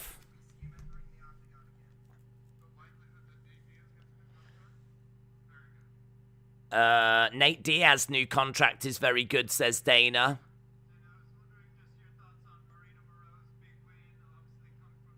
Marina Moroz. Zhang against Joanna all day, no time limit.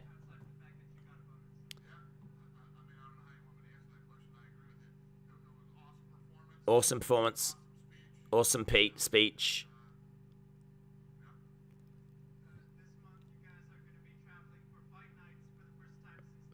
Fight night. Exciting.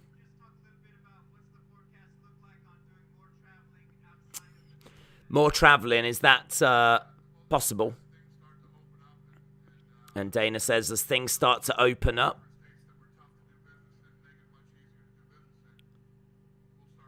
we'll start going to them. And there's a lot of places to hit. I know Africa have been making noises about wanting some up.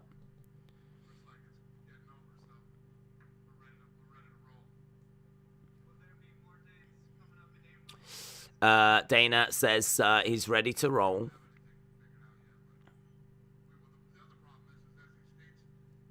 Like Rose, the first fight was very good, but the second fight, I'm still down for seeing it.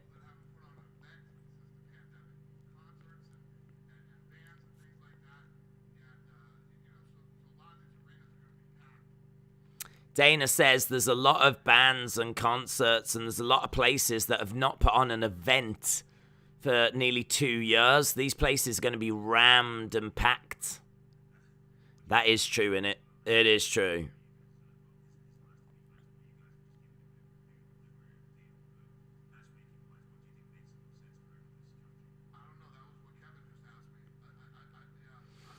Just asking again, more questions about what's next. He said rankings will come out on Tuesday and we'll make a decision from there.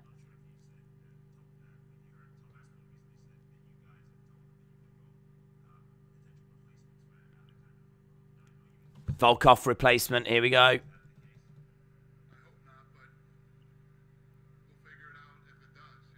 He says, I hope not, but we'll figure it out if it does.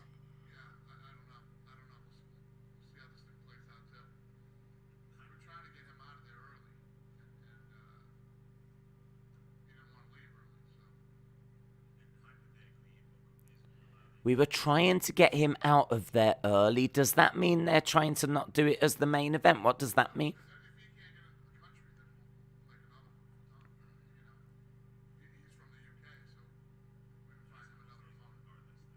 Dana said if we can't get him in the UK, we'll find him a different opponent.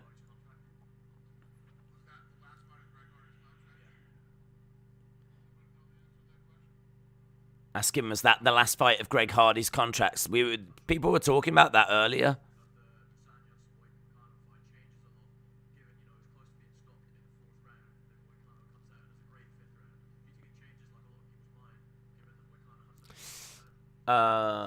It's clear as day. First it was low blow. What if they were told to not ask Dane about Russian fighters? Wow. One just did. So he didn't listen.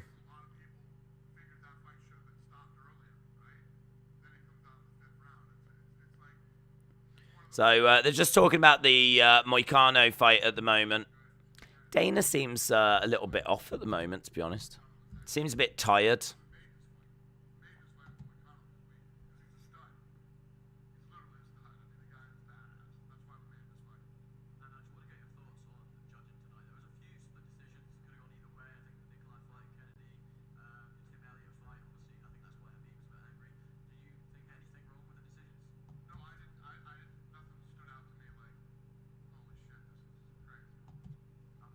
Okay. They should ask if Hamzat versus Gilbert is confirmed. How far will Umar go? Dana says, I don't know. Well, Dana, thanks.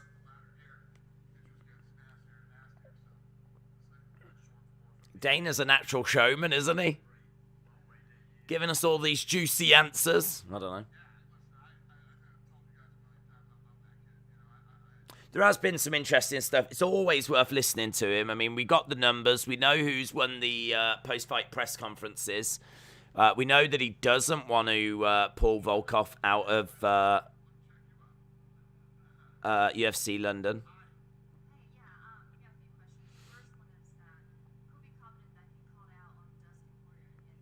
Colby called out Dustin.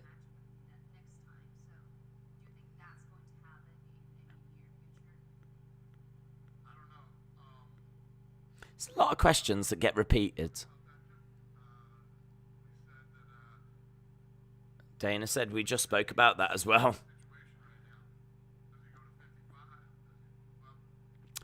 Putin versus Oddjob. Who would win? Oddjob, he's got the hat, hasn't he? He's got the... Of course he's going to win. Rob, shout out to you. A Ukrainian woman shot down a Russian drone with a bucket of cucumbers.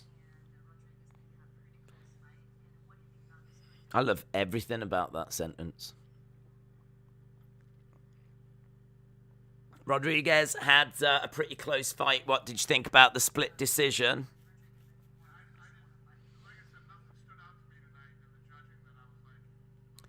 Dana said, nothing stood out in the judging that I thought was ridiculous.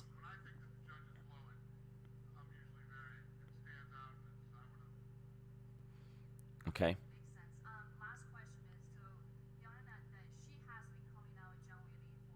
Yeah.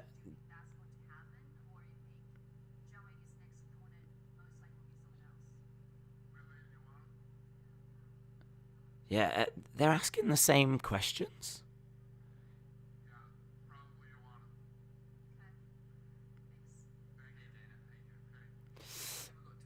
What else can you do with cucumbers? Oh, face mask.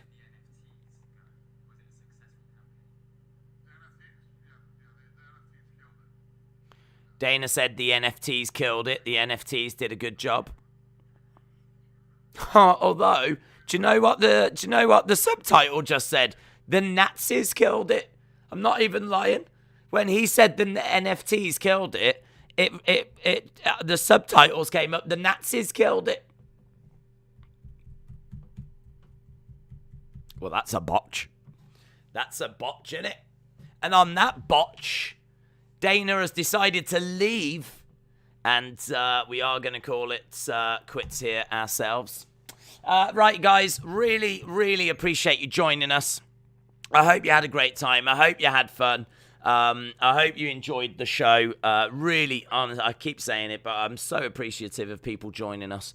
It's not lost on me that I would just be sat here on my own throughout the whole thing. So it really is appreciated. If you do enjoy the streams and you're not subscribed to the channel, hit the subscribe. Don't bother hitting the notification bell. Don't do that to yourself. Right? You don't need notifications. Just drop back every Saturday when UFC's on and we'll be here live doing UFC. So really appreciate the support. Thank you so much. And hopefully I will see you again next time. Bye for now.